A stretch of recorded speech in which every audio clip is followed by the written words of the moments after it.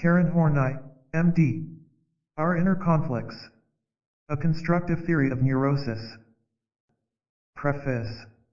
This book is dedicated to the advancement of psychoanalysis. It has grown out of my experience in analytical work with my patients and with myself. While the theory it presents evolved over a period of years, it was not until I undertook the preparation of a series of lectures under the auspices of the American Institute for Psychoanalysis that my ideas finally crystallized. The first of these, centering about the technical aspects of the subject, was entitled Problems of Psychoanalytical Technique. The second series, which covered the problems dealt with here, was given in under the title Integration of Personality. Selected subjects: Integration of Personality in Psychoanalytical Therapy, the Psychology of Detachment, and the Meaning of Sadistic Trends have been presented at the Academy of Medicine and before the Association for the Advancement of Psychoanalysis. It is my hope that the book will be useful to psychoanalysts who are seriously interested in improving our theory and therapy. I hope also that they will not only make the ideas presented here available to their patients but will apply them to themselves as well. Progress in psychoanalysis can only be made the hard way, by including ourselves in our difficulties. If we remain static and averse to change, our theories are bound to become barren and dogmatic. I am convinced, however, that any book that goes beyond the range of merely technical matters or abstract psychological theory should benefit also all those who want to know themselves and have not given up struggling for their own growth. Most of us who live in this difficult civilization are caught in the conflicts described here and need all the help we can get. Though severe neuroses belong in the hands of experts, I still believe that with untiring effort we can ourselves go a long way toward disentangling our own conflicts. Introduction. Whatever the starting point and however tortuous the road, we must finally arrive at a disturbance of personality as the source of psychic illness. The same can be said of this as of almost any other psychological discovery. It is really a rediscovery. Poets and philosophers of all times have known that it is never the serene, well-balanced person who falls victim to psychic disorders, but the one torn by inner conflicts. In modern terms, every neurosis, no matter what the symptomatic picture, is a character neurosis. Hence our endeavor in theory and therapy must be directed toward a better understanding of the neurotic character structure. Actually, Freud's great pioneering work increasingly converged on this concept, though his genetic approach did not allow him to arrive at its explicit formulation. But others who have continued and developed Freud's work, notably Franz Alexander, Otto Rank, Wilhelm Reich, and Harold Schultz-Henke, have defined it more clearly. None of them, however, is agreed as to the precise nature and dynamics of this character structure. My own starting point was a different one. Freud's postulations in regard to feminine psychology set me thinking about the role of cultural factors. Their influence on our ideas of what constitutes masculinity or femininity was obvious, and it became just as obvious to me that Freud had arrived at certain erroneous conclusions because he failed to take them into account. My interest in this subject grew over the course of 15 years. It was furthered in part by association with Erich Fromm, who, through his profound knowledge of both sociology and psychoanalysis, made me more aware of the significance of social factors over and above their circumscribed application to feminine psychology. And my impressions were confirmed when I came to the United States I saw then that the attitudes and the neuroses of persons in this country differed in many ways from those I had observed in European countries, and that only the difference in civilizations could account for this. My conclusions finally found their expression in the neurotic personality of our time. The main contention here was that neuroses are brought about by cultural factors, which more specifically meant that neuroses are generated by disturbances in human relationships. In the years before I wrote The Neurotic Personality, I pursued another line of research that followed logically from the earlier hypothesis. It revolved around the question as to what the driving forces are in neurosis. Freud had been the first to point out that these were compulsive drives. He regarded these drives as instinctual in nature, aimed at satisfaction and intolerant of frustration. Consequently, he believed that they were not confined to neuroses per se but operated in all human beings. If, however, neuroses were an outgrowth of disturbed human relationships, this postulation could not possibly be valid. The concepts I arrived at on this score were, briefly, these. Compulsive drives are specifically neurotic. They are born of feelings of isolation, helplessness, fear, and hostility, and represent ways of coping with the world despite these feelings. They aim primarily not at satisfaction but at safety. Their compulsive character is due to the anxiety lurking behind them. Two of these drives, neurotic cravings for affection and for power, stood out at first in clear relief and were presented in detail in the neurotic personality. Though retaining what I considered the fundamentals of Freud's teachings, I realized by that time that my search for a better understanding had led me in directions that were at variance with Freud. If so many factors that Freud regarded as instinctual were culturally determined, if so much that Freud considered libidinal was a neurotic need for affection, provoked by anxiety and aimed at feeling safe with others, then the libido theory was no longer tenable. Childhood experiences remained important, but the influence they exerted on our lives appeared in a new light. Other theoretical differences inevitably followed. Hence it became necessary to formulate in my own mind where I stood in reference to Freud. The result of this clarification was new ways in psychoanalysis. In the meantime, my search for the driving forces in neurosis continued.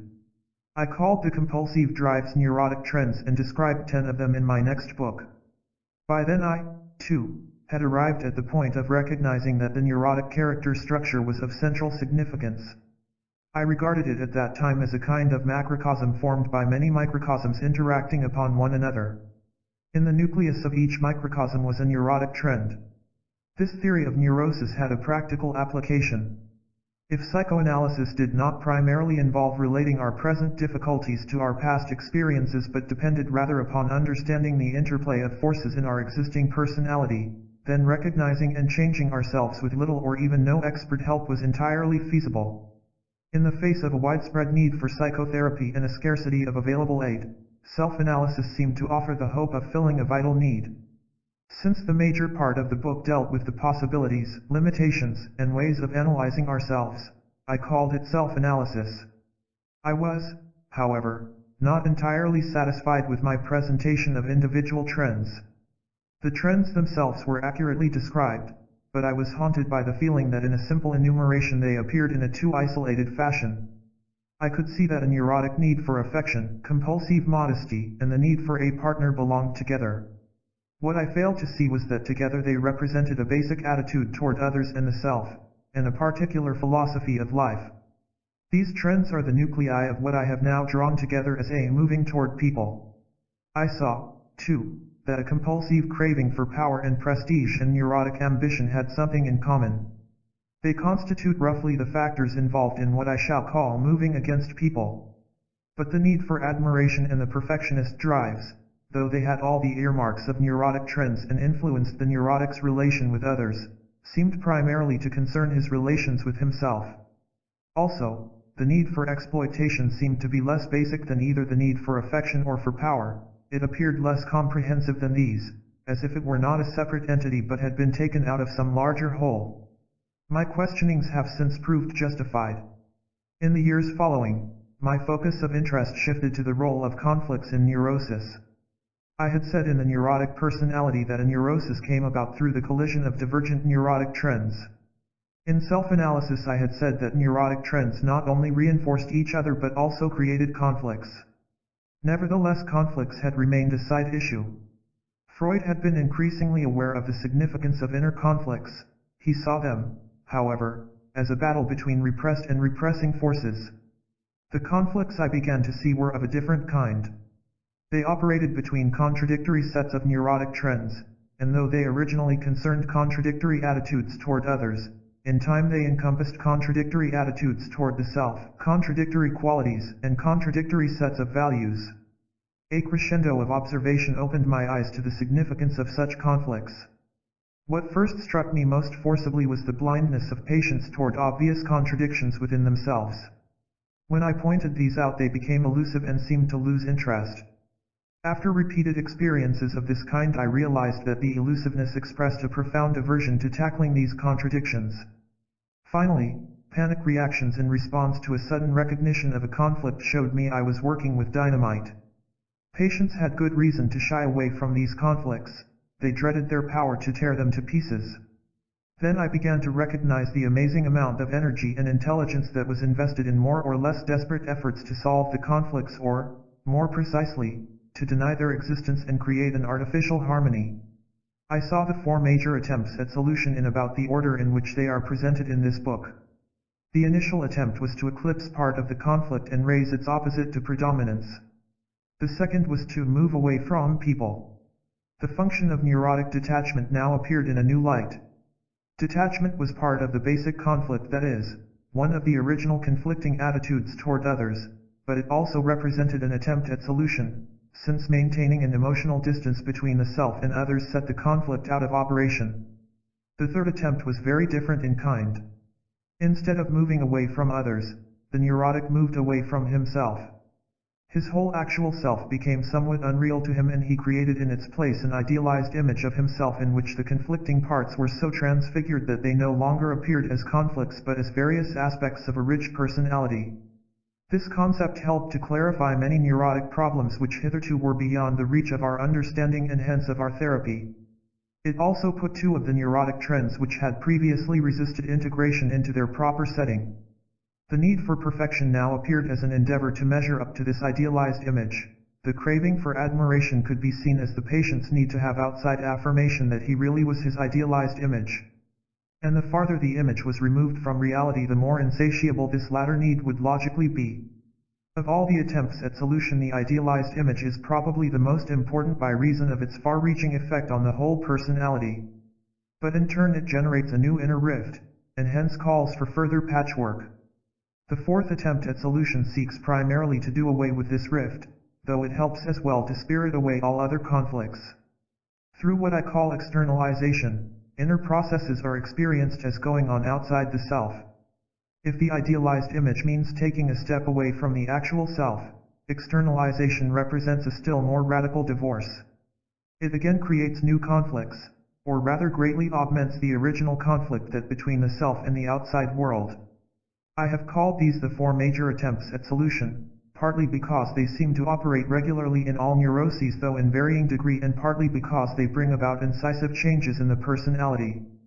But they are by no means the only ones. Others of less general significance include such strategies as arbitrary tightness, whose main function is to quell all inner doubts, rigid self-control, which holds together a torn individual by sheer willpower, and cynicism, which, in disparaging all values, eliminates conflicts in regard to ideals. Meanwhile, the consequences of all these unresolved conflicts were gradually becoming clearer to me. I saw the manifold fears that were generated, the waste of energy, the inevitable impairment of moral integrity, the deep hopelessness that resulted from feeling inextricably entangled. It was only after I had grasped the significance of neurotic hopelessness that the meaning of sadistic trends finally came into view. These, I now understood, represented an attempt at restitution through vicarious living, entered upon by a person who despaired of ever being himself. And the all-consuming passion which can so often be observed in sadistic pursuits grew out of such a person's insatiable need for vindictive triumph. It became clear to me then that the need for destructive exploitation was in fact no separate neurotic trend but only a never-failing expression of that more comprehensive whole which, for lack of a better term, we call sadism. Thus a theory of neurosis evolved, whose dynamic center is a basic conflict between the attitudes of moving toward, moving against, and moving away from people. Because of his fear of being split apart on the one hand and the necessity to function as a unity on the other, the neurotic makes desperate attempts at solution. While he can succeed this way in creating a kind of artificial equilibrium, new conflicts are constantly generated and further remedies are continually required to blot them out. Every step in this struggle for unity makes the neurotic more hostile, more helpless, more fearful, more alienated from himself and others, with the result that the difficulties responsible for the conflicts become more acute and their real resolution less and less attainable. He finally becomes hopeless and may try to find a kind of restitution in sadistic pursuits, which in turn have the effect of increasing his hopelessness and creating new conflicts. This, then, is a fairly dismal picture of neurotic development and its resulting character structure. Why do I nonetheless call my theory a constructive one? In the first place, it does away with the unrealistic optimism that maintains we can cure neuroses by absurdly simple means. But it involves no equally unrealistic pessimism. I call it constructive because it allows us for the first time to tackle and resolve neurotic hopelessness. I call it constructive most of all because in spite of its recognition of the severity of neurotic entanglements, it permits not only a tempering of the underlying conflicts but their actual resolution, and so enables us to work toward a real integration of personality. Neurotic conflicts cannot be resolved by rational decision. The neurotic's attempts at solution are not only futile but harmful. But these conflicts can be resolved by changing the conditions within the personality that brought them into being. Every piece of analytical work well done changes these conditions in that it makes a person less helpless, less fearful, less hostile, and less alienated from himself and others. Freud's pessimism as regards neuroses and their treatment arose from the depths of his disbelief in human goodness and human growth. Man, he postulated, is doomed to suffer or to destroy. The instincts which drive him can only be controlled, or at best sublimated. My own belief is that man has the capacity as well as the desire to develop his potentialities and become a decent human being, and that these deteriorate if his relationship to others and hence to himself is, and continues to be, disturbed. I believe that man can change and go on changing as long as he lives. And this belief has grown with deeper understanding. Part 1. Neurotic conflicts and attempts at solution. Chapter 1. The poignancy of neurotic conflicts. Let me say to begin with, it is not neurotic to have conflicts. At one time or another our wishes, our interests, our convictions are bound to collide with those of others around us. And just as such clashes between ourselves and our environment are commonplace, so, too, conflicts within ourselves are an integral part of human life. An animal's actions are largely determined by instinct. Its mating, its care for its young, its search for food, its defenses against danger are more or less prescribed and beyond individual decision. In contrast, it is the prerogative as well as the burden of human beings to be able to exert choice, to have to make decisions. We may have to decide between desires that lead in opposite directions. We may, for instance, want to be alone but also want to be with a friend. We may want to study medicine but also to study music. Or there may be a conflict between wishes and obligations. We may wish to be with a lover when someone in trouble needs our care. We may be divided between a desire to be in accord with others and a conviction that would entail expressing an opinion antagonistic to them. We may be in conflict, finally, between two sets of values, as occurs when we believe in taking on a hazardous job in wartime but believe also in our duty to our family. The kind, scope, and intensity of such conflicts are largely determined by the civilization in which we live. If the civilization is stable and tradition-bound, the variety of choices presenting themselves are limited and the range of possible individual conflicts narrow. Even then they are not lacking. One loyalty may interfere with another, personal desires may stand against obligations to the group. But if the civilization is in a stage of rapid transition, where highly contradictory values and divergent ways of living exist side by side, the choices the individual has to make are manifold and difficult. He can conform to the expectations of the community or be a dissenting individualist, be gregarious or live as a recluse, worship success or despise it, have faith in strict discipline for children or allow them to grow up without much interference. He can believe in a different moral standard for men and women or hold that the same should apply for both, regard sexual relations as an expression of human intimacy or divorce them from ties of affection. He can foster racial discrimination or take the stand that human values are independent of the color of skin or the shape of noses and so on and so forth. There is no doubt that choices like these have to be made very often by people living in our civilization, and one would therefore expect conflicts along these lines to be quite common. But the striking fact is that most people are not aware of them, and consequently do not resolve them by any clear decision. More often than not they drift and let themselves be swayed by accident. They do not know where they stand. They make compromises without being aware of doing so. They are involved in contradictions without knowing it. I am referring here to normal persons, meaning neither average nor ideal but merely non-neurotic. There must, then, be preconditions for recognizing contradictory issues and for making decisions on that basis. These preconditions are fourfold. We must be aware of what our wishes are, or even more, of what our feelings are. Do we really like a person or do we only think we like him because we are supposed to? Are we really sad if a parent dies or do we only go through the motions? Do we really wish to become a lawyer or a doctor, or does it merely strike us as a respectable and profitable career? Do we really want our children to be happy and independent, or do we only give lip service to the idea? Most of us would find it difficult to answer such simple questions, that is, we do not know what we really feel or want. Since conflicts often have to do with convictions, beliefs, or moral values, their recognition would presuppose that we have developed our own set of values. Beliefs that are merely taken over and are not a part of us hardly have sufficient strength to lead to conflicts or to serve as a guiding principle in making decisions. When subjected to new influences, such beliefs will easily be abandoned for others. If we simply have adopted values cherished in our environment, conflicts which in our best interest should arise do not arise. If, for instance, a son has never questioned the wisdom of a narrow-minded father, there will be little conflict when the father wants him to enter a profession other than the one he himself prefers. A married man who falls in love with another woman is actually engaged in a conflict, but when he has failed to establish his own convictions about the meaning of marriage, he will simply drift along the path of least resistance instead of facing the conflict and making a decision one way or the other. Even if we recognize a conflict as such, we must be willing and able to renounce one of the two contradictory issues. But the capacity for clear and conscious renunciation is rare, because our feelings and beliefs are muddled, and perhaps because in the last analysis most people are not secure and happy enough to renounce anything. Finally, to make a decision presupposes the willingness and capacity to assume responsibility for it. This would include the risk of making a wrong decision and the willingness to bear the consequences without blaming others for them. It would involve feeling, "This is my choice, my doing," and presupposes more inner strength and independence than most people apparently have nowadays.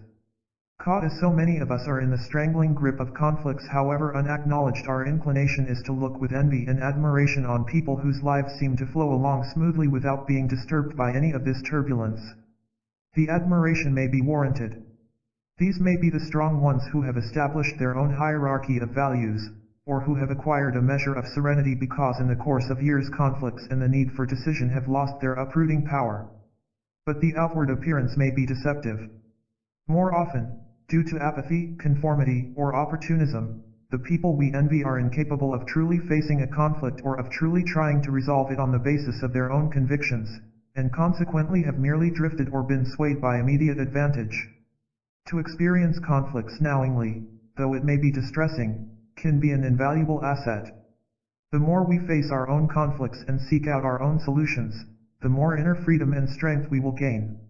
Only when we are willing to bear the brunt can we approximate the ideal of being the captain of our ship.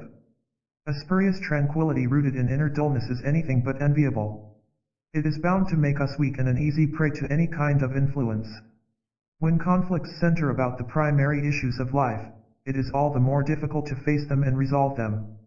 But provided we are sufficiently alive, there is no reason why in principle we should not be able to do so. Education could do much to help us to live with greater awareness of ourselves and to develop our own convictions.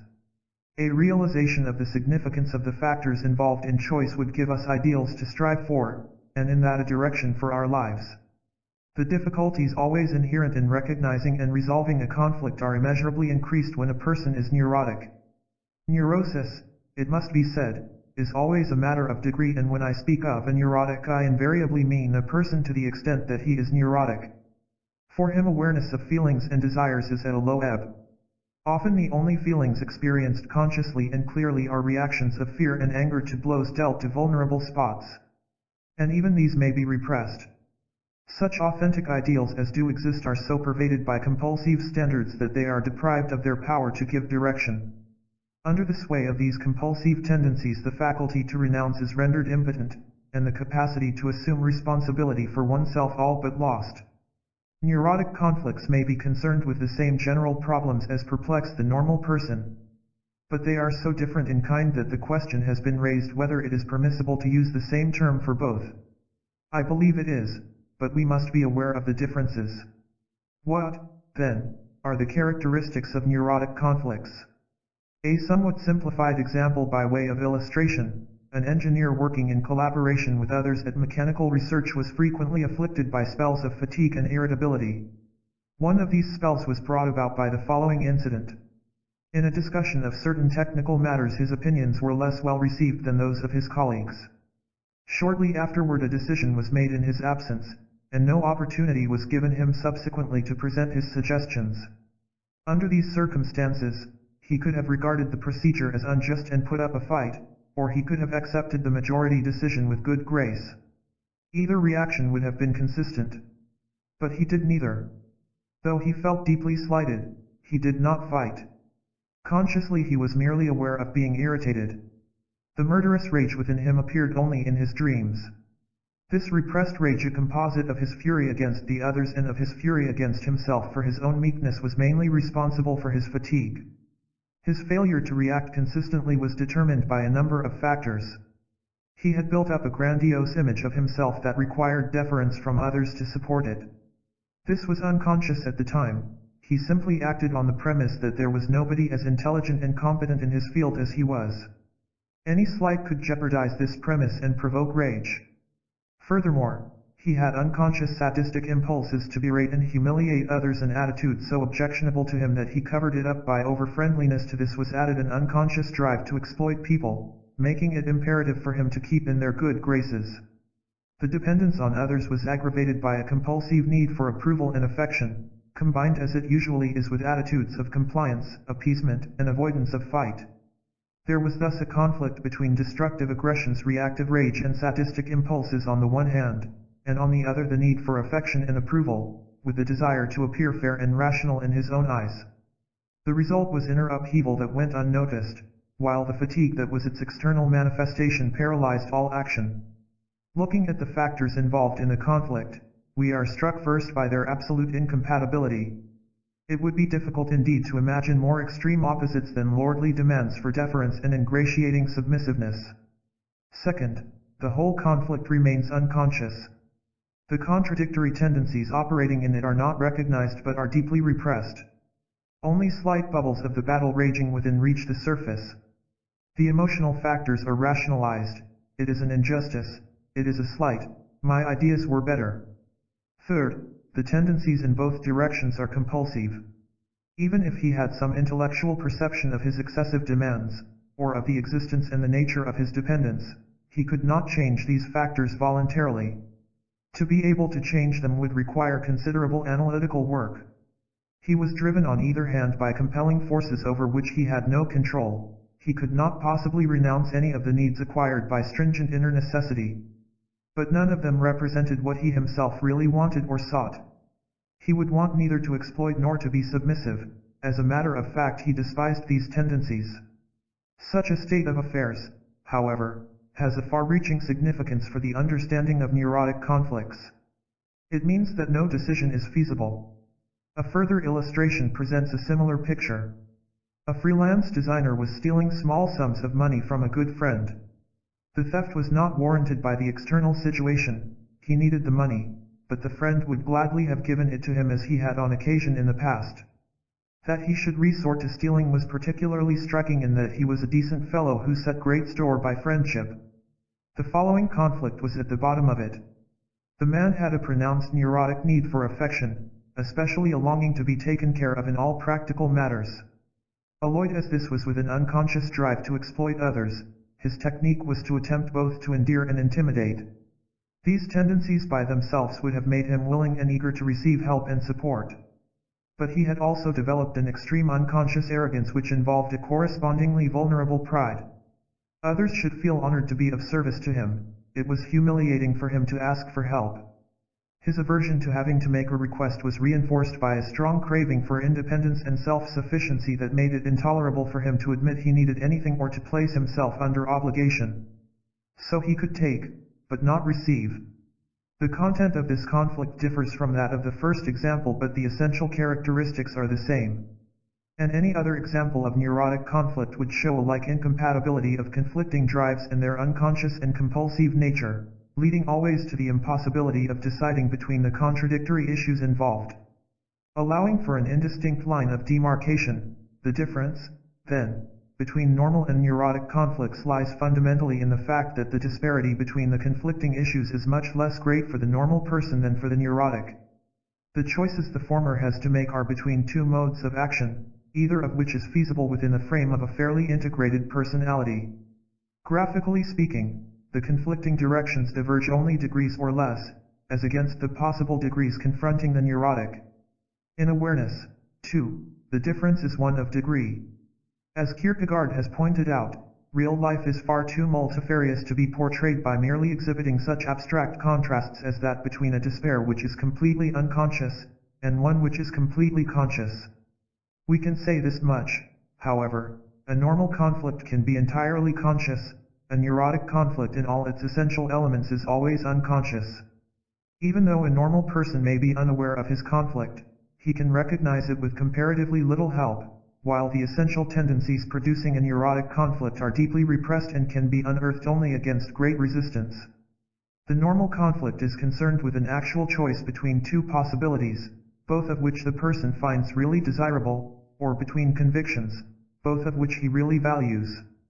It is therefore possible for him to arrive at a feasible decision even though it may be hard on him and require a renunciation of some kind. The neurotic person engulfed in a conflict is not free to choose. He is driven by equally compelling forces in opposite directions, neither of which he wants to follow. Hence a decision in the usual sense is impossible. He is stranded, with no way out. The conflict can only be resolved by working at the neurotic trends involved, and by so changing his relations with others and with himself that he can dispense with the trends altogether. These characteristics account for the poignancy of neurotic conflicts. Not only are they difficult to recognize, not only do they render a person helpless, but they have as well a disruptive force of which he has good reason to be afraid. Unless we know these characteristics and keep them in mind, we shall not understand the desperate attempts at solution which the neurotic enters upon, and which constitute the major part of a neurosis. Chapter 2. The basic conflict. Conflicts play an infinitely greater role in neurosis than is commonly assumed. To detect them, however, is no easy matter, partly because they are essentially unconscious, but even more because the neurotic goes to any length to deny their existence. What, then, are the signals that would warrant us to suspect underlying conflicts? In the examples cited in the previous chapter, their presence was indicated by two factors, both fairly obvious. One was the resulting symptoms fatigue in the first case, stealing in the second. The fact is that every neurotic symptom points to an underlying conflict, that is, every symptom is a more or less direct outgrowth of a conflict. We shall see gradually what unresolved conflicts do to people, how they produce states of anxiety, depression, indecision, inertia, detachment, and so on. An understanding of the causative relation here helps direct our attention from the manifest disturbances to their source, though the exact nature of the source will not be disclosed. The other signal indicating that conflicts were in operation was inconsistency. In the first example, we saw a man convinced of a procedure being wrong and of injustice done him, making no move to protest. In the second, a person who highly valued friendship turned to stealing money from a friend. Sometimes the person himself will be aware of such inconsistencies, more often he is blind to them even when they are blatantly obvious to an untrained observer.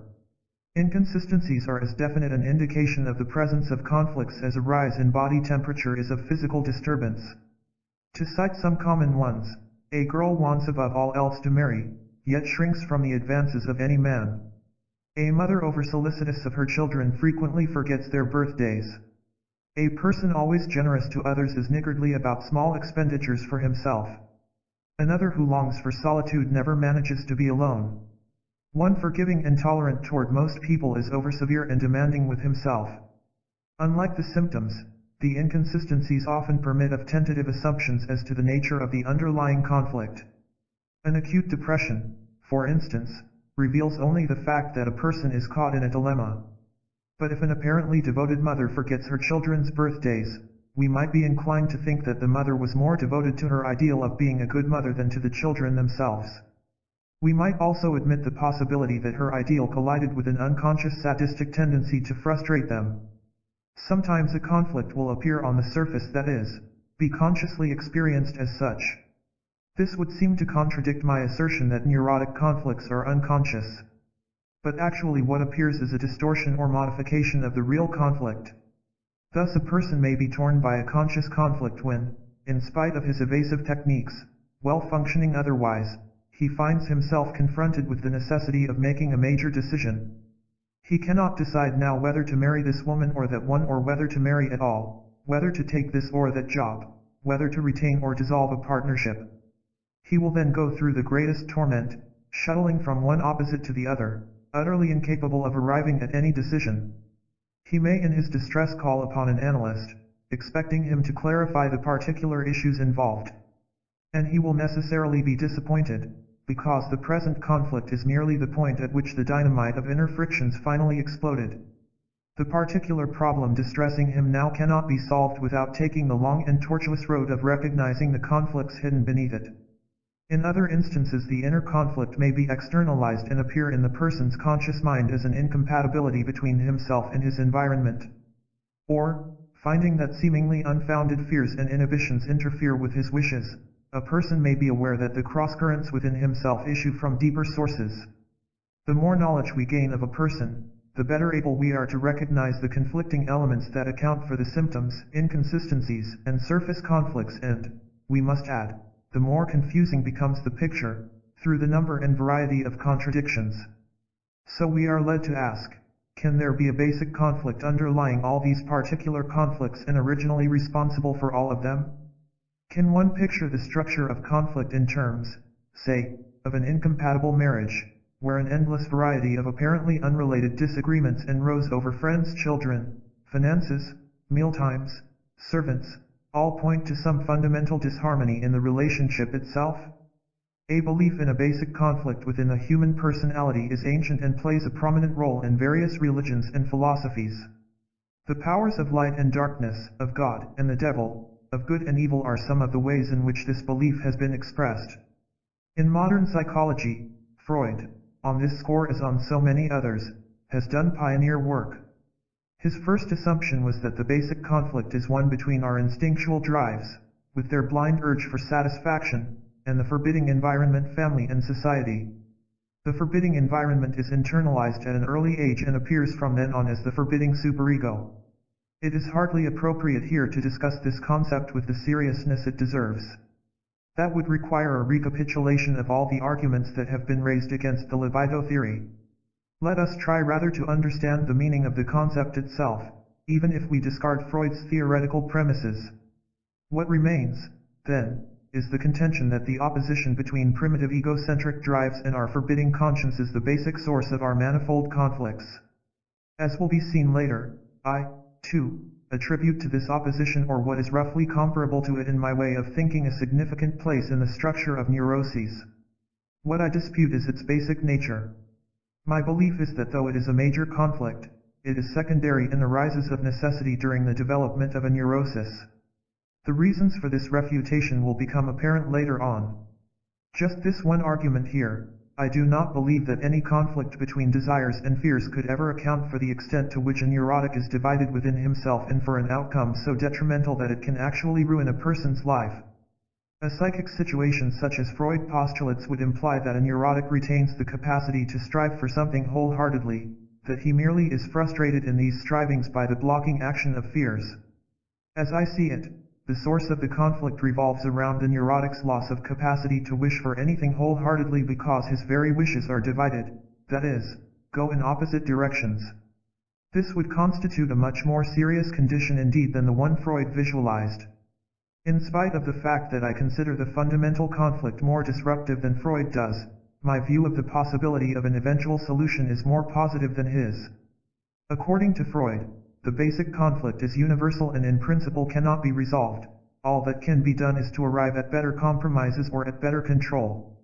According to my view, the basic neurotic conflict does not necessarily have to arise in the first place and is possible of resolution if it does arise, provided the sufferer is willing to undergo the considerable effort and hardship involved. This difference is not a matter of optimism or pessimism but inevitably results from the difference in our premises. Freud's later answer to the question of a basic conflict is philosophically quite appealing. Again, setting aside the various implications of his line of thought, his theory of a life and death instinct boils down to a conflict between constructive and destructive forces in human beings. Freud himself was less interested in bringing this concept to bear on conflicts than he was in the way the two forces are alloyed. He saw the possibility, for instance, of explaining masochistic and sadistic drives as a fusion between sexual and destructive instincts. To apply this concept to the study of conflicts would have required the introduction of moral values. These, however, were to Freud illicit intruders in the realm of science. In line with his convictions, he strove to develop a psychology devoid of moral values. I believe that this very attempt to be scientific in the sense of the natural sciences is one of the more cogent reasons why Freud's theories and the therapy based on them are confined within two narrow channels. More specifically, it seems to have contributed to his failure to appreciate the role of conflicts in neurosis, despite his extensive work in this field. Jung also placed considerable emphasis on the opposing tendencies in human beings. Indeed, he was so impressed with the contradictions at work in the individual that he took it to be a general law that the presence of any element would of necessity indicate the presence also of its opposite. An outward femininity implied an inward masculinity, a surface extroversion, a concealed introversion, an outward preponderance of thinking and reasoning, an inner preponderance of feeling, and so on. Up to this point it would appear that Jung regarded conflicts as an essential feature of neurosis. However, he goes on to say that these opposites are not conflicting but complementary. The goal is to accept both and thereby approximate the ideal of wholeness. To him the neurotic is a person who has been stranded in a one-sided development. Jung formulated these concepts in what he called the law of complements. Now I, too, recognize that the opposing tendencies contain complementary elements neither of which can be dispensed with in an integrated personality. But in my opinion these are already outgrowths of neurotic conflicts and are so tenaciously adhered to because they represent attempts at solution. If, for instance, we regard a tendency toward being introspective, withdrawn, more concerned with one's own feelings, thoughts, or imagination than with other persons as an authentic inclination that is, constitutionally established and reinforced by experience, then Jung's reasoning would be correct. The effective therapeutic procedure would be to show the person his hidden extrovert tendencies, to point out the dangers of one-sidedness in either direction, and encourage him to accept and live out both tendencies. If, however, we look upon introversion or, as I prefer to call it, neurotic detachments, a means of evading conflicts that arise in close contact with others, the task is not to encourage more extroversion but to analyze the underlying conflicts. The goal of wholeheartedness can be approximated only after these have been resolved. Proceeding now to evolve my own position, I see the basic conflict of the neurotic in the fundamentally contradictory attitudes he has acquired toward other persons. Before going into detail, let me call attention to the dramatization of such a contradiction in the story of Dr. Jekyll and Mr. Hyde. We see him on the one hand delicate, sensitive, sympathetic, helpful, and on the other brutal, callous, and egotistical. I do not, of course, mean to imply that neurotic division always adheres to the precise line of this story, but merely to point to a vivid expression of basic incompatibility of attitudes in relation to others. To approach the problem genetically we must go back to what I have called basic anxiety, meaning by this the feeling a child has of being isolated and helpless in a potentially hostile world. A wide range of adverse factors in the environment can produce this insecurity in a child: direct or indirect domination, indifference, erratic behavior, lack of respect for the child's individual needs, lack of real guidance, disparaging attitudes, too much admiration or the absence of it, lack of reliable warmth, having to take sides in parental disagreements, too much or too little responsibility, overprotection, isolation from other children, injustice, discrimination, unkept promises, hostile atmosphere, and so on and so on. The only factor to which I should like to draw special attention in this context is the child's sense of lurking hypocrisy in the environment, his feeling that the parents' love, their Christian charity, honesty, generosity, and so on may be only pretense. Part of what the child feels on this score is really hypocrisy, but some of it may be just his reaction to all the contradictions he senses in the parents' behavior. Usually, however, there is a combination of cramping factors. They may be out in the open or quite hidden, so that in analysis one can only gradually recognize these influences on the child's development. Harassed by these disturbing conditions, the child gropes for ways to keep going, ways to cope with this menacing world. Despite his own weakness and fears, he unconsciously shapes his tactics to meet the particular forces operating in his environment. In doing so, he he develops not only ad hoc strategies but lasting character trends which become part of his personality. I have called these neurotic trends. If we want to see how conflicts develop, we must not focus too sharply on the individual trends but rather take a panoramic view of the main directions in which a child can and does move under these circumstances. Though we lose sight for a while of details, we shall gain a clearer perspective of the essential moves made to cope with the environment. At first a rather chaotic picture may present itself, but out of it in time three main lines crystallize. A child can move toward people, against them, or away from them. When moving toward people he accepts his own helplessness, and in spite of his estrangement and fears tries to win the affection of others and to lean on them. Only in this way can he feel safe with them. If there are dissenting parties in the family, he will attach himself to the most powerful person or group. By complying with them, he gains a feeling of belonging and support which makes him feel less weak and less isolated. When he moves against people he accepts and takes for granted the hostility around him, and determines, consciously or unconsciously, to fight. He implicitly distrusts the feelings and intentions of others toward himself. He rebels in whatever ways are open to him. He wants to be the stronger and defeat them, partly for his own protection, partly for revenge. When he moves away from people he wants neither to belong nor to fight, but keeps apart. He feels he has not much in common with them, they do not understand him anyhow. He builds up a world of his own with nature, with his dolls, his books, his dreams. In each of these three attitudes, one of the elements involved in basic anxiety is overemphasized, helplessness in the first, hostility in the second, and isolation in the third. But the fact is that the child cannot make any one of these moves wholeheartedly, because under the conditions in which the attitudes develop, all are bound to be present. What we have seen from our panoramic view is only the predominant move. That this is so will become evident if we jump ahead now to the fully developed neurosis. We all know adults in whom one of the attitudes we have sketched stands out. But we can see, too, that his other tendencies have not ceased to operate. In a predominantly leaning and complying type we can observe aggressive propensities and some need for detachment. A predominantly hostile person has a compliant strain and needs detachment too. And a detached personality is not without hostility or a desire for affection. The predominant attitude, however, is the one that most strongly determines actual conduct. It represents those ways and means of coping with others in which the particular person feels most at home. Thus a detached person will as a matter of course use all the unconscious techniques for keeping others at a safe distance because he feels at a loss in any situation that requires close association with them. Moreover, the ascendant attitude is often but not always the one most acceptable to the person's conscious mind. This does not mean that the less conspicuous attitudes are less powerful.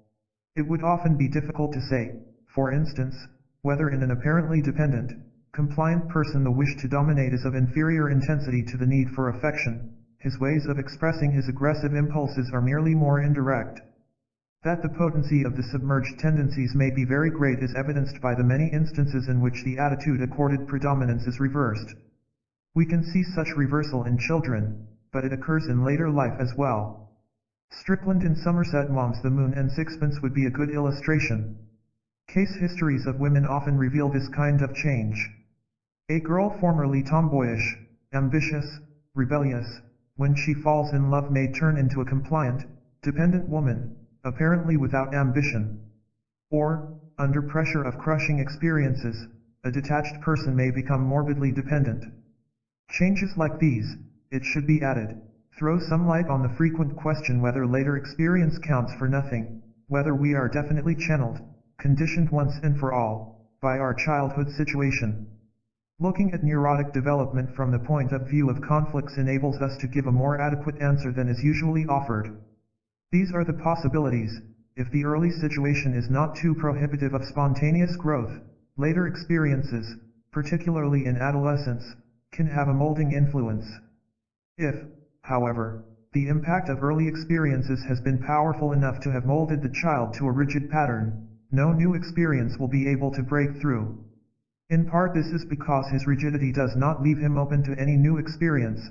His detachment, for instance, may be too great to permit of anyone's coming close to him, or his dependence so deep-rooted that he is forced always to play a subordinate role and invite exploitation. In part it is because he will interpret any new experience in the language of his established pattern. The aggressive type, for instance, meeting with friendliness, will view it either as a manifestation of stupidity or an attempt to exploit him. The new experience will tend only to reinforce the old pattern. When a neurotic does adopt a different attitude, it may look as if later experiences had brought about a change in personality. However, the change is not as radical as it appears. Actually, what has happened is that combined internal and external pressures have forced him to abandon his predominant attitude in favor of the other extreme, but this change would not have taken place if there had been no conflicts to begin with. From the point of view of the normal person, there is no reason why the three attitudes should be mutually exclusive. One should be capable of giving in to others, of fighting, and of keeping to oneself. The three can complement each other and make for a harmonious whole. If one predominates, it merely indicates an overdevelopment along one line. But in neurosis there are several reasons why these attitudes are irreconcilable. The neurotic is not flexible, he is driven to comply, to fight, to be aloof, regardless of whether the move is appropriate in the particular circumstance, and he is thrown into a panic if he behaves otherwise. Hence, when all three attitudes are present in any strong degree, he is bound to be caught in a severe conflict. Another factor, and one that considerably widens the scope of the conflict, is that the attitudes do not remain restricted to the area of human relationships but gradually pervade the entire personality, as a malignant tumor pervades the whole organic tissue. They end by encompassing not only the person's relation to others but also his relation to himself and to life in general. If we are not fully aware of this all-embracing character, the temptation is to think of the resulting conflict in categorical terms, like love versus hate, compliance versus defiance, submissiveness versus domination, and so on. That, however, would be as misleading as to distinguish fascism from democracy by focusing on any single opposing feature, such as their difference in approach to religion or power. These are differences certainly, but exclusive emphasis upon them would serve to obscure the point that democracy and fascism are worlds apart and represent two philosophies of life entirely incompatible with each other. It is not accidental that a conflict that starts with our relation to others in time affects the whole personality. Human relationships are so crucial that they are bound to mold the qualities we develop, the goals we set for ourselves, the values we believe in. All these in turn react upon our relations with others and so are inextricably interwoven. My contention is that the conflict born of incompatible attitudes constitutes the core of neurosis and therefore deserves to be called basic. And let me add that I use the term core not merely in the figurative sense of its being significant but to emphasize the fact that it is the dynamic center from which neuroses emanate. This contention is the nucleus of a new theory of neurosis whose implications will become apparent in what follows. Broadly considered, the theory may be viewed as an elaboration of my earlier concept that neuroses are an expression of a disturbance in human relationships. Chapter 3. Moving toward people. It is impossible to present the basic conflict by simply showing it in operation in a number of individuals. Because of its disruptive power, the neurotic builds a defensive structure around it which serves not only to blot it from view but so deeply embeds it that it cannot be isolated in pure form. The result is that what appears on the surface is more the various attempts at solution than the conflict itself. A simple detailing of case histories, therefore, would not bring all its implications and nuances into full relief. The presentation would necessarily be too circumstantial and give too untransparent a picture. Besides, the outlines sketched in the preceding chapter need still to be filled in. To understand all that is involved in the basic conflict, we must start by studying each of the opposing elements separately. We can do this with some success if we observe the types of individuals in whom one or the other element has become predominant, and for whom it represents the more acceptable self. For the sake of simplicity, I shall classify such types as the compliant, the aggressive, and the detached personality. We shall focus in each case on the person's more acceptable attitude, leaving out in so far as possible the conflicts it conceals. In each of these types we shall find that the basic attitude toward others has created, or at least fostered, the growth of certain needs, qualities, sensitivities, inhibitions, anxieties, and, last but not least, a particular set of values. This way of proceeding may have certain drawbacks, but it also has definite advantages. By examining first the functions and structure of a set of attitudes, reactions, beliefs, and so on in types where they are comparatively obvious, it will be easier to recognize similar combinations in cases where they appear in somewhat hazy and confused form. Furthermore, looking at the undiluted picture will serve to bring into relief the intrinsic incompatibility of the three attitudes. To come back to our analogy of democracy versus fascism, if we wanted to point out the essential difference between democratic and fascist ideologies, we would not start by presenting a person in whom a belief in certain democratic ideals was combined with a secret leaning toward fascist methods. We would rather try first to get a picture of the fascist mind from National Socialist writings and performance, and then proceed to compare these with the most representative expressions of a democratic way of life. This would give us a clear impression of the contrast between the two sets of beliefs, and so help us to understand persons and groups who have attempted to effect a compromise between them. Group I, the compliant type, manifests all the traits that go with moving toward people. He shows a marked need for affection and approval and an especial need for a partner, that is, a friend, lover, husband or wife who is to fulfill all expectations of life and take responsibility for good and evil, his successful manipulation becoming the predominant task. These needs have the characteristics common to all neurotic trends, that is, they are compulsive, indiscriminate, and generate anxiety or despondence when frustrated. They operate almost independently of the intrinsic worth of the others in question, as well as of the person's real feeling toward them. However these needs may vary in their expression, they all center around a desire for human intimacy, a desire for belonging. Because of the indiscriminate nature of his needs, the compliant type will be prone to overrate his congeniality and the interests he has in common with those around him and disregard the separating factors. His misjudging of people this way is not due to ignorance, stupidity, or the inability to observe, but is determined by his compulsive needs. He feels as illustrated by a patient's drawing like a baby surrounded by strange and threatening animals. There she stood, tiny and helpless, in the middle of the picture, around her a huge bee ready to sting her, a dog that could bite her, a cat that could jump at her, a bull that could gore her. Obviously, then, the real nature of other beings does not matter, except in so far as the more aggressive ones, being the more frightening, are the ones whose affection is the most necessary. In sum, this type needs to be liked, wanted, desired, loved, to feel accepted, welcomed, approved of, appreciated, to be needed, to be of importance to others, especially to one particular person, to be helped, protected, taken care of, guided. When in the course of analysis the compulsive character of these needs is pointed out to a patient, he will be likely to assert that all these desires are quite natural.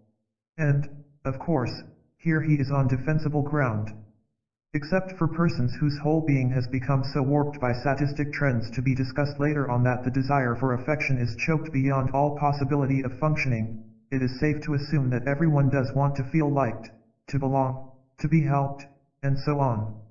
Where the patient errs is in claiming that all his frantic beating about for affection and approval is genuine, while in reality the genuine portion is heavily overshadowed by his insatiable urge to feel safe. The need to satisfy this urge is so compelling that everything he does is oriented toward its fulfillment. In the process he develops certain qualities and attitudes that mold his character. Some of these could be called endearing. He becomes sensitive to the needs of others within the frame of what he is able to understand emotionally. For example, though he is likely to be quite oblivious to a detached person's wish to be aloof, he will be alert to an other's need for sympathy, help, approval, and so on. He tries automatically to live up to the expectations of others, or to what he believes to be their expectations, often to the extent of losing sight of his own feelings. He becomes unselfish, self-sacrificing, undemanding except for his unbounded desire for affection. He becomes compliant, over-considerate within the limits possible for him, over-appreciative, over-grateful, generous. He blinds himself to the fact that in his heart of hearts he does not care much for others and tends to regard them as hypocritical and self-seeking. But if I may use conscious terms for what goes on unconsciously, he persuades himself that he likes everyone, that they are all nice and trustworthy, a fallacy which not only makes for heartbreaking disappointments but adds to his general insecurity. These qualities are not as valuable as they appear to the person himself, particularly since he does not consult his own feelings or judgment but gives blindly to others all that he is driven to want from them, and because he is profoundly disturbed if the returns fail to materialize. Along with these attributes and overlapping them goes another lot, aimed at avoiding black looks, quarrels, competition. He tends to subordinate himself, takes second place, leaving the limelight to others. He will be appeasing, conciliatory, and at least consciously bears no grudge. Any wish for vengeance or triumph is so profoundly repressed that he himself often wonders at his being so easily reconciled and at his never harboring resentment for long. Important in this context is his tendency automatically to shoulder blame. Again, quite regardless of his real feelings, that is, whether he really feels guilty or not, he will accuse himself rather than others and tend to scrutinize himself or be apologetic in the face of obviously unwarranted criticism or anticipated attack. There is an imperceptible transition from these attitudes to definite inhibitions.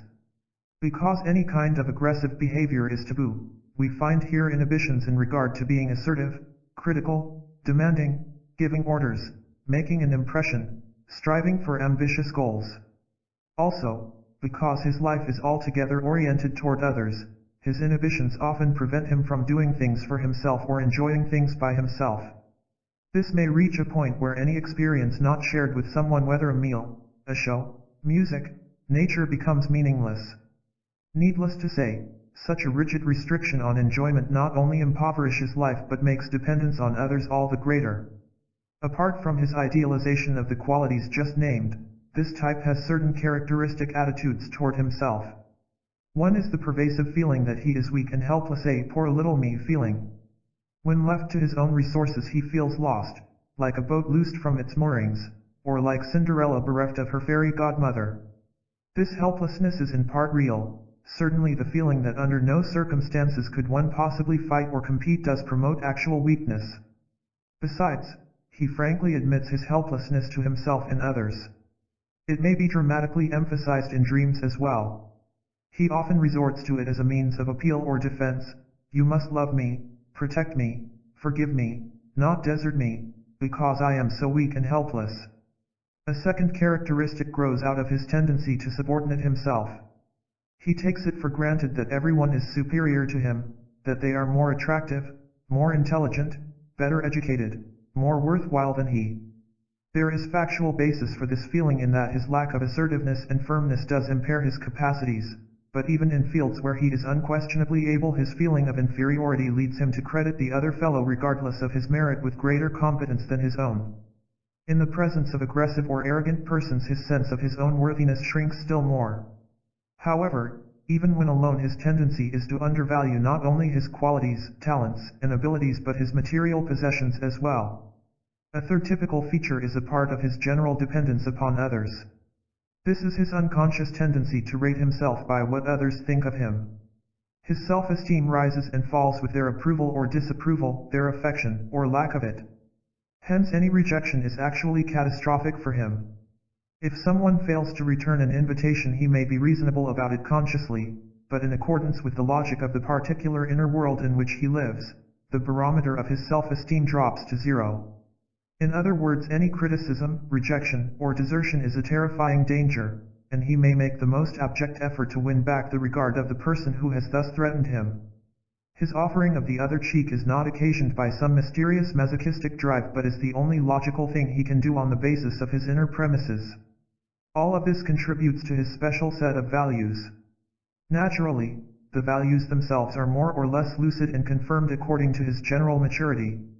They lie in the direction of goodness, sympathy, love, generosity, unselfishness, humility, while egotism, ambition, callousness, unscrupulousness, wielding of power are abhorred, though these attributes may at the same time be secretly admired because they represent strength. These, then, are the elements involved in a neurotic moving toward people. It must be apparent now how inadequate it would be to describe them by any one term like submissive or dependent, for a whole way of thinking, feeling, acting, a whole way of life is implicit in them. I promise not to discuss the contradictory factors. But we will not fully understand how rigidly all the attitudes and beliefs are adhered to unless we are aware of the extent to which the repression of opposing trends reinforces the dominant ones. So we shall take a brief glance at the reverse side of the picture. When analyzing the compliant type, we find a variety of aggressive tendencies strongly repressed. In decided contrast to the apparent over-solicitude, we come upon a callous lack of interest in others, attitudes of defiance, unconscious parasitic or exploiting tendencies, propensities to control and manipulate others, relentless needs to excel or to enjoy vindictive triumphs. Naturally, the repressed drives vary in kind and intensity. In part, they arise in response to early unfortunate experiences with others. A history will, for instance, frequently show temper tantrums up to the age of 5 or 8, disappearing then to give place to a general docility. But aggressive trends are also reinforced and fed by later experience, since hostility is continually generated from many sources. It would lead us too far afield to go into all of these at this point. Suffice it to say here that self-effacement and goodness invite being stepped on and being taken advantage of. Further, that dependence upon others makes for exceptional vulnerability, which in turn leads to a feeling of being neglected, rejected, and humiliated whenever the excessive amount of affection or approval demanded is not forthcoming. When I say that all these feelings, drives, attitudes are repressed, I use the term in Freud's sense, meaning that the individual is not only unaware of them but has so implacable an interest in never becoming aware of them that he keeps anxious watch lest any traces be disclosed to himself or others. Every repression thus confronts us with the question, what interest has the individual in repressing certain forces operating within him? In the case of the compliant type, we can find several answers. Most of them we can understand only later when we come to discuss the idealized image and sadistic trends. What we can already understand at this point is that feelings or expressions of hostility would endanger the person's need to like others and to be liked by them. In addition, any kind of aggressive or even self-assertive behavior would appear to him as selfish. He would condemn it himself and hence would feel that others condemned it, too. And he cannot afford to risk such condemnation because his self-esteem is all too dependent upon their approval. The repression of all assertive, vindictive, ambitious feelings and impulses has still another function. It is one of the many attempts a neurotic makes to do away with his conflicts and to create instead a feeling of unity, of oneness, of wholeness. The longing for unity within ourselves is no mystical desire but is prompted by the practical necessity of having to function in life, an impossibility when one is continually driven in opposite directions and by what in consequence amounts to a supreme terror of being split apart. Giving predominance to one trend by submerging all discrepant elements is an unconscious attempt to organize the personality. It constitutes one of the major attempts to solve neurotic conflicts. So we have already discovered a twofold interest in keeping a strict check on all aggressive impulses. The person's whole way of life would be endangered and his artificial unity exploded. And the more destructive the aggressive trends, the more stringent the necessity to exclude them. The individual will lean over backward never to appear to want anything for himself, never to refuse a request, always to like everyone, always to keep in the background, and so on. In other words, the compliant, appeasing trends are reinforced, they become more compulsive and less discriminate. Naturally, all these unconscious efforts do not keep the repressed impulses from operating or asserting themselves. But they do so in ways that fit into the structure. The person will make demands because he is so miserable or will secretly dominate under the guise of loving. Accumulated repressed hostility may also appear in explosions of greater or less vehemence, ranging from occasional irritability to temper tantrums. These outbursts, while they do not fit into the picture of gentleness and mildness, appear to the individual himself as entirely justified. And according to his premises he is quite right. Not knowing that his demands upon others are excessive and egocentric, he cannot help feeling at times that he is so unfairly treated that he simply can't stand it any longer. Finally, if the repressed hostility takes on the force of a blind fury, it may give rise to all kinds of functional disorders, like headaches or stomach ailments. Most of the characteristics of the compliant type thus have a double motivation. When he subordinates himself, for instance, it is in the interest of avoiding friction and thereby achieving harmony with others, but it may also be a means of eradicating all traces of his need to excel. When he lets others take advantage of him, it is an expression of compliance and goodness, but it may also be a turning away from his own wish to exploit. For neurotic compliance to be overcome, both sides of the conflict must be worked through, and in the proper order. From conservative psychoanalytic publications we sometimes get the impression that the liberation of aggressions is the essence of psychoanalytic therapy. Such an approach shows little understanding of the complexities and particularly of the variations in neurotic structures. Only for the particular type under discussion does it have any validity, and even here the validity is limited. The uncovering of aggressive drives is liberating, but it can easily be detrimental to the person's development if the liberation is regarded as an end in itself. It must be followed by a working through of the conflicts, if the personality is ultimately to be integrated. We need still to turn our attention to the role that love and sex play for the compliant type. Love often appears to him as the only goal worth striving for, worth living for. Life without love appears flat, futile, empty. To use a phrase Fritz Wittels has applied to compulsive pursuits, love becomes a phantom that is chased to the exclusion of everything else. People, nature, work, or any kind of amusement or interest become utterly meaningless unless there is some love relationship to lend them flavor and zest. The fact that under the conditions of our civilization this obsession is more frequent and more apparent in women than in men has given rise to the notion that it is a specifically feminine longing. Actually, it has nothing to do with femininity or masculinity but is a neurotic phenomenon in that it is an irrational compulsive drive. If we understand the structure of the compliant type we can see why love is so all-important to him, why there is method in his madness.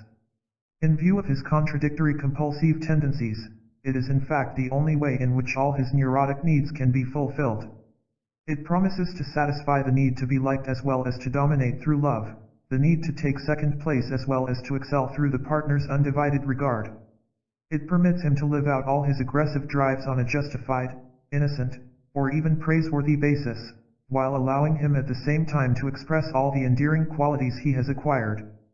Furthermore, since he is unaware that his handicaps and his suffering issue from the conflicts within himself, love beckons as the sure cure for them all. If only he can find a person who loves him, everything will be all right.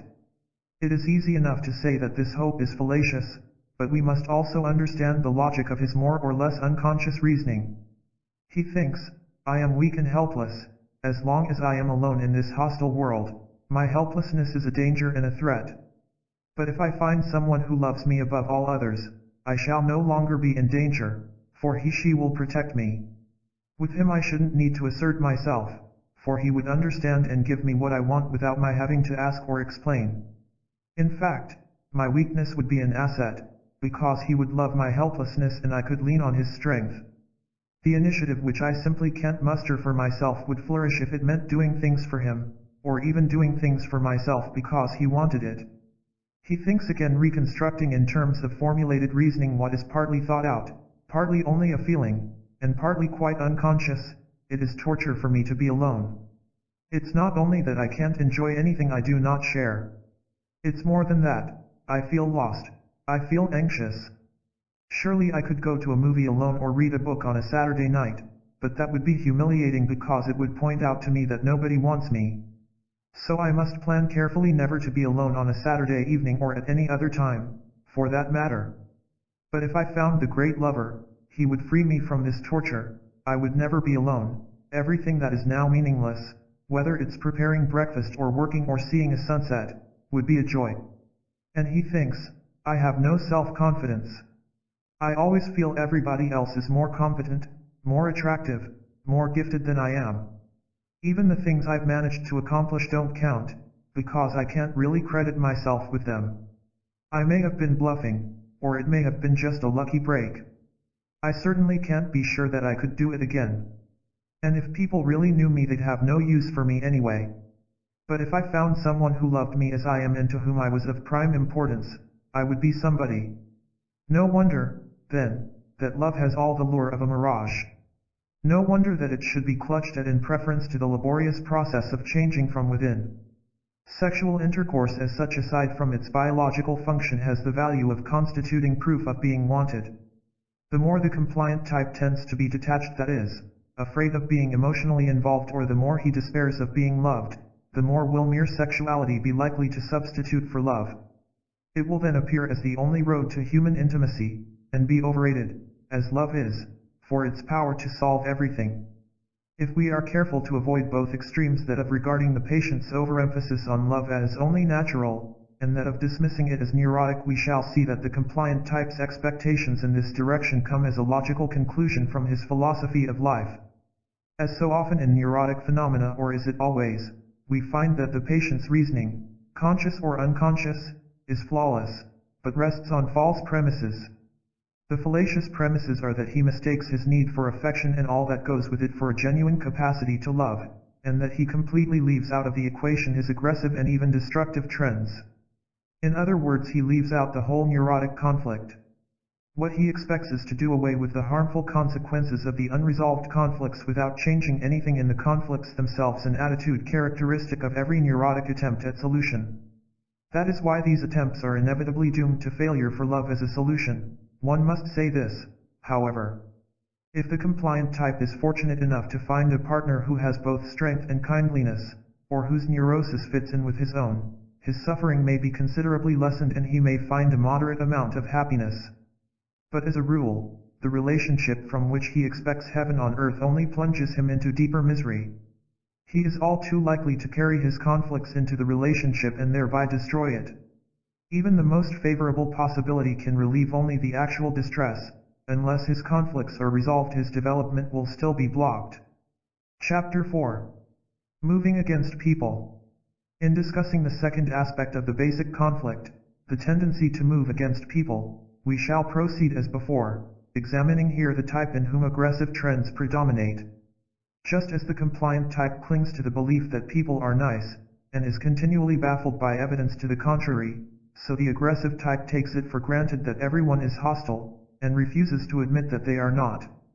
To him life is a struggle of all against all, and the devil take the hindmost.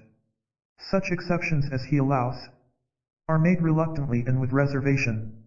His attitude is sometimes quite apparent, but more often it is covered over with a veneer of suave politeness, fair-mindedness and good fellowship. This front can represent a Machiavellian concession to expediency. As a rule, however, it is a composite of pretenses, genuine feelings, and neurotic needs. A desire to make others believe he is a good fellow may be combined with a certain amount of actual benevolence as long as there is no question in anybody's mind that he himself is in command. There may be elements of a neurotic need for affection and approval, put to the service of aggressive goals. No such front is necessary to the compliant type because his values coincide anyway with approved of social or Christian virtues.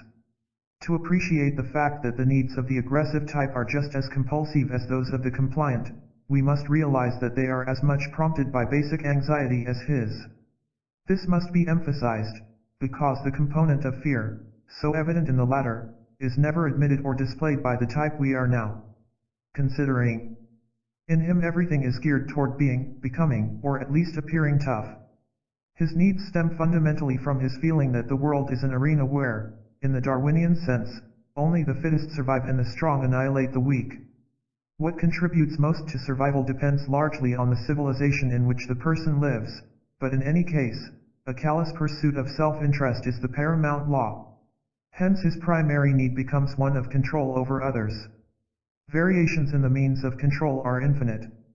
There may be an outright exercise of power, there may be indirect manipulation through over-solicitousness or putting people under obligation. He may prefer to be the power behind the throne. The approach may be by way of the intellect, implying a belief that by reasoning or foresight everything can be managed. His particular form of control depends partly on his natural endowments. Partly, it represents a fusion of conflicting trends. If, for instance, the person inclines at the same time toward detachment, he will shun any direct domination because it brings him into too close contact with others. Indirect methods will also be preferred if there is much hidden need for affection. If his wish is to be the power behind the throne, the presence of sadistic trends is indicated, since it implies using others for the attainment of one's goals. Concomitantly he needs to excel, to achieve success, prestige, or recognition in any form. Strivings in this direction are partly oriented toward power, inasmuch as success and prestige lend power in a competitive society. But they also make for a subjective feeling of strength through outside affirmation, outside acclaim, and the fact of supremacy. Here as in the compliant type, the center of gravity lies outside the person himself, only the kind of affirmation wanted from others differs. Factually, the one is as futile as the other. When people wonder why success has failed to make them feel any less insecure, they only show their psychological ignorance, but the fact that they do so indicates the extent to which success and prestige are commonly regarded as yardsticks. A strong need to exploit others, to outsmart them, to make them of use to himself, is part of the picture. Any situation or relationship is looked at from the standpoint of what can I get out of it, whether it has to do with money, prestige, contacts, or ideas. The person himself is consciously or semi-consciously convinced that everyone acts this way, and so what counts is to do it more efficiently than the rest. The qualities he develops are almost diametrically opposed to those of the compliant type. He becomes hard and tough, or gives that appearance. He regards all feelings, his own as well as others, as sloppy sentimentality. Love, for him, plays a negligible role. Not that he is never in love or never has an affair or marries, but what is of prime concern is to have a mate who is eminently desirable, one through whose attractiveness, social prestige, or wealth he can enhance his own position. He sees no reason to be considerate of others. Why should I care? Let others take care of themselves. In terms of the old ethical problem of two persons on a raft only one of whom could survive, he would say that of course he'd try to save his own skin, not to would be stupid and hypocritical. He hates to admit fear of any kind and will find drastic ways of bringing it under control. He might, for instance, force himself to stay in an empty house although he is terrified of burglars. He might insist on riding horseback until he has overcome his fear of horses. He might intentionally walk through swamps where there are known to be snakes in order to rid himself of his terror of them. While the compliant type tends to appease, the aggressive type does everything he can to be a good fighter. He is alert and keen in an argument and will go out of his way to launch one for the sake of proving he is right. He may be at his best when his back is to the wall and there is no alternative but to fight. In contrast to the compliant type who is afraid to win a game, he is a bad loser and undeniably wants victory. He is just as ready to accuse others as the former is to take blame on himself. In neither case does the consideration of guilt play a role. The compliant type when he pleads guilty is by no means convinced that he is so, but is driven to appease. The aggressive type similarly is not convinced that the other fellow is wrong. He just assumes he is right because he needs this ground of subjective certainty in much the same way as an army needs a safe point from which to launch an attack.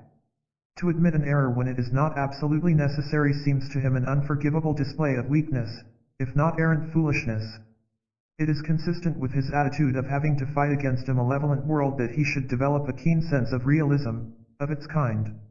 He will never be so naive as to overlook in others any manifestation of ambition, greed, ignorance, or anything else that might obstruct his own goals. Since in a competitive civilization attributes like these are much more common than real decency, he feels justified in regarding himself as only realistic. Actually, of course, he is just as one-sided as the compliant type. Another facet of his realism is his emphasis on planning and foresight. Like any good strategist, in every situation he is careful to appraise his own chances, the forces of his adversaries, and the possible pitfalls. Because he is driven always to assert himself as the strongest, shrewdest, or most sought after, he tries to develop the efficiency and resourcefulness necessary to being so. The zest and intelligence he puts into his work may make him a highly esteemed employee or a success in a business of his own. However, the impression he gives of having an absorbing interest in his work will in a sense be misleading, because for him work is only a means to an end. He has no love for what he is doing and takes no real pleasure in it, a fact consistent with his attempt to exclude feelings from his life altogether. This choking off of all feeling has a two-edged effect. On the one hand, it is undoubtedly expedient from the standpoint of success in that it enables him to function like a well-oiled machine, untiringly producing the goods that will bring him ever more power and prestige. Here feelings might interfere. They could conceivably lead him into a line of work with fewer opportunistic advantages. They might cause him to shy away from the techniques so often employed on the road to success. They might tempt him away from his work to the enjoyment of nature or art, or to the companionship of friends instead of persons merely useful to his purpose. On the other hand, the emotional barrenness that results from a throttling of feeling will do something to the quality of his work. Certainly it is bound to detract from his creativity. The aggressive type looks like an exquisitely uninhibited person. He can assert his wishes, he can give orders, express anger, defend himself. But actually he has no fewer inhibitions than the compliant type. It is not greatly to the credit of our civilization that his particular inhibitions do not, offhand, strike us as such. They lie in the emotional area and concern his capacity for friendship, love, affection, sympathetic understanding, disinterested enjoyment.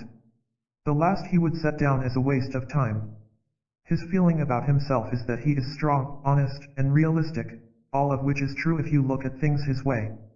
According to his premises, his estimate of himself is strictly logical, since to him ruthlessness is strength, lack of consideration for others, honesty, and a callous pursuit of one's own ends, realism. His attitude on the score of his honesty comes partly from a shrewd debunking of current hypocrisies. Enthusiasm for a cause, philanthropic sentiments, and the like he sees as sheer pretense, and it is not hard for him to expose gestures of social consciousness or Christian virtue for what they so often are. His set of values is built around the philosophy of the jungle. Might makes right. Away with humaneness and mercy. Homo homini lupus. Here we have values not very different from those with which the Nazis have made us so familiar. There is subjective logic in the tendency of the aggressive type to reject real sympathy and friendliness as well as their counterfeits, compliance and appeasement. But it would be a mistake to assume that he cannot tell the difference. When he meets with an indubitably friendly spirit coupled with strength, he is well able to recognize and respect it. The point is that he believes it to be against his interest to be too discriminating in this respect. Both attitudes strike him as liabilities in the battle for survival. Why, though, does he reject the softer human sentiments with such violence? Why is he likely to feel nauseated at the sight of affectionate behavior in others? Why is he so contemptuous when someone shows sympathy at what he considers the wrong moment? He acts like the man who chased beggars from his door because they were breaking his heart. He may indeed literally be abusive to beggars. He may refuse the simplest request with a vehemence quite out of proportion. Reactions like these are typical of him and can readily be observed as the aggressive trends become less rigid during analysis. Actually, his feelings on the score of softness in others are mixed. He despises it in them, it is true, but he welcomes it as well, because it leaves him all the freer to pursue his own goals. Why else should he so often feel drawn toward the compliant type, just as the latter is so often drawn toward him? The reason his reaction is so extreme is that it is prompted by his need to fight all softer feelings within himself. Nietzsche gives us a good illustration of these dynamics when he has his Superman see any form of sympathy as a sort of fifth column, an enemy operating from within.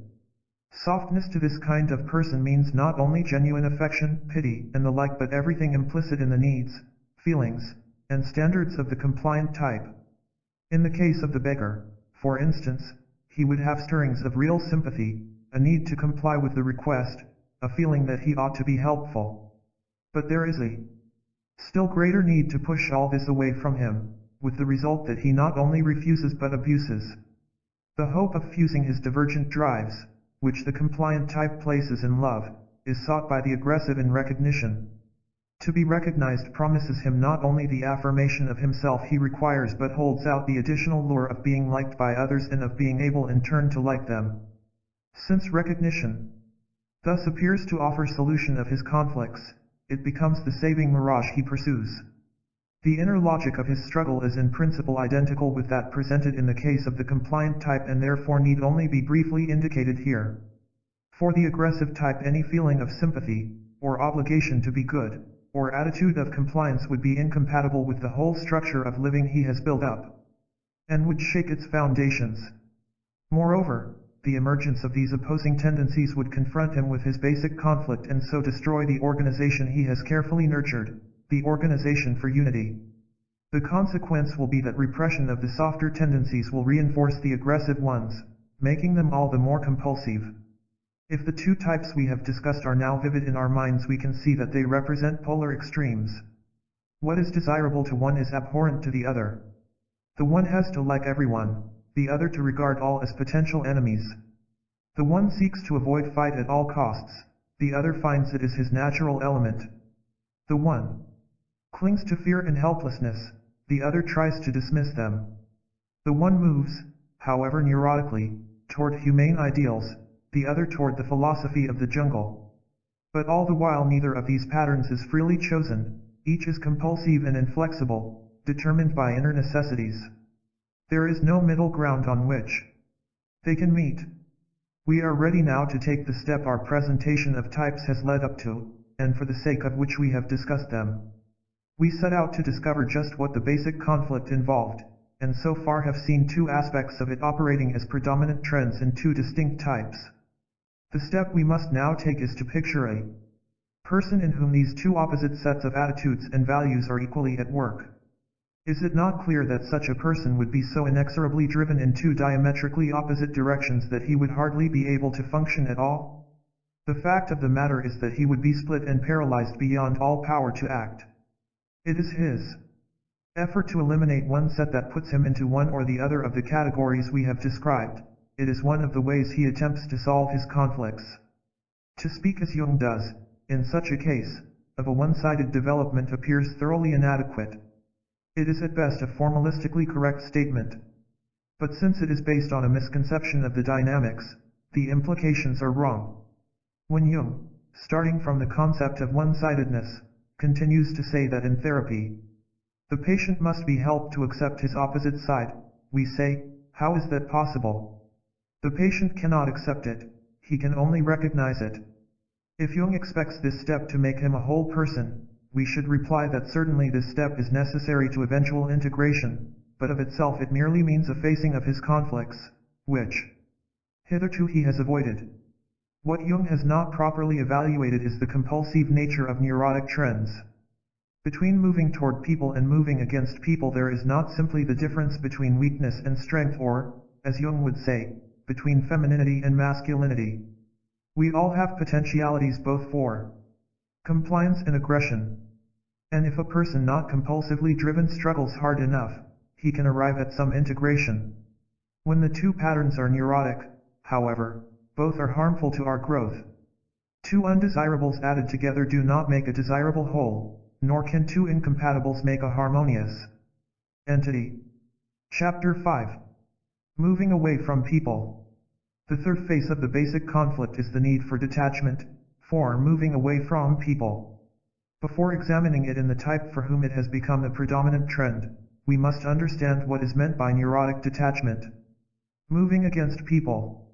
In discussing the second aspect of the basic conflict, the tendency to move against people, we shall proceed as before, examining here the type in whom aggressive trends predominate.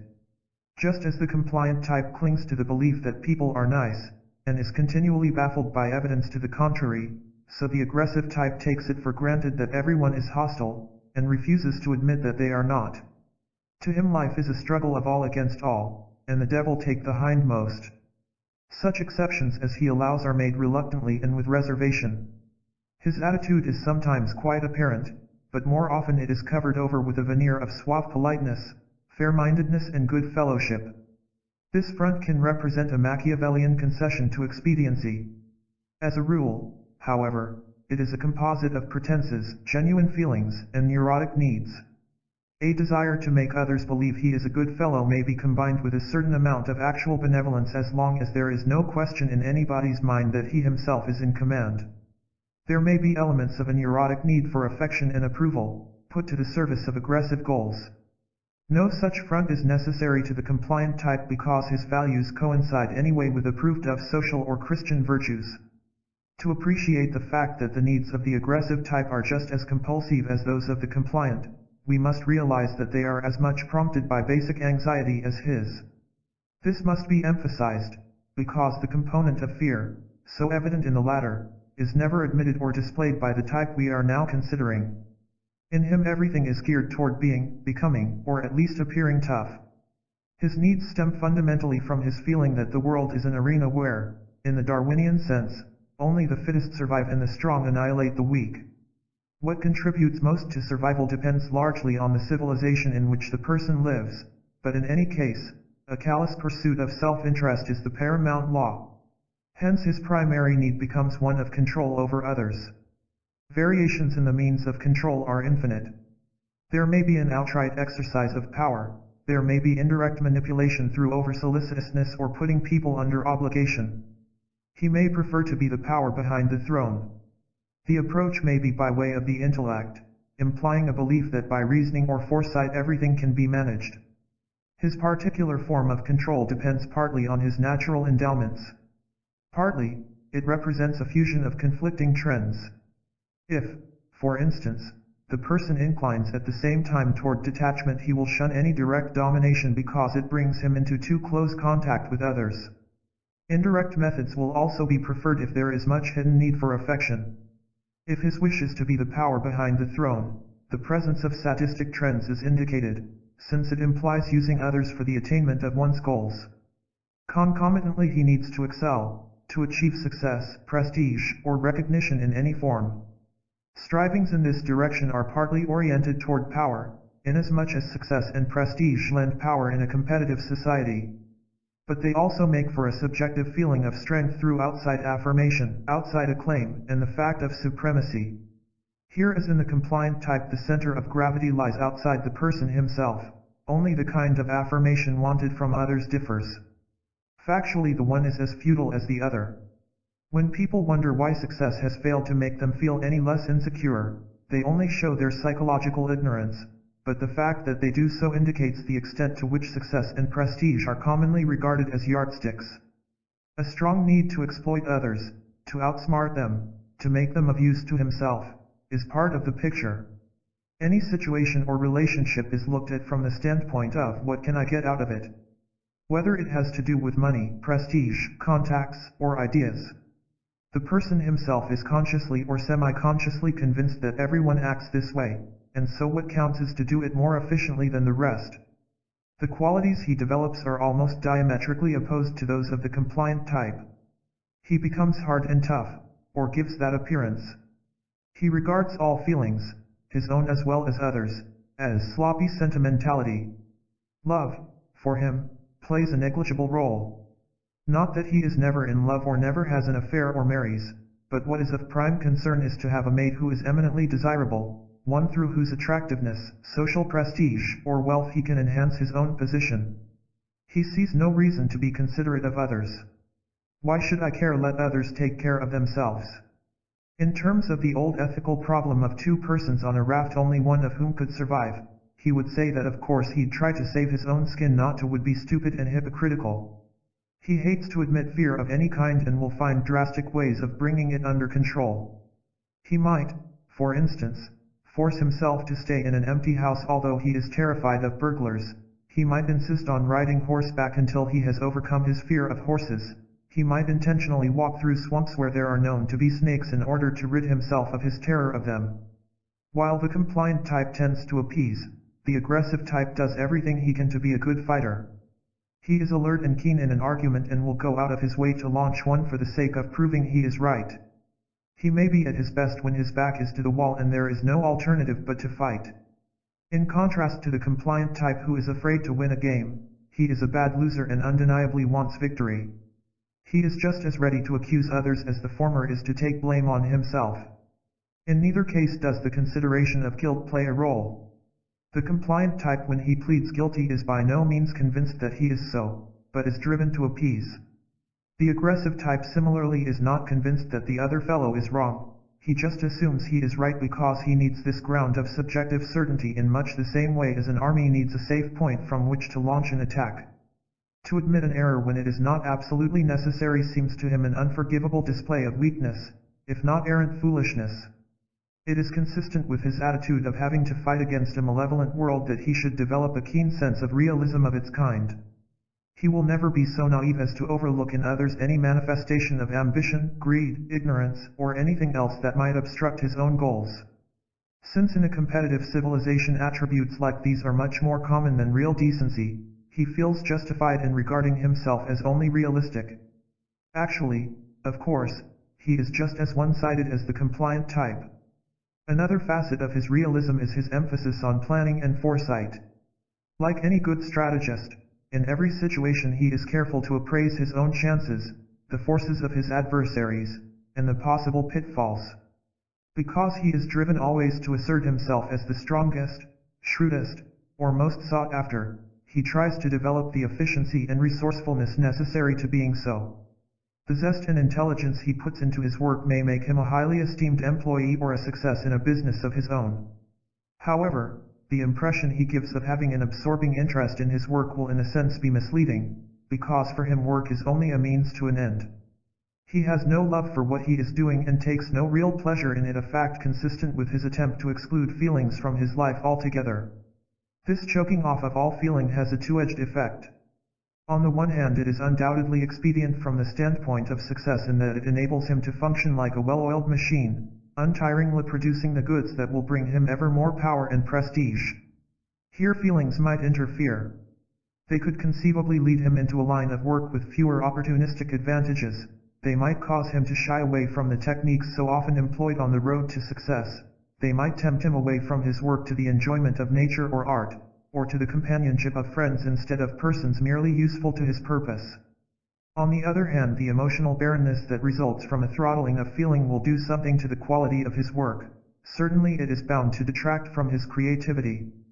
The aggressive type looks like an exquisitely uninhibited person.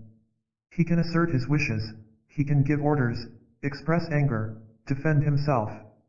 But actually he has no fewer inhibitions than the compliant type. It is not greatly to the credit of our civilization that his particular inhibitions do not, offhand, strike us as such. They lie in the emotional area and concern his capacity for friendship, love, affection, sympathetic understanding, disinterested enjoyment. The last he would set down as a waste of time. His feeling about himself is that he is strong, honest, and realistic, all of which is true if you look at things his way. According to his premises, his estimate of himself is strictly logical, since to him ruthlessness is strength, lack of consideration for others, honesty, and a callous pursuit of one's own ends, realism. His attitude on the score of his honesty comes partly from a shrewd debunking of current hypocrisies. Enthusiasm for a cause, philanthropic sentiments, and the like he sees as sheer pretense, and it is not hard for him to expose gestures of social consciousness or Christian virtue for what they so often are. His set of values is built around the philosophy of the jungle. Might makes right. Away with humaneness and mercy. Homo homini lupus. Here we have values not very different from those with which the Nazis have made us so familiar.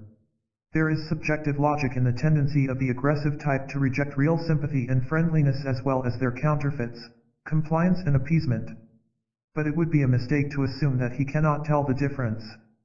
When he meets with an indubitably friendly spirit coupled with strength, he is well able to recognize and respect it.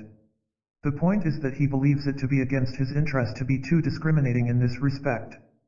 Both attitudes strike him as liabilities in the battle for survival. Why, though, does he reject the softer human sentiments with such violence?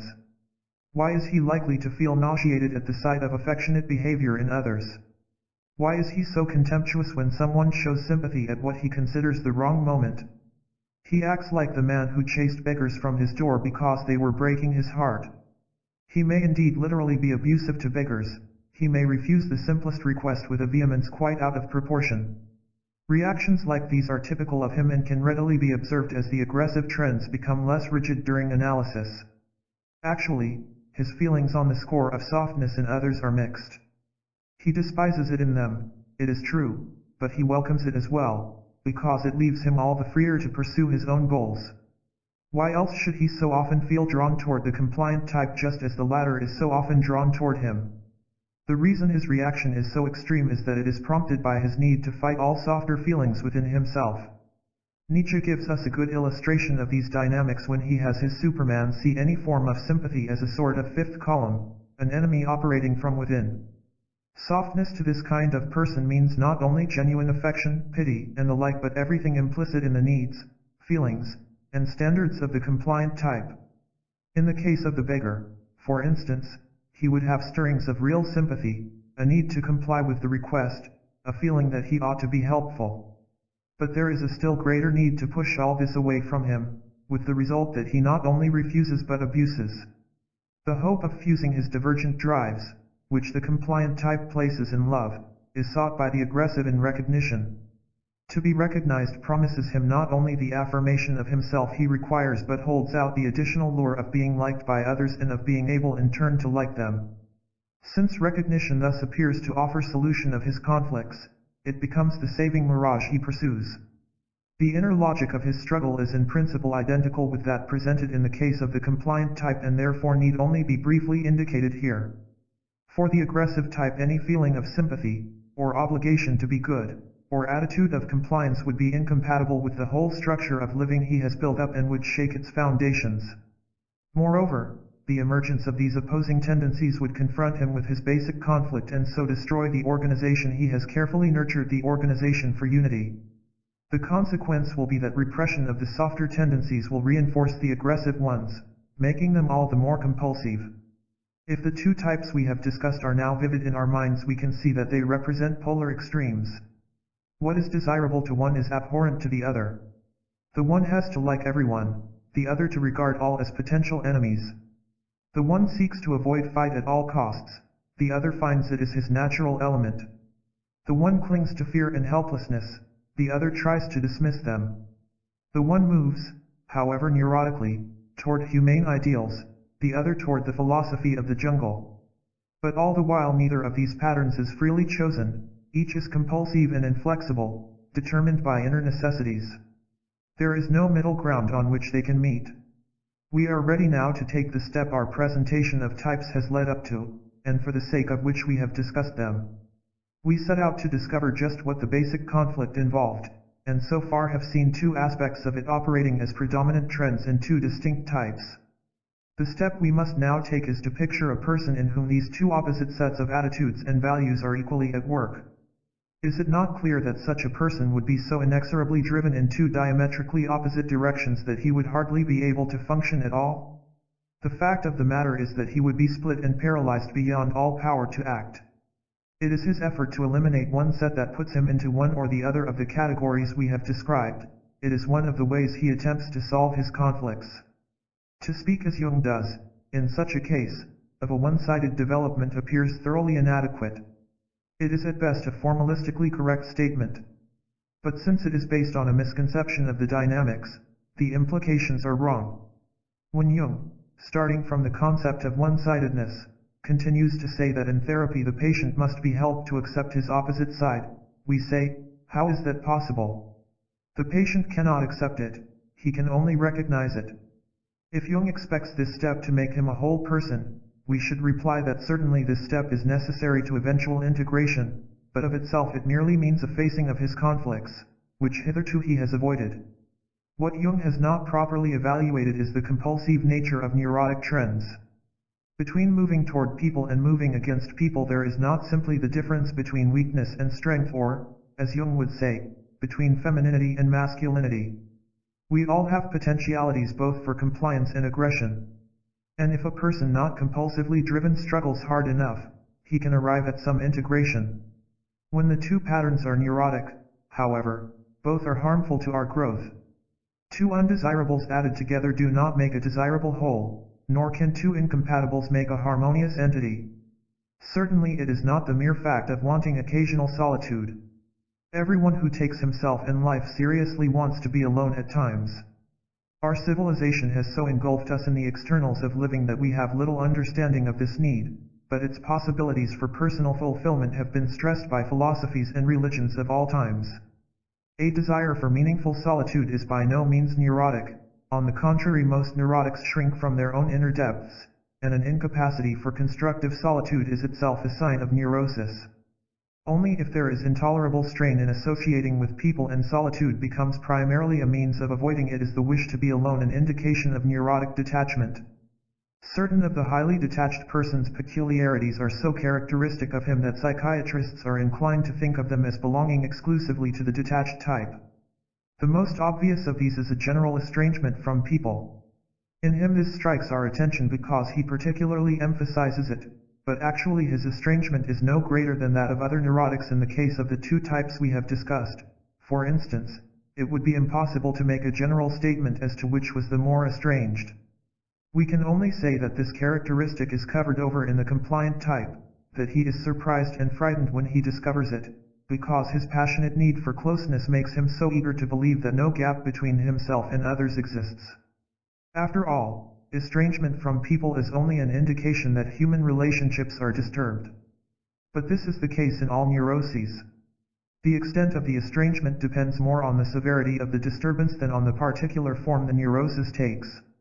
Another characteristic that is often regarded as peculiar to detachment is estrangement from the self, that is, a numbness to emotional experience, an uncertainty as to what one is, what one loves, hates, desires, hopes, fears, resents, believes.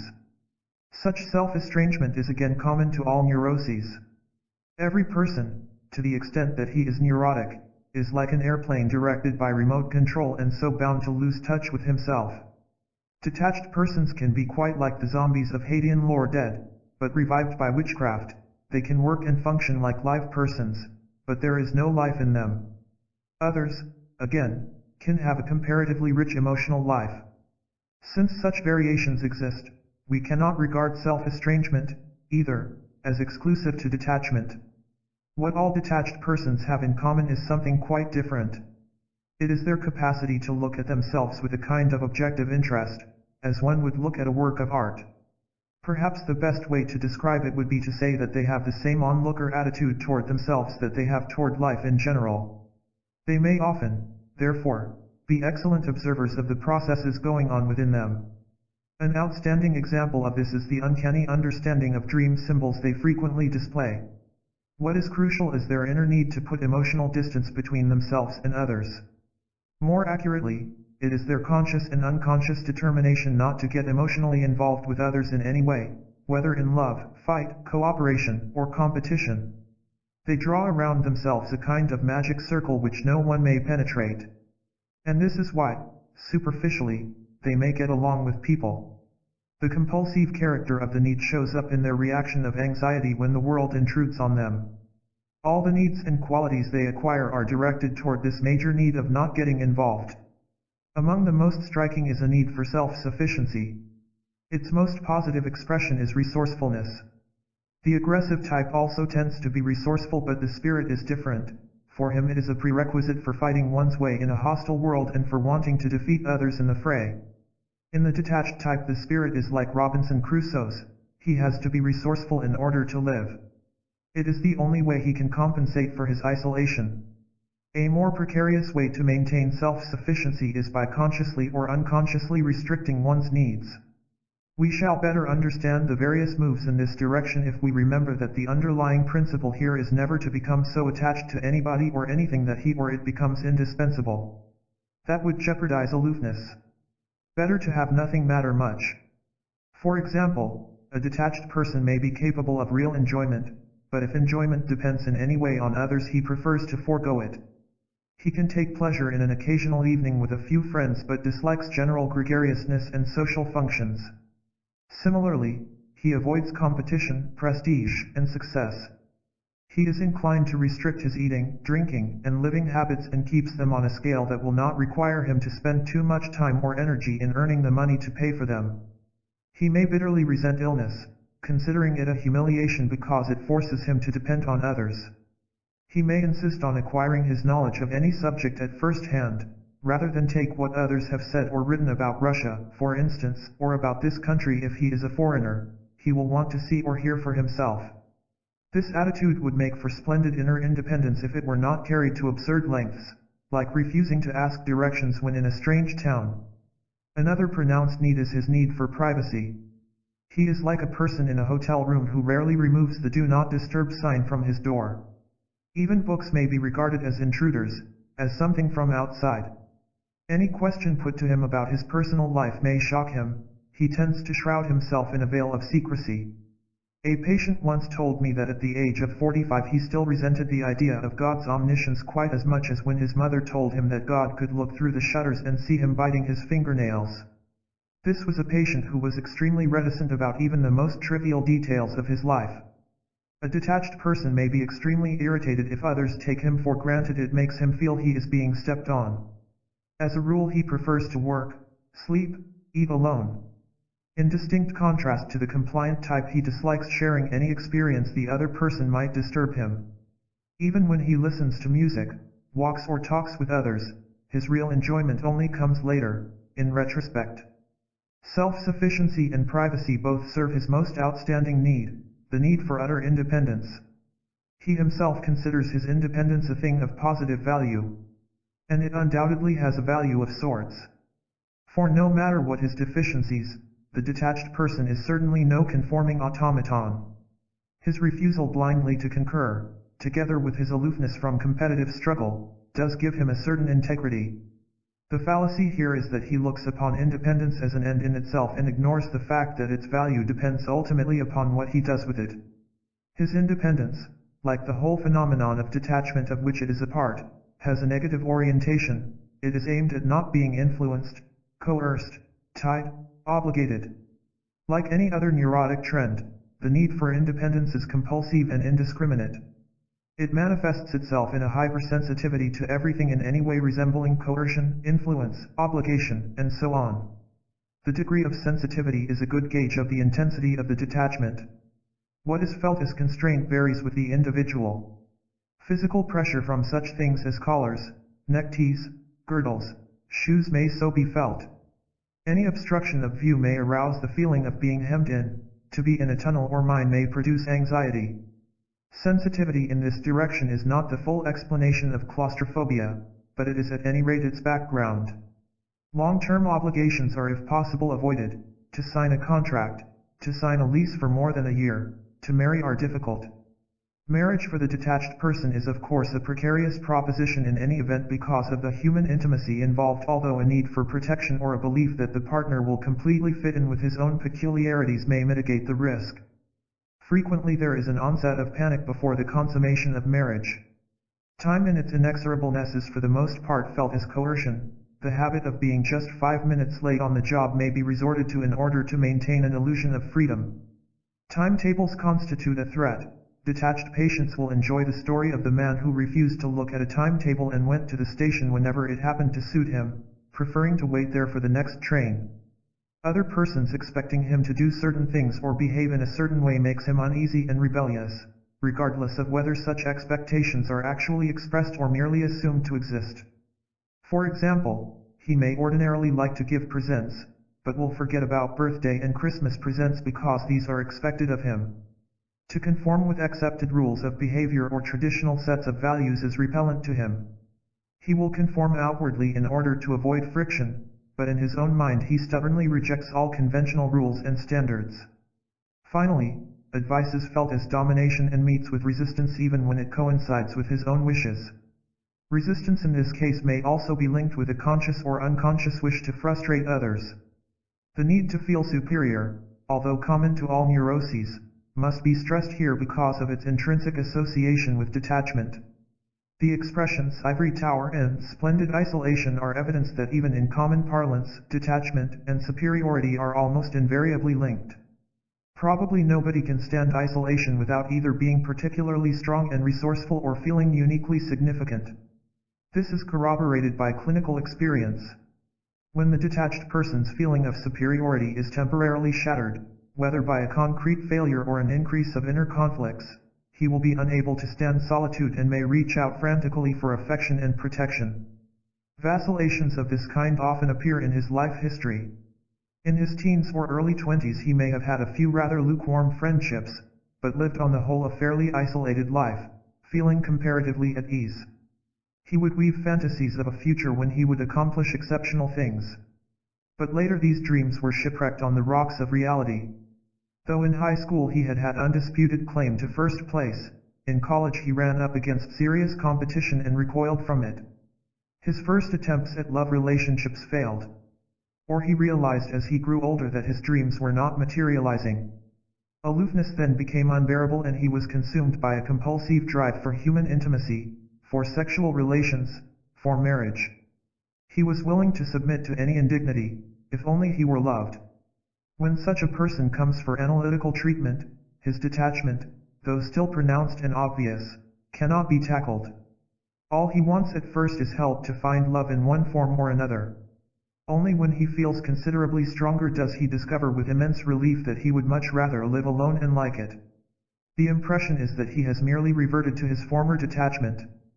But actually it is a matter of being now for the first time on solid enough ground to admit even to himself that isolation is what he wants. This would be the appropriate time to work on his detachment.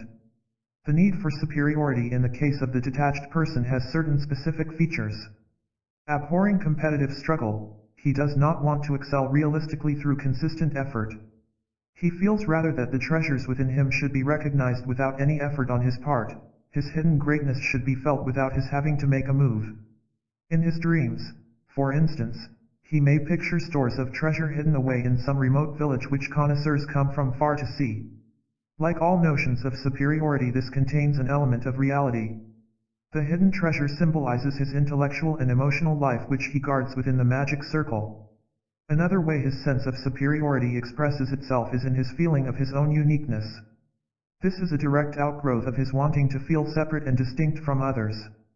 He may liken himself to a tree standing alone on a hilltop, while the trees in the forest below are stunted by those about them. Where the compliant type looks at his fellow man with the silent question, "Will he like me?" And the aggressive type wants to know, "How strong an adversary is he, or can he be useful to me?" The detached person's first concern is, "Will he interfere with me? Will he want to influence me, or will he leave me alone?" The scene in which Pierre Gynt meets the button molder is a perfect symbolic representation of the terror the detached person feels at being thrown with others. His own room in hell would be all right, but to be tossed into a melting pot, to be molded or adapted to others, is a horrifying thought. He feels himself akin to a rare oriental rug, unique in its pattern and combination of colors, forever unalterable. He takes extraordinary pride in having kept free of the leveling influences of environment and is determined to keep on doing so. In cherishing his unchangeableness, he raises the rigidity inherent in all neuroses to the dignity of a sacred principle. Willing and even eager to elaborate his own pattern, to give it greater purity and lucidity, he insists that nothing extrinsic be injected. In all its simplicity and inadequacy, the Pierre Gynt maxim stands, "To thyself be enough." The emotional life of the detached person does not follow as strict a pattern as that of the other types described. Individual variations are greater in his case, chiefly because in contradistinction to the other two, whose predominant trends are directed toward positive goals, affection, intimacy, love in the one, survival, domination, success in the other, his goals are negative. He wants not to be involved, not to need anybody, not to allow others to intrude on or influence him.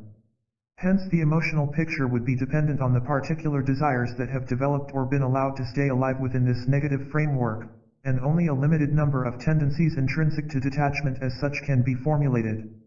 There is a general tendency to suppress all feeling, even to deny its existence. I should like to quote here a passage from an unpublished novel of the poet Anna Maria Armi, because it succinctly expresses not only this tendency but also other typical attitudes of the detached person. The main character, reminiscing about his adolescence, says, "I could visualize a strong physical ties I had with my father and a strong spiritual ties I had with my heroes, but I could not see where or how feeling came into it. Feeling simply didn't exist. People lied about that as about so many other things." B was horrified. "But how do you explain sacrifice?" she said.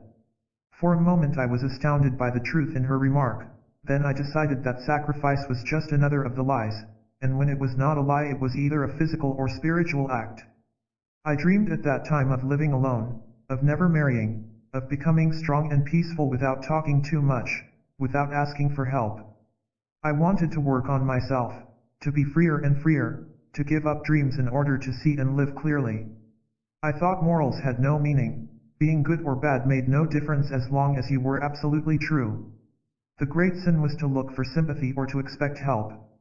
Souls seemed to me temples that had to be guarded, and inside them there were always strange ceremonies going on, known only to their priests, their custodians. The rejection of feeling pertains primarily to feelings toward other people and applies to both love and hate. It is a logical consequence of the need to keep at an emotional distance from others, in that strong love or hate, consciously experienced, would bring one either close to others or into conflict with them. H. S. Sullivan's term, distance machinery, is appropriate here. It does not necessarily follow that feeling will be suppressed in areas outside human relationships and become active in the realm of books, animals, nature, art, food, and so on. But there is considerable danger of this. For a person capable of deep and passionate emotion, it may be impossible to suppress only one sector of his feelings, and that the most crucial without going the whole length of suppressing feeling altogether. This is speculative reasoning, but certainly the following is true. Artists of the detached type, who have demonstrated in their creative periods that they can not only feel deeply but also give expression to it, have often gone through periods, usually in adolescence, of either complete emotional numbness or of vigorous denial of all feeling, as in the passage quoted. The creative periods seem to occur when, following some disastrous attempts at close relationships, they have either deliberately or spontaneously adapted their lives to detachment, that is, when they have consciously or unconsciously determined to keep at a distance from others, or have become resigned to a kind of isolated living. The fact that now, at a safe distance from others, they can release and express a host of feelings not directly connected with human relationships permits the interpretation that the early denial of all feeling was necessary to the achievement of their detachment. Another reason why the suppression of feeling may go beyond the sphere of human relationships has already been suggested in our discussion of self-sufficiency. Any desire, interest, or enjoyment that might make the detached person dependent upon others is viewed as treachery from within and may be checked on that account. It is as if every situation had to be carefully tested from the standpoint of a possible loss of freedom before feeling could be allowed full play. Any threat of dependence will cause him to withdraw emotionally. But when he finds a situation quite safe in this regard, he can enjoy it to the full. Thoreau's Walden is a good illustration of the profound emotional experience possible under these conditions. The lurking fear of either becoming too attached to a pleasure or of its infringing upon his freedom indirectly will sometimes make him verge on the ascetic. But it is an asceticism of its own kind, not oriented toward self-denial or self-torture. We might rather call it a self-discipline which, accepting the premises, is not lacking in wisdom. It is of great importance to psychic balance that there be areas accessible to spontaneous emotional experience. Creative abilities, for instance, may be a kind of salvation. If their expression has been inhibited, and if then through analysis or some other experience it is liberated, the beneficent effect upon the detached person can be so great as to make it look like a miraculous cure. Caution is in order in evaluating such cures. In the first place, it would be a mistake to make any generalization about their occurrence. What may mean salvation for a detached person will not necessarily have any such meaning for others. And even for him it is not strictly a cure in the sense of a radical change in neurotic fundamentals. It merely allows him a more satisfactory and less disturbed way of living. The more the emotions are checked, the more likely it is that emphasis will be placed upon intelligence. The expectation then will be that everything can be solved by sheer power of reasoning, as if mere knowledge of one's own problems would be sufficient to cure them. Or as if reasoning alone could cure all the troubles of the world. In view of all we have said about the detached person's human relationships, it will be clear that any close and lasting relation would be bound to jeopardize his detachment, and hence would be likely to be disastrous unless the partner should be equally detached and so of his own accord respect the need for distance, or unless he is able and willing for other reasons to adapt himself to such needs. A Solveig who in loving devotion patiently awaits Peer Gynt's return is the ideal partner. Solveig expects nothing from him. Expectations on her part would frighten him as much as would loss of control over his own feelings. Mostly he is unaware of how little he himself gives, and he believes he has bestowed his unexpressed and unlived feelings, so precious to himself, upon the partner. Provided emotional distance is sufficiently guaranteed, he may be able to preserve a considerable measure of enduring loyalty. He may be capable of having intense short-lived relationships in which he appears and vanishes. They are brittle, and any number of factors may hasten his withdrawal. Sexual relationships may mean inordinately much to him as a bridge to others. He will enjoy them if they are transitory and do not interfere with his life. They should be confined, as it were, to the compartment set aside for such affairs. On the other hand, he may have cultivated indifference to so great a degree that it permits of no trespassing. Then wholly imaginary relationships may be substituted for real ones. All the peculiarities we have described appear in the analytical process. Naturally, the detached person resents analysis because indeed it is the greatest possible intrusion upon his private life. But he is also interested in observing himself and may be fascinated by the greater vista it opens upon the intricate processes going on within him. He may be intrigued by the artistic quality of dreams or by the aptness of his inadvertent associations. His joy in finding confirmation for assumptions resembles the scientist's. He is appreciative of the analyst's attention and of his pointing to something here and there, but abominates being urged or forced in a direction he has not foreseen. He will often mention the danger of suggestion in analysis, although factually there is less danger of this in his case than for any other type, because he is fully armed against influence. Far from defending his position in a rational way by testing out the analyst's suggestions, he tends, as is his wont, to reject blindly, though indirectly and politely, all that does not fit in with his own ideas about himself and life in general. He finds it particularly obnoxious that the analyst should expect him to change in any way. Of course he wants to get rid of whatever is disturbing him, but it must not involve a change in his personality. He is almost as unfailingly willing to observe as he is unconsciously determined to remain as he is. His defiance of all influence is only one of the explanations for his attitude, and not the deepest one. We shall become acquainted with others later on. Naturally he puts a great distance between himself and the analyst. For a long time the analyst will be only a voice. In dreams the analytical situation may appear as a long-distance call between two reporters on different continents. At first glance a dream like this would seem to express the remoteness he feels toward the analyst and the analytical process merely an accurate presentation of an attitude that exists consciously. But since dreams are a search for a solution rather than a mere description of existing feelings, the deeper meaning of such a dream is a wish to keep his relationship to the analyst and to the whole analytical process away from him, not to let the analysis touch him in any way. A final characteristic observable both in the analysis and outside it is the tremendous vigor with which the detachment is defended when attacked. The same might be said of every neurotic position. But the fight in this case seems to be more tenacious, almost a life and death struggle for which all available resources must be mobilized. The battle really starts in a quiet subversive way long before the detachment is attacked. Keeping the analyst out of the picture is one phase of it. If the analyst tries to convince the patient that there is some relationship between them and that something is likely to go on in the patient's mind on this score, he meets with a more or less elaborate, courteous repudiation. At best the patient will express some rational thoughts he has had about the analyst. If a spontaneous emotional reaction should appear he will not pursue it further. In addition, there is frequently a deep-seated resistance to having anything pertaining to human relationships analyzed. The patient's relations to others are kept so vague that it is often difficult for the analyst to get any clear picture of them. And this reluctance is understandable. He has preserved a safe distance from others. Talking about the matter could only prove disturbing, upsetting. Repeated attempts to pursue the subject may be met with open suspicion.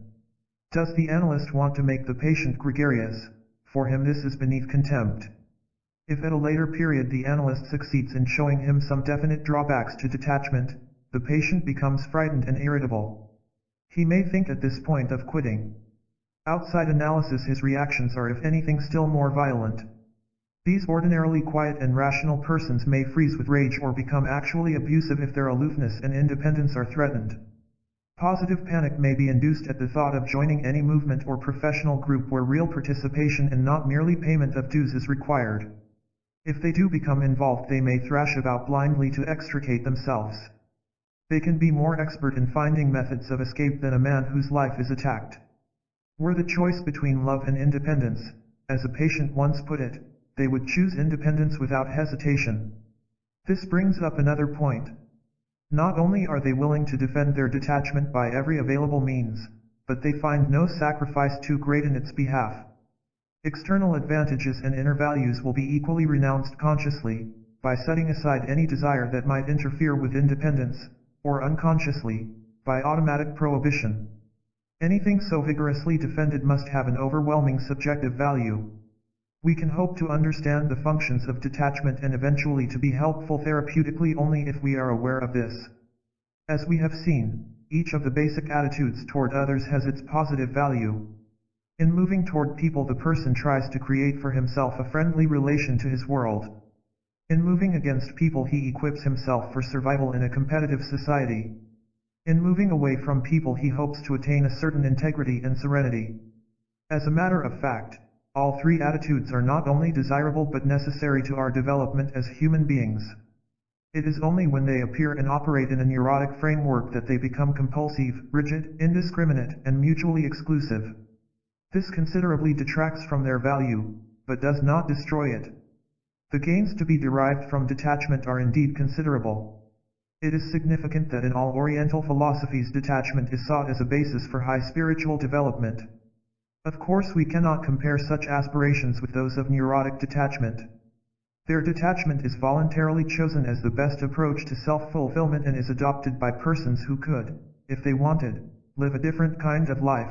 Neurotic detachment, on the other hand, is not a matter of choice but of inner compulsion, the only possible way of living. Nonetheless, some of the same benefits may be derived from it, though the extent to which this will be so depends on the severity of the whole neurotic process. In spite of the ravaging force of a neurosis, the detached person may preserve a certain integrity. This would hardly be a factor in a society in which human relationships were generally friendly and honest.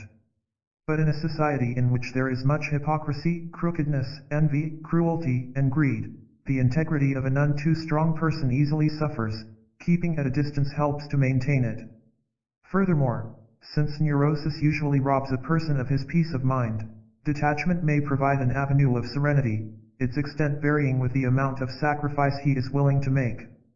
Detachment allows him, in addition, some measure of original thinking and feeling, provided that within his magic circle emotional life has not been altogether deadened. Lastly, all of these factors, together with his contemplative relation to the world and the comparative absence of distraction, contribute toward the development and expression of creative abilities, if he has any. I do not mean that neurotic detachment is a precondition for creation, but that under neurotic stress detachment will provide the best chance of expressing what creative ability there is. Substantial though these gains may be, they do not seem to be the main reason why detachment is so desperately defended. Actually, the defense is equally desperate if for one reason or another the gains are minimal or are heavily overshadowed by concomitant disturbances. This observation leads into further depths. If the detached person is thrown into close contact with others, he may very readily go to pieces or, to use the popular term, have a nervous breakdown. I use the term advisedly here because it covers a wide range of disturbances: functional disorders, alcoholism, suicidal attempts, depression, incapacity for work, psychotic episodes. The patient himself, and sometimes the psychiatrist too, tends to relate the disturbance to some upsetting event that occurred just prior to the breakdown. A sergeant's unjust discrimination, a husband's philandering and lying about it, a wife's behaving neurotically, a homosexual episode, unpopularity in college, the need to make a living when life has previously been sheltered, and so on may be held to blame. True enough, any such problem is relevant. The therapist should take it seriously and try to understand what in particular was set off in the patient by a specific difficulty. But to do that is hardly sufficient, because the question remains why the patient has been so intensely affected, why his whole psychic equilibrium has been endangered by a difficulty which by and large cannot be considered greater than ordinary frustrations and upsets. In other words, even when the analyst understands how the patient reacted to a particular difficulty, he still needs to understand why there is such a distinct disproportion between the provocation and its effect. In answer, we could point to the fact that the neurotic trends involved in detachment, like other neurotic trends, give the individual a feeling of security as long as they function, and that, conversely, anxiety is aroused when they fail to function. As long as the detached person can keep at a distance, he feels comparatively safe. If for any reason the magic circle is penetrated, his security is threatened. This consideration brings us closer to an understanding of why the detached person becomes panicky if he can no longer safeguard his emotional distance from others, and we should add that the reason his panic is so great is that he has no technique for dealing with life. He can only keep aloof and avoid life, as it were. Here again it is the negative quality of detachment that gives the picture a special color, different from that of other neurotic trends. To be more specific, in a difficult situation the detached person can neither appease nor fight, neither cooperate nor dictate terms, neither love, nor be ruthless. He is as defenseless as an animal that has only one means of coping with danger, that is, to escape and hide. Appropriating pictures and analogies that have appeared in associations or dreams, he is like the pygmies of Ceylon, invincible so long as they hide in the forests but easily beaten when they emerge.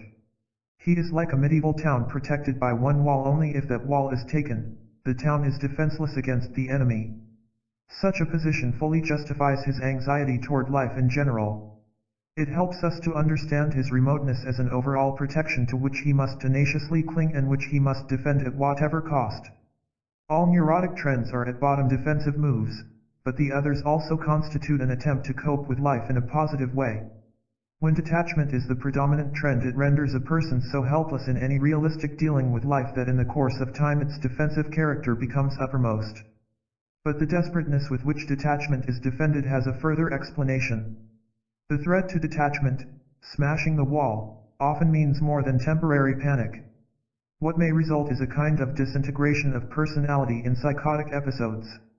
If an analysis detachment begins to crumble, the patient not only becomes diffusely apprehensive but directly and indirectly expresses definite fears. There may be, for instance, a fear of becoming submerged in the amorphous mass of human beings, a fear, primarily, of losing his uniqueness. There is also the fear of being helplessly exposed to the coercion and exploitation of aggressive persons, a result of his utter defenselessness. But there is still a third fear, that of going insane, which may emerge so vividly that the patient wants positive reassurance against such a possibility. Going insane in this context does not mean going berserk, nor is it a reaction to an emerging wish for irresponsibility. It is a straight expression of the specific fear of being split right open, often expressed in dreams and associations. This would suggest that relinquishing his detachment would bring him face to face with his own conflicts, that he would not be able to survive it but would be split like a tree struck by lightning, to use an image that occurred to a patient. This assumption is confirmed by other observations. Highly detached persons have an almost insurmountable aversion to the idea of inner conflicts. Later they will tell the analyst that they simply didn't know what he was talking about when he spoke of conflicts. Whenever the analyst succeeds in showing them a conflict operating within themselves, they will imperceptibly and with amazing unconscious skill veer away from the subject. If, inadvertently, before they are ready to admit it, they recognize a conflict in a momentary flash, they are seized with acute panic. When later they approach the recognition of conflicts on a more secure basis, a greater wave of detachment follows. Thus we arrive at a conclusion that at first glance would have been bewildering. Detachment is an intrinsic part of the basic conflict, but it is also a protection against it. The puzzle resolves itself, however, if we are more specific. It is a protection against the two more active partners in the basic conflict. Here we must reiterate the statement that the predominance of one of the basic attitudes does not prevent the other contradictory ones from existing and operating. We can see this play of forces in the detached personality even more clearly than in the other two groups described. To begin with, the contradictory strivings often show in the life history. Before he has clearly accepted his detachment, a person of this type will often have gone through episodes of compliance and dependence as well as through periods of aggressive and ruthless rebellion. In contrast to the clearly defined values of the other two types, his sets of values are most contradictory. In addition to his permanent high valuation of what he regards as freedom and independence, he may at some time in the analysis express an extreme appreciation for human goodness, sympathy, generosity, self-effacing sacrifice, and at another time swing to a complete jungle philosophy of callous self-interest. He himself may feel puzzled by these contradictions, but with some rationalization or other he will try to deny their conflicting character. The analyst will easily become confused if he has no clear perspective of the whole structure. He may try to follow one path or the other without getting very far in either direction because again and again the patient takes refuge in his detachment, thereby shutting all the gateways as one would shut the watertight bulkheads of a ship. There is a perfect and simple logic underlying the special resistance of the detached person. He does not want to relate himself to the analyst or to take cognizance of him as a human being. He does not really want to analyze his human relationships at all. He does not want to face his conflicts. And if we understand his premise, we see that he cannot even be interested in analyzing any of these factors. His premise is the conscious conviction that he need not bother about his relations with others so long as he keeps at a safe distance from them, that a disturbance in these relations will not upset him if only he keeps away from others, that even the conflicts of which the analyst speaks can and should be left dormant because they will only bother him, and that there is no need to straighten things out because he will not budge from his detachment anyway. As we have said, this unconscious reasoning is logically correct up to a point. What he leaves out and for a long time refuses to recognize is that he cannot possibly grow and develop in a vacuum. The all-important function of neurotic detachment, then, is to keep major conflicts out of operation. It is the most radical and most effective of the defenses erected against them. One of the many neurotic ways of creating an artificial harmony, it is an attempt at solution through evasion.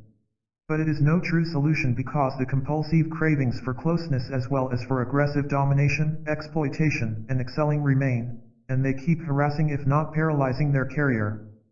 Finally, no real inner peace or freedom can ever be attained as long as the contradictory sets of values continue to exist.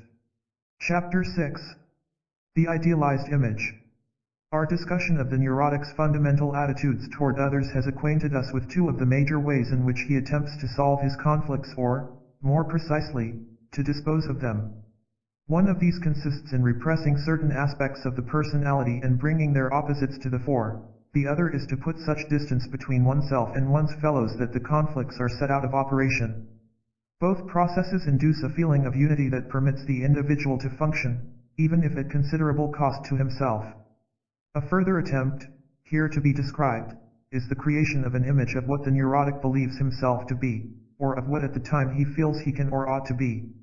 Conscious or unconscious, the image is always in large degree removed from reality, though the influence it exerts on the person's life is very real indeed.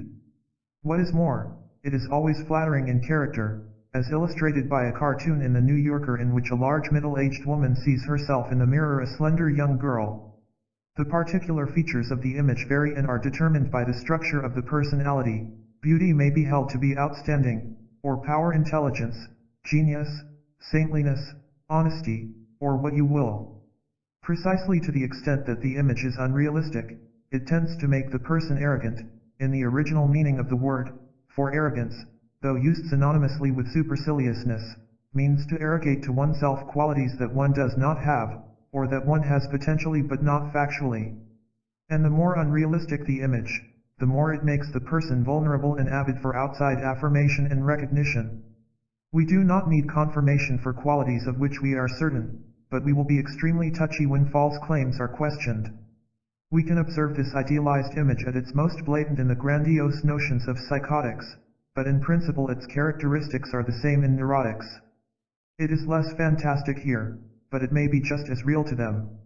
If we regard the degree of removal from reality as marking the difference between psychoses and neuroses, we may consider the idealized image as a bit of psychosis woven into the texture of neurosis. In all its essentials, the idealized image is an unconscious phenomenon. Although his self-inflation may be most obvious even to an untrained observer, the neurotic is not aware that he is idealizing himself. Nor does he know what a bizarre conglomeration of characters is assembled here. He may have a vague sense that he is making high demands upon himself, but mistaking such perfectionist demands for genuine ideals, he in no way questions their validity and is indeed rather proud of them. How his creation affects his attitude toward himself varies with the individual and depends largely on the focus of interest. If the neurotic's interest lies in convincing himself that he is his idealized image, he develops the belief that he is in fact the mastermind, the exquisite human being, whose very faults are divine. If the focus is on the realistic self, which by comparison with the idealized image is highly despicable, self-derogatory criticism is in the foreground. Since the picture of the self that results from such disparagement is just as far removed from reality as is the idealized image, it could appropriately be called the despised image. If, finally, the focus is upon the discrepancy between the idealized image and the actual self, then all he is aware of and all we can observe are his incessant attempts to bridge the gap and whip himself into perfection. In this event he keeps reiterating the word should with amazing frequency. He keeps telling us what he should have felt, thought, done. He is at bottom as convinced of his inherent perfection as the naively narcissistic person, and betrays it by the belief that he actually could be perfect if only he were more strict with himself, more controlled, more alert, more circumspect. In contrast to authentic ideals, the idealized image has a static quality. It is not a goal toward whose attainment he strives but a fixed idea which he worships. Ideals have a dynamic quality, they arouse an incentive to approximate them, they are an indispensable and invaluable force for growth and development. The idealized image is a decided hindrance to growth because it either denies shortcomings or merely condemns them. Genuine ideals make for humility, the idealized image for arrogance. This phenomenon, however defined, has long been recognized. It is referred to in the philosophic writings of all times. Freud introduced it into the theory of neurosis, calling it by a variety of names: ego-ideal, narcissism, superego. It forms the central thesis of Adler's psychology, described there as a striving for superiority. It would lead us too far afield to point out in detail the differences and similarities between these concepts and my own. Briefly, all of these are concerned only with one or another aspect of the idealized image, and fail to see the phenomenon as a whole. Hence, despite pertinent comment and argument not only by Freud and Adler but by many other writers as well, among them Franz Alexander, Paul Federn, Bernard Glueck, and Ernest Jones, the full significance of the phenomenon and its functions has not been recognized. What, then, are its functions? Apparently it fulfills vital needs. No matter how the various writers account for it theoretically, they are all agreed on the one point that it constitutes a stronghold of neurosis difficult to shake or even to weaken. Freud for one regarded a deeply ingrained narcissistic attitude as among the most serious obstacles to therapy.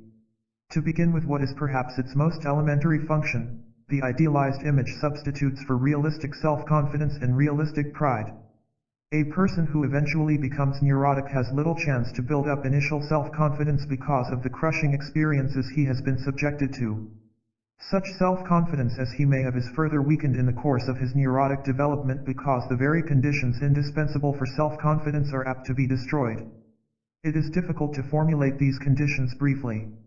The most important factors are the aliveness and availability of one's emotional energies, the development of authentic goals of one's own, and the faculty of being an active instrument in one's own life. However a neurosis develops, just these things are liable to be damaged. Neurotic trends impair self-determination because a person is then driven instead of being himself the driver. Moreover, the neurotic's capacity to determine his own paths is continually weakened by his dependence upon people, whatever form this may have assumed. Blind rebellion, blind craving to excel, and a blind need to keep away from others are all forms of dependence. Further, by inhibiting great sectors of emotional energy, he puts them completely out of action. All of these factors make it nearly impossible for him to develop his own goals. Last but not least, the basic conflict makes him divided in his own house. Being thus deprived of a substantial foundation, the neurotic must inflate his feeling of significance and power. That is why a belief in his omnipotence is a never-failing component of the idealized image. A second function is closely linked with the first. The neurotic does not feel weak in a vacuum but in a world peopled with enemies ready to cheat, humiliate, enslave, and defeat him.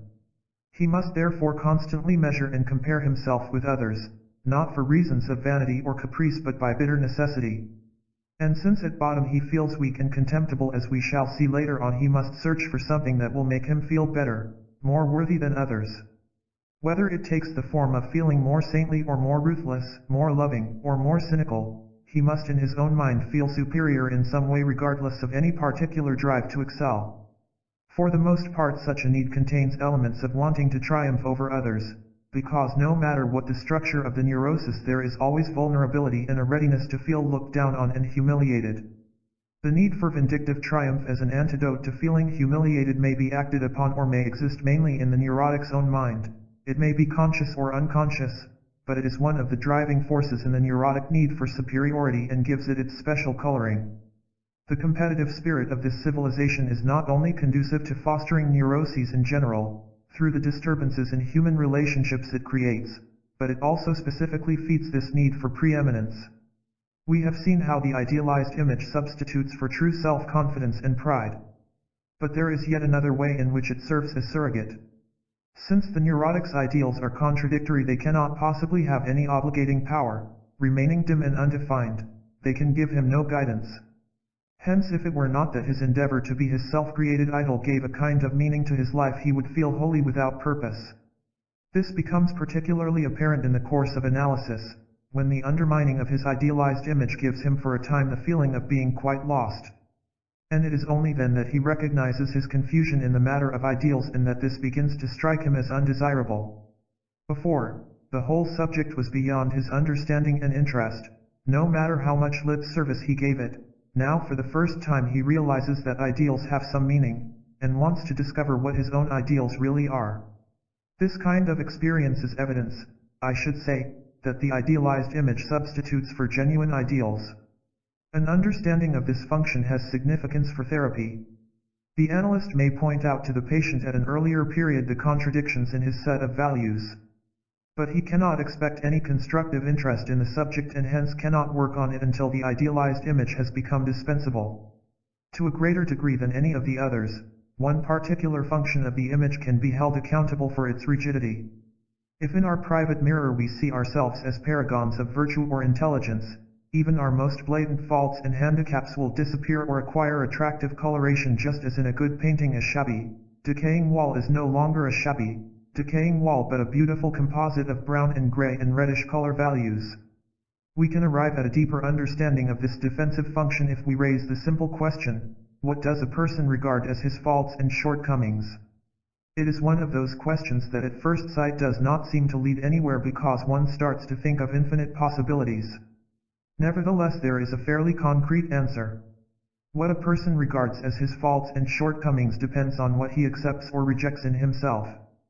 That, however, under similar cultural conditions is determined by which aspect of the basic conflict predominates.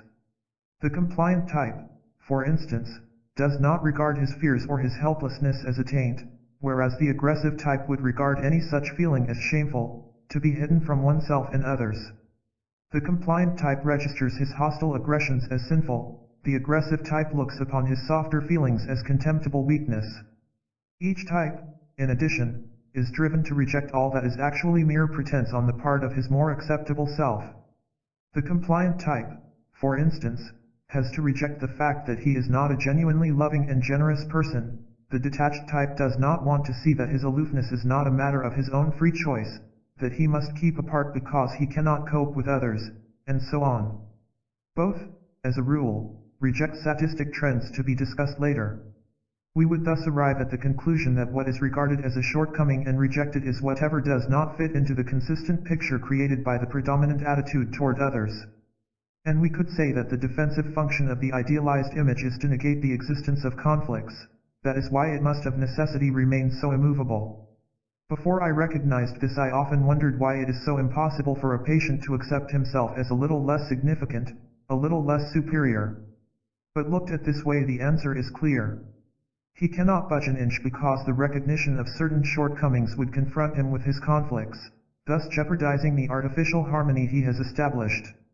We can arrive, therefore, at a positive correlation between the intensity of the conflicts and the rigidity of the idealized image.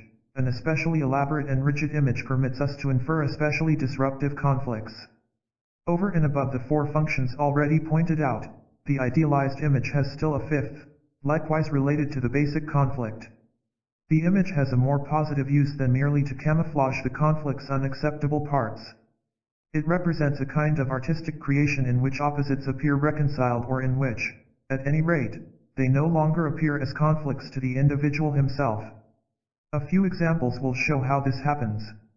In order to avoid lengthy reports, I shall merely name the conflicts present and show how they appeared in the idealized image. The predominating aspect of X's conflict was compliance, a great need for affection and approval, to be taken care of, to be sympathetic, generous, considerate, loving. Second in prominence was detachment, with the usual aversion to joining groups, emphasis on independence, fear of ties, sensitivity to coercion. The detachment constantly clashed with the need for human intimacy and created repeated disturbances in his relations with women.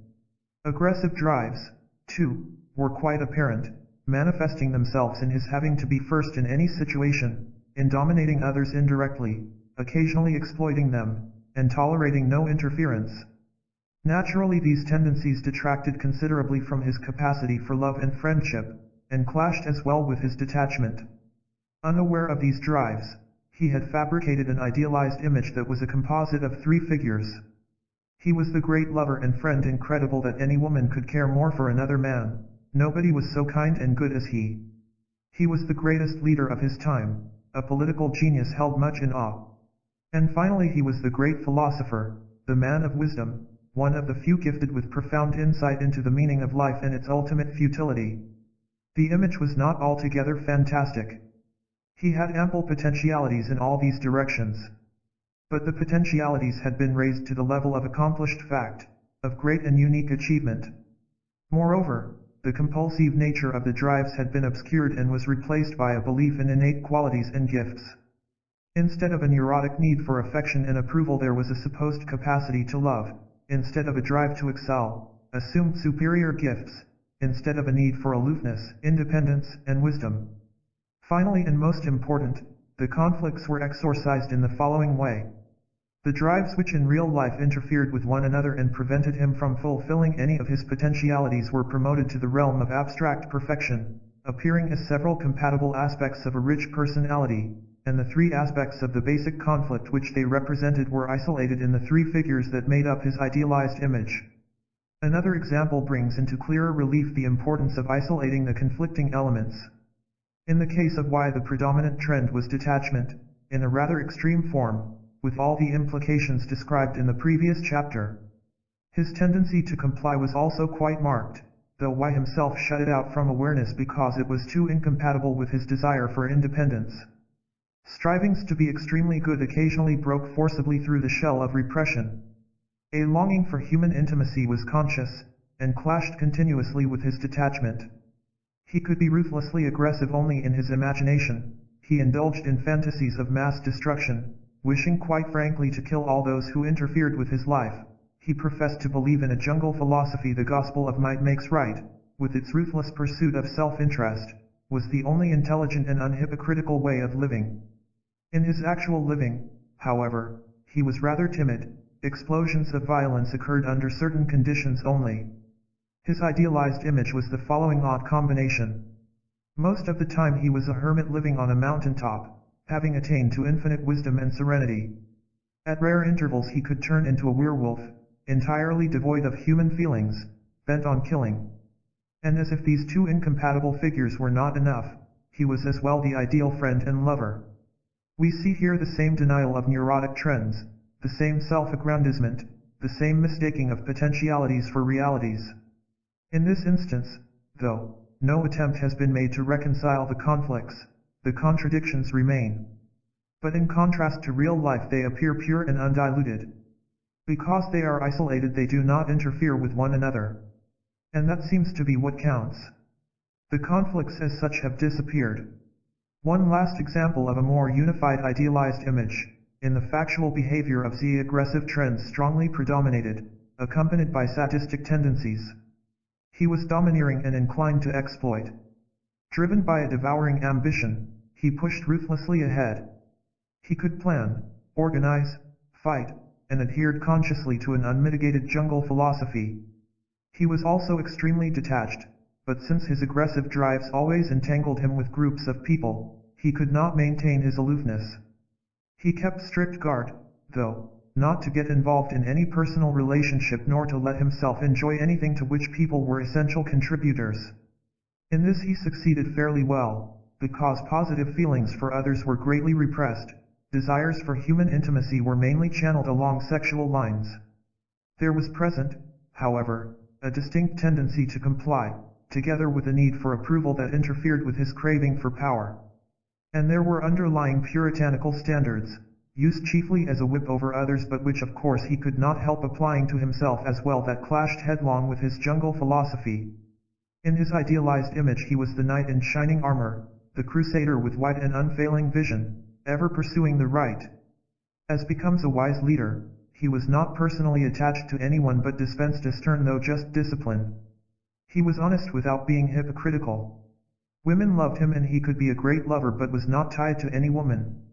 Here the same goal is achieved as in the other instances, the elements of the basic conflict are blended. The idealized image is thus an attempt at solving the basic conflict, an attempt of at least as great importance as the others I have described.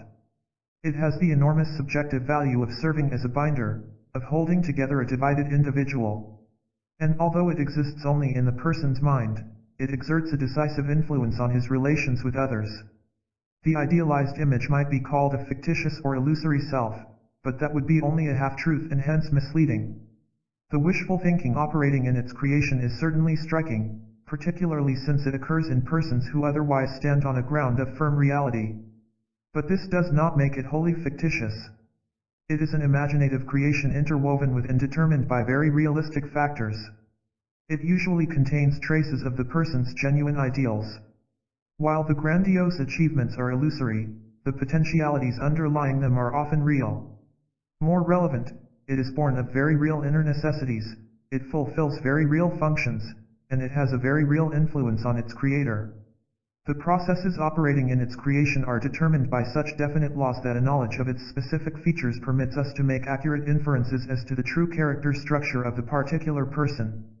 But regardless of how much fantasy is woven into the idealized image, for the neurotic himself it has the value of reality. The more firmly it is established, the more he is his idealized image, while his real self is proportionately dimmed out. This reversal of the actual picture is bound to come about because of the very nature of the functions the image performs. Every one of them is aimed at effacing the real personality and turning the spotlight on itself. Looking back over the history of many patients, we are led to believe that its establishment has often been literally life-saving, and that is why the resistance a patient puts up if his image is attacked is entirely justified, or at least logical. As long as his image remains real to him and is intact, he can feel significant, superior, and harmonious, in spite of the illusory nature of those feelings. He can consider himself entitled to raise all kinds of demands and claims on the basis of his assumed superiority. But if he allows it to be undermined, he is immediately threatened with the prospect of facing all his weaknesses, with no title to special claims, a comparatively insignificant figure, or even in his own eyes a contemptible one. More terrifying still, he is faced with his conflicts and the hideous fear of being torn to pieces. That this may give him a chance of becoming a much better human being, worth more than all the glory of his idealized image, is a gospel he hears, but that for a long time means nothing to him. It is a leap in the dark of which he is afraid. With so great a subjective value to recommend it, the position of the image would be unassailable if it were not for the huge drawbacks inseparable from it. The whole edifice is in the first place extremely rickety by reason of the fictitious elements involved. A treasure house loaded with dynamite, it makes the individual highly vulnerable. Any questioning or criticism from outside, any awareness of his own failure to measure up to the image, any real insight into the forces operating within him can make it explode or crumble. He must restrict his life lest he be exposed to such dangers. He must avoid situations in which he would not be admired or recognized. He must avoid tasks that he is not certain to master. He may even develop an intense aversion to effort of any kind. To him, the gifted one, the mere vision of a picture he might paint is already the master painting. Any mediocre person can get somewhere by hard work. For him to apply himself like every Tom, Dick, and Harry would be an admission that he is not the mastermind, and so humiliating.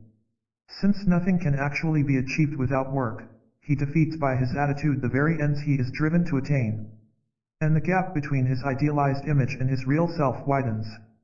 He is dependent upon endless affirmation from others in the form of approval, admiration, flattery, none of which, however, can give him any more than temporary reassurance. He may unconsciously hate everyone who is overbearing or who, being better than he in any way more assertive, more evenly balanced, better informed, threatens to undermine his own notions of himself. The more desperately he clings to the belief that he is his idealized image, the more violent the hatred. Or, if his own arrogance is repressed, he may blindly admire persons who are openly convinced of their importance and show it by arrogant behavior. He loves in them his own image and inevitably runs into severe disappointment when he becomes aware, as he must at some time or other, that the gods he so admires are interested only in themselves, and as far as he is concerned care only for the incense he burns at their altars. Probably the worst drawback is the ensuing alienation from the self. We cannot suppress or eliminate essential parts of ourselves without becoming estranged from ourselves. It is one of those changes gradually produced by neurotic processes that despite their fundamental nature come about unobserved. The person simply becomes oblivious to what he really feels, likes, rejects, believes, in short, to what he really is. Without knowing it, he may live the life of his image. Tommy in J. M. Barrie's Tommy and Greisel illuminates this process better than any clinical description. Of course, it is not possible to behave so without being inextricably caught in a spider's web of unconscious pretense and rationalization, which makes for precarious living. The person loses interest in life because it is not he who lives it. He cannot make decisions because he does not know what he really wants. If difficulties mount, he may be pervaded by a sense of unreality and accentuated expression of his permanent condition of being unreal to himself. To understand such a state, we must realize that a veil of unreality shrouding the inner world is bound to be extended to the outer. A patient recently epitomized the whole situation by saying, "If it were not for reality, I would be quite all right." Finally, although the idealized image is created to remove the basic conflict and in a limited way succeeds in doing so, it generates at the same time a new rift in the personality almost more dangerous than the original one. Roughly speaking, a person builds up an idealized image of himself because he cannot tolerate himself as he actually is. The image apparently counteracts this calamity, but having placed himself on a pedestal, he can tolerate his real self still less and starts to rage against it, to despise himself and to chafe under the yoke of his own unattainable demands upon himself. He wavers then between self-adoration and self-contempt, between his idealized image and his despised image, with no solid middle ground to fall back on. Thus a new conflict is created between compulsive, contradictory strivings on the one hand and a kind of internal dictatorship imposed by the inner disturbance. And he reacts to this inner dictatorship just as a person might react to a comparable political dictatorship. He may identify himself with it, that is, feel that he is as wonderful and ideal as the dictator tells him he is, or he may stand on tiptoe to try to measure up to its demands, or he may rebel against the coercion and refuse to recognize the imposed obligations. If he reacts in the first way, we get the impression of a narcissistic individual, inaccessible to criticism. The existing rift, then, is not consciously felt as such. In the second instance, we have the perfectionistic person, Freud's superego type. In the third, the person appears not to be accountable to anyone or anything. He tends to become erratic, irresponsible, and negativistic. I speak advisedly of impressions and appearances, because whatever is his reaction, he continues to be fundamentally restive. Even a rebellious type who ordinarily believes he is free labors under the enforced standards he is trying to overthrow, though the fact that he is still in the clutches of his idealized image may show only in his swinging those standards as a whip over others. Sometimes a person goes through periods of alternating between one extreme and another. He may, for instance, try for a time to be superhumanly good and, getting no comfort from that, swing to the opposite pole of rebelling violently against such standards. Or he may switch from an apparently unreserved self-adoration to perfectionism. More often we find a combination of these variant attitudes, all of which points to the fact, understandable in the light of our theory, that none of the attempts are satisfactory, that they all are doomed to failure, that we must regard them as desperate efforts to get out of an intolerable situation, that as in any other intolerable situation the most dissimilar means are tried. If one fails, another is resorted to. All these consequences combine to build a mighty barrier against true development. The person cannot learn from his mistakes because he does not see them. In spite of his assertions to the contrary, he is actually bound to lose interest in his own growth. What he has in mind when he speaks of growth is an unconscious idea of creating a more perfect idealized image, one that will be without drawbacks. The task of therapy, therefore, is to make the patient aware of his idealized image in all its detail, to assist him in gradually understanding all its functions and subjective values, and to show him the suffering that it inevitably entails. He will then start to wonder whether the price is not too high. But he can relinquish the image only when the needs that have created it are considerably diminished. Chapter 7. Externalization.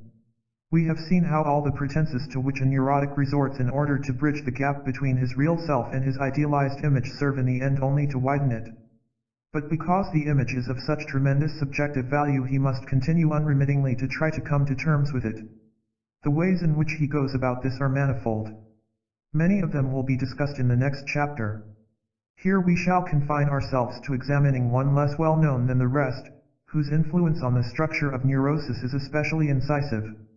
When I call this attempt externalization, I am defining the tendency to experience internal processes as if they occurred outside oneself and, as a rule, to hold these external factors responsible for one's difficulties. It has in common with idealization the purpose of getting away from the real self. But while the process of retouching and recreating the actual personality remains, as it were, within the precincts of self, externalization means abandoning the territory of self altogether. To put it simply, a person can take refuge from his basic conflict in his idealized image, but when discrepancies between the actual self and the idealized one reach a point where tensions become unbearable, he can no longer resort to anything within himself. The only thing left then is to run away from himself entirely and see everything as if it lay outside. Some of the phenomena that occur here are covered by the term projection, meaning the objectifying of personal difficulties. As commonly applied, projection means the shifting of blame and responsibility to someone else for subjectively rejected trends or qualities, such as suspecting others of one's own tendencies toward betrayal, ambition, domination, self-righteousness, meekness, and so on. In this sense the term is perfectly acceptable. Externalization, however, is a more comprehensive phenomenon. The shifting of responsibility is only a part of it. Not only one's faults are experienced in others, but to a greater or less degree all feelings. A person who tends to externalize may be profoundly disturbed by the oppression of small countries, while unaware of how much he himself feels oppressed. He may not feel his own despair but will emotionally experience it in others. What is particularly important in this connection, he is unaware of his own attitudes toward himself. He will, for example, feel that someone else is angry with him when he actually is angry with himself. Or he will be conscious of anger at others that in reality he directs at himself. Further, he will ascribe not only his disturbances but also his good moods or achievements to external factors. While his failures will be seen as the decree of fate, his successes will be laid to fortuitous circumstances, his high spirits to the weather, and so on. When a person feels that his life for good or ill is determined by others, it is only logical that he should be preoccupied with changing them, reforming them, punishing them, protecting himself from their interference, or impressing them. In this way externalization makes for dependence upon others, a dependence, however, quite different from that created by a neurotic need for affection. It also makes for overdependence upon external circumstances. Whether the person lives in the city or the suburbs, whether he keeps this or that diet, goes to bed early or late, serves on this or that committee, assumes undue importance. He thus acquires the characteristics that Jung calls extroversion, but while Jung regards extroversion as a one-sided development of constitutionally given trends, I see it as the result of trying to remove unsolved conflicts by externalization. Another inevitable product of externalization is a gnawing sense of emptiness and shallowness. Again, this feeling is not properly allocated.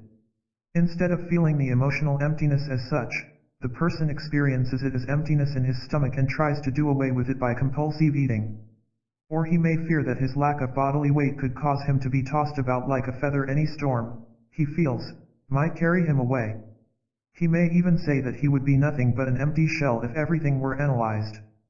The more thoroughgoing the externalization, the more the neurotic becomes wraith-like and apt merely to drift. So much for the implications of this process. Let us see now how it specifically helps allay tension between the self and the idealized image. For no matter how a person may regard himself consciously, the disparity between the two will take an unconscious toll, and the more he has succeeded in identifying himself with the image, the more deeply unconscious will be the reaction. Most commonly it is expressed in self-contempt, rage against the self, and a feeling of coercion, all of which are not only extremely painful but in various ways incapacitate a person for living. Externalization of self-contempt may take the form either of despising others or of feeling that it is others who look down upon oneself. Both forms are usually present. Which is the more prominent, or at least the more conscious, depends on the whole setup of the neurotic character structure. The more aggressive a person is, the more right and superior he feels, the more readily will he despise others, and the less likely would it be to enter his mind that others could look down on him. Conversely, the more compliant he is, the more will his self-recriminations for his failure to measure up to his idealized image tend to make him feel that others have no use for him. The effect of the latter is particularly damaging. It makes a person shy, stilted, withdrawn. It makes him overgrateful, indeed abjectly grateful for any affection or appreciation shown him. At the same time he cannot accept even sincere friendliness at its face value, but vaguely takes it for a kind of undeserved charity. He is rendered defenseless against arrogant persons because part of him agrees with them, and he feels that his being treated contemptuously is quite in order. Naturally such reactions breed resentment, which if repressed and piled up may gather explosive strength. In spite of all this, experiencing self-contempt in an externalized form has a distinct subjective value. To feel all his own scorn would smash whatever spurious self-assurance the neurotic may have and bring him to the verge of collapse. It is painful enough to be despised by others, but there is always hope of being able to change their attitude, or a prospect of paying them back in kind, or a mental reservation that they are unfair. When it is oneself one despises, all this is of no avail. There is no court of appeal. All the hopelessness the neurotic unconsciously feels in regard to himself would come into clear relief. He would start not only to despise his actual frailties but feel that he is altogether contemptible. Thus even his good qualities would be drawn into the abyss of his sense of unworthiness. In other words, he would feel himself to be his despised image. He would see it as an unalterable fact for which there was no help. This points to the advisability in therapeutic procedure of not touching upon self-contempt until the patient's hopelessness is diminished and the grip of the idealized image considerably loosened. Only then will the patient be able to face it and come to realize that his unworthiness is not an objective fact but a subjective feeling stemming from his merciless standards.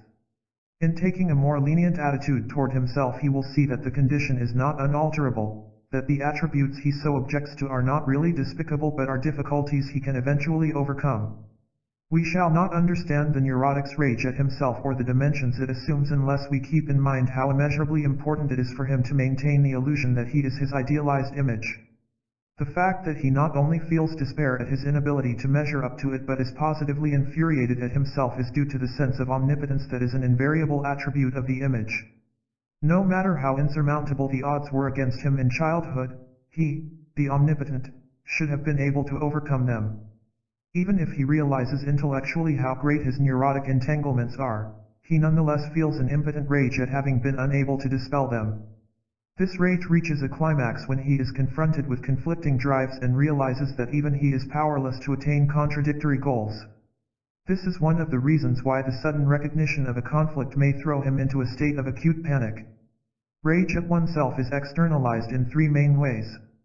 Where giving vent to hostility is uninhibited, anger is easily thrust outward. It is turned then against others and appears either as irritability in general or as a specific irritation directed at the very faults in others that the person hates in himself. An illustration may make this clear. A patient complained of her husband's indecision. Since the indecision concerned a trivial matter, her vehemence was distinctly out of proportion. Knowing her own indecision, I suggested that she had revealed how mercilessly she condemned this in herself. Whereupon she suddenly felt an insane rage, with an impulse to tear herself to pieces. The fact that in her idealized image she was a tower of strength made it impossible for her to tolerate any weakness in herself. Characteristically enough, this reaction, in spite of its highly dramatic nature, was completely forgotten at the next interview. She had seen the externalization in a flash but was not yet ready to relinquish it. The second way takes the form of an incessant conscious or unconscious fear or expectation that the faults which are intolerable to oneself will infuriate others. A person may be so convinced that certain behavior on his part will arouse profound hostility that he may be honestly bewildered if no hostile response is encountered. A patient, for instance, whose idealized image contained elements of wanting to be as good as the priest in Victor Hugo's Les Miserables, was greatly astonished to find that whenever she took a firm stand or even expressed anger, people liked her better than when she acted like a saint. As one would guess from this kind of idealized image, the patient's predominant trend was compliance. Issuing originally from her need for closeness to others, it was greatly reinforced by her expectation of hostile response. Increased compliance is in fact one of the major consequences of this form of externalization, and illustrates how neurotic trends continually augment each other in a vicious circle. Compulsive compliance is increased because the idealized image, containing in this configuration elements of saintliness, drives the person to greater self-effacement. The resulting hostile impulses then arouse rage against the self, and the externalization of the rage, leading to an increased fear of others, in turn reinforces compliance. The third way of externalizing rage is to focus on bodily disorders. Rage against the self, when not experienced as such, apparently creates physical tensions of considerable severity, which may appear as intestinal maladies, headaches, fatigue, and so on. It is illuminating to see how all these symptoms disappear with the speed of lightning as soon as the rage itself is consciously felt. One may be in doubt whether to call these physical manifestations externalization or to regard them merely as physiological consequences of repressed rage. But one can hardly separate the manifestations from the use patients make of them. As a rule, they are more than eager to ascribe their psychic troubles to their bodily ailments, and these in turn to some external provocation. There is nothing psychically wrong with them, they are interested to prove. They just suffer from intestinal troubles due to wrong diet, or from fatigue due to overwork, or from rheumatism due to damp air, and so on and so on. As to what the neurotic accomplishes by externalizing his rage, the same may be said here as in the case of self-contempt. One additional consideration should, however, be mentioned. The lengths to which such patients go will not be fully understood unless one is cognizant of the real danger attached to these self-destructive impulses. The patient cited in the first example had only a momentary impulse to tear herself to pieces, but psychotics may really carry it through and mutilate themselves. It is probable that many more suicides would occur if it were not for externalization. It is understandable that Freud, being aware of the power of self-destructive impulses, should have postulated a self-destructive instinct, death instinct, though by this concept he barred the way to a real understanding, and so to an effective therapy. The intensity of the feeling of inner coercion depends on the extent to which the personality is cramped by the authoritative control of the idealized image. It would be hard to overestimate this pressure. It is worse than any external coercion because the latter permits inner freedom to be retained. Patients are for the most part unaware of the feeling, but one can gauge its power by their relief when it is removed and a measure of inner freedom acquired. The coercion may be externalized on the one hand by imposing pressure upon others. This can have the same outward effect as a neurotic craving for domination, but though both may be present, they differ in that coercion, which represents an externalization of inner pressure, is not primarily a demand for personal obedience. It consists chiefly in imposing the same standards upon others as those under which the person himself chafes, and with the same disregard for their happiness. Puritan psychology is a well-known illustration of this process. Equally important is the externalization of this inner compulsion in the form of hypersensitivity to anything in the outside world that even faintly resembles duress. As every observant person knows, such hypersensitivity is common. Not all of it stems from self-imposed coercion. Usually there is an element of experiencing one's own power drive in others and resenting it. In detached personalities we think primarily of the compulsive insistence upon independence that would necessarily make them sensitive to any outside pressure. Externalization of an unconscious self-imposed constraint is a source that is more hidden and more often neglected in analysis. This is particularly regrettable since it often constitutes an influential undercurrent in the relationship between patient and analyst. The patient is likely to keep on invalidating every suggestion made by the analyst even after the more obvious sources of his sensitivity on this score have been analyzed. The subversive battle set afoot in this event is all the more severe because the analyst actually does want to bring about changes in the patient. His honest assertion that he merely wants to help the patient retrieve himself and the inner springs of his life is of little avail. Might he, the patient, not succumb to some inadvertently exerted influence? The fact is that since he does not know what he really is, he cannot possibly be selective in what he accepts or rejects, and no amount of care on the analyst's part to refrain from imposing any personally held belief will make any difference. And since he also does not know that he labors under an inner coercion which has set him in a certain pattern, he can only rebel indiscriminately against every external intent to change him. Needless to say, this futile battle appears not only in the analytical situation but is bound to occur in greater or less degree in any close relationship. It is the analysis of this inner process that will finally lay the ghost. To complicate matters, the more a person tends to comply with the exacting demands of his idealized image, the more will he externalize such compliance. He will be eager to measure up to what the analyst or anybody else, for that matter, expects of him or what he believes they expect of him. He may appear amenable or even gullible, but at the same time he will pile up secret resentment against this coercion. The result may be that he will eventually come to see everyone in a dominating role and be universally resentful. What, then, does a person gain by externalizing his inner constraint? As long as he believes it comes from outside, he can rebel against it, even if only by way of mental reservation. Similarly, a restriction externally imposed can be avoided, an illusion of freedom can be maintained. But more significant is the factor cited above. To admit the inner coercion would mean to admit that he is not his idealized image, with all the consequences that entails. It is an interesting question whether and to what extent the strain of this inner compulsion, too, is expressed in physical symptoms.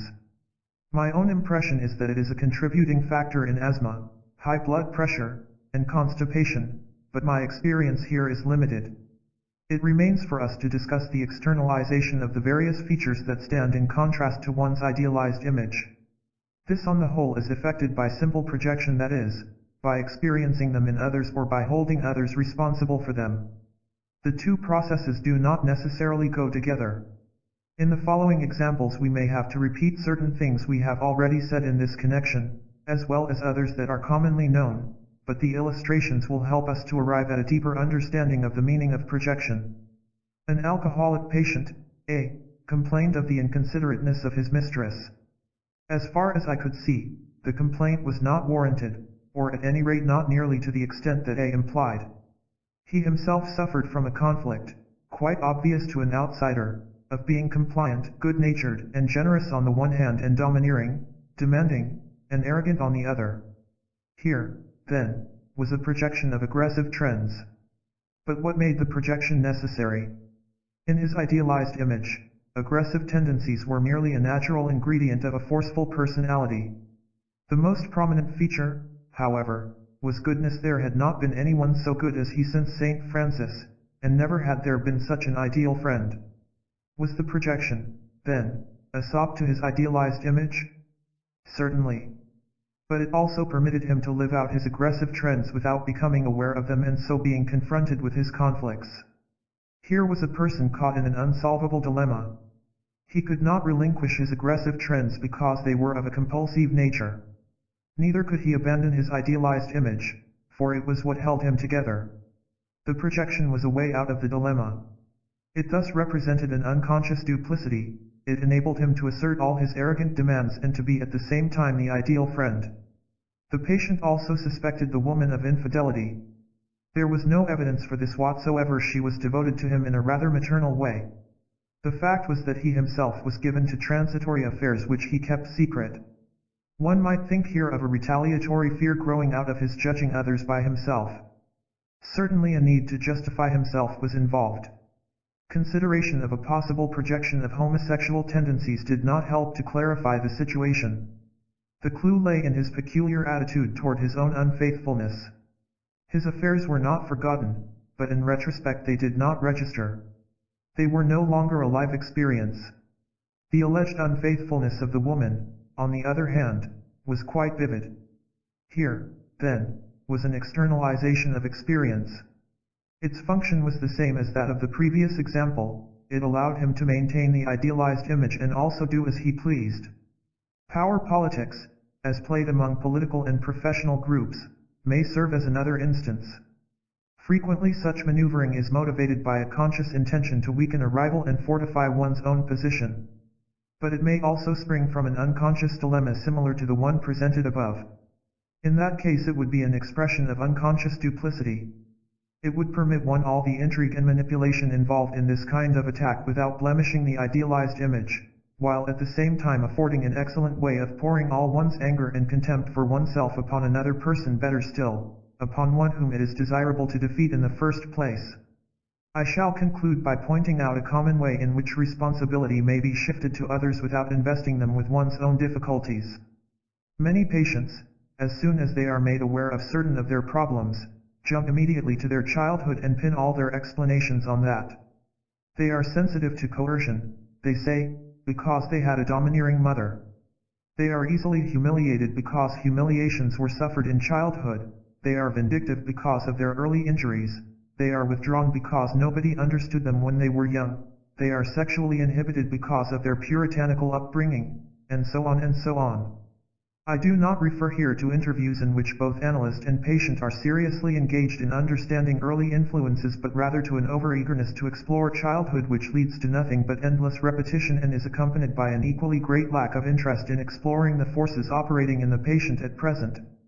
Inasmuch as this attitude is supported by Freud's overemphasis on Genesis, let us carefully examine how much of it is based on truth and how much on fallacy. It is true that the patient's neurotic development started in childhood and that all the data he can provide is relevant to an understanding of the specific kind of development that has taken place. It is true also that he is not responsible for his neurosis. The impact of circumstances was such that he could not help developing as he did. For reasons that will be discussed presently, the analyst must make this point very clear.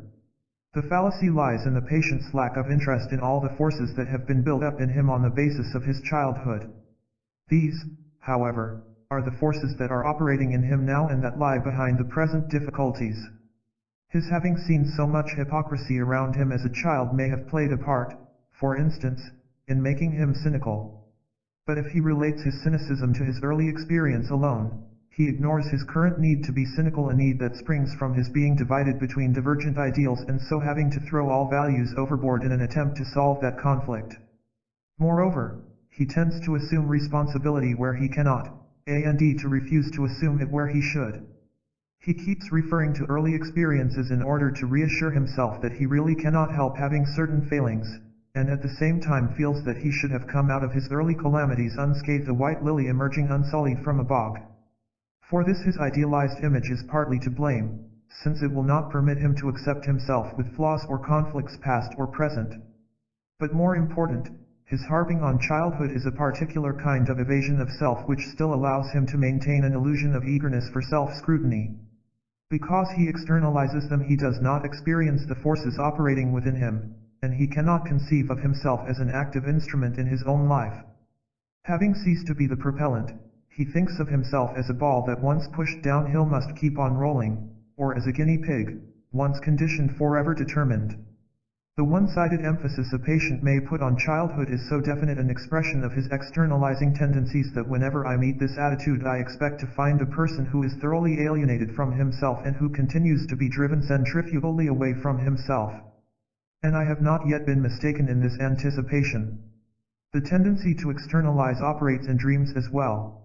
If the analyst appears in the patient's dreams as a jailer, if the husband slams the doors through which the dreamer wants to pass, if accidents occur or obstacles interfere with reaching a much-desired destination, these dreams constitute an attempt to deny the inner conflict and to ascribe it to some external factor. A patient with a general tendency to externalize offers peculiar difficulties in analysis. He comes to it as he would go to a dentist, expecting the analyst to perform a job that does not really concern him. He is interested in the neurosis of his wife, friend, brother, but not in his own. He talks about the difficult circumstances under which he lives and is reluctant to examine his share in them. If his wife were not so neurotic or his work so upsetting, he would be quite all right. For a considerable period he has no realization whatever that any emotional forces could possibly be operating within himself. He is afraid of ghosts, burglars, thunderstorms, of vindictive persons around him, of the political situation, but never of himself. He is at best interested in his problems for the intellectual or artistic pleasure they afford him. But as long as he is, so to speak, psychically non-existent, he cannot possibly apply any insight he may gain to his actual living, and therefore in spite of his greater knowledge about himself can change very little. Externalization is thus essentially an active process of self-elimination. The reason for its being feasible at all lies in the estrangement from the self that is inherent in the neurotic process anyhow. With the self eliminated, it is only natural that the inner conflicts, too, should be removed from awareness. But by making the person more reproachful, vindictive, and fearful in respect to others, externalization replaces the inner conflicts with external ones. More specifically, it greatly aggravates the conflict that originally set in motion the whole neurotic process, the conflict between the individual and the outer world. Chapter 8. Auxiliary Approaches to Artificial Harmony. It is a commonplace that one lie usually leads to another, the second takes a third to bolster it, and so on till one is caught in a tangled web. Something of the sort is bound to happen in any situation in the life of an individual or group where a determination to go to the root of the matter is lacking. The patchwork may be of some help, but it will generate new problems which in turn require a new makeshift. So it is with neurotic attempts to solve the basic conflict, and here, as elsewhere, nothing is of any real avail but a radical change in the conditions out of which the original difficulty arose. What the neurotic does instead and cannot help doing is to pile one pseudo-solution upon another. He may try, as we have seen, to make one face of the conflict predominate. He remains as torn as ever. He may resort to the drastic measure of detaching himself from others entirely, but though the conflict is set out of operation, his whole life is put on a precarious basis. He creates an idealized self in which he appears triumphant and unified, but at the same time creates a new rift. He tries to do away with that rift by eliminating his inner self from the field of combat, only to find himself in an even more intolerable predicament. So unstable an equilibrium requires still further measures to support it. He turns then to any one of a number of unconscious devices, which may be classified as blind spots, compartmentalizing, rationalizing, excessive self-control, arbitrary tightness, elusiveness, and cynicism. We shall not attempt to discuss these phenomena per se, that would be too intensive a task, but will show only how they are employed in connection with conflicts. The discrepancy between a neurotic's actual behavior and his idealized picture of himself can be so blatant that one wonders how he himself can help seeing it. But far from doing so, he is able to remain unaware of a contradiction that stares him in the face. This blind spot in view of the most obvious contradictions was one of the first things that drew my attention to the existence and relevance of the conflicts I have described. A patient, for example, who had all the characteristics of the compliant type and thought of himself as Christ-like, told me quite casually that at staff meetings he would often shoot one colleague after another with a little flick of his thumb. True enough, the destructive craving that prompted these figurative killings was at that time unconscious, but the point here is that the shooting, which he dubbed play, did not in the least disturb his Christ-like image. Another patient, a scientist who believed himself seriously devoted to his work and considered himself an innovator in his field, was guided in his choice of what he should publish by purely opportunistic motives, presenting only papers that he felt would bring him the most acclaim. There was no attempt at camouflage, merely the same blissful obliviousness to the contradiction involved. Similarly, a man who in his idealized image was goodness and straightforwardness itself thought nothing of taking money from one girl to spend it on another. It is obvious that in each of these cases the function of the blindness was to keep underlying conflicts from awareness. What is amazing is the extent to which this was possible, the more so since the patients in question were not only intelligent but psychologically informed. To say that we all tend to turn our backs on what we do not care to see is surely insufficient explanation. We should have to add that the degree to which we blot out things depends on how great our interest is in doing so. All in all, such artificial blindness demonstrates in a quite simple fashion how great is our aversion to recognizing conflicts. But the real problem here is how we can manage to overlook contradictions as conspicuous as those just cited. The fact is that there are special conditions without which it would indeed be impossible. One of them is an inordinate numbness to our own emotional experience. The other, already pointed out by Strecker, is the phenomenon of living in compartments. Strecker, who also offers illustrations of the blind spots, speaks of logic-tight compartments and segregation. There is a section for friends and one for enemies, one for the family and one for outsiders, one for professional and one for personal life, one for social equals and one for inferiors. Hence what happens in one compartment does not appear to the neurotic to contradict what happens in another. It is possible for a person to live that way only when, by reason of his conflicts, he has lost his sense of unity. Compartmentalizing is thus as much a result of being divided by one's conflicts as a defense against recognizing them. The process is not unlike that described in the case of one kind of idealized image. Contradictions remain, but the conflicts are spirited away. It is hard to say whether this type of idealized image is responsible for the compartmentalization or the other way around. It seems likely, however, that the fact of living in compartments is the more fundamental and that it would account for the kind of image created. To appreciate this phenomenon, cultural factors must be taken into consideration. Man has become to so great a degree merely a cog in an intricate social system that alienation from the self is almost universal, and human values themselves have declined. As a result of innumerable outstanding contradictions in our civilization, a general numbness of moral perception has developed. Moral standards are so casually regarded that no one is surprised, for instance, to see a person, a pious Christian or a devoted father one day, conducting himself like a gangster the next. There are too few wholehearted and integrated persons around us to offer contrast to our own scatteredness. In the analytical situation, Freud's discarding of moral values, a consequence of his viewing psychology as a natural science, has contributed toward making the analyst just as blind as the patient to contradictions of this sort. The analyst thinks it unscientific to have moral values of his own or to take any interest in those of the patient. As a matter of fact, the acceptance of contradictions appears in many theoretical formulations not necessarily confined to the moral sphere. Rationalization may be defined as self-deception by reasoning. The common idea that it is primarily used to justify oneself or to bring one's motives and actions into accord with accepted ideologies is only valid up to a point. The implication there would be that persons living in the same civilization all rationalize along the same lines, whereas actually there is a wide range of individual difference in what is rationalized as well as in the methods employed. That this should be so is only natural if we view rationalization as one way of supporting neurotic attempts to create artificial harmony. In each of the planks of the defensive scaffolding built around the basic conflict, the process can be seen at work. The predominant attitude is strengthened by reasoning. Factors that would bring the conflict into sight are either minimized or so remodeled as to fit in with it.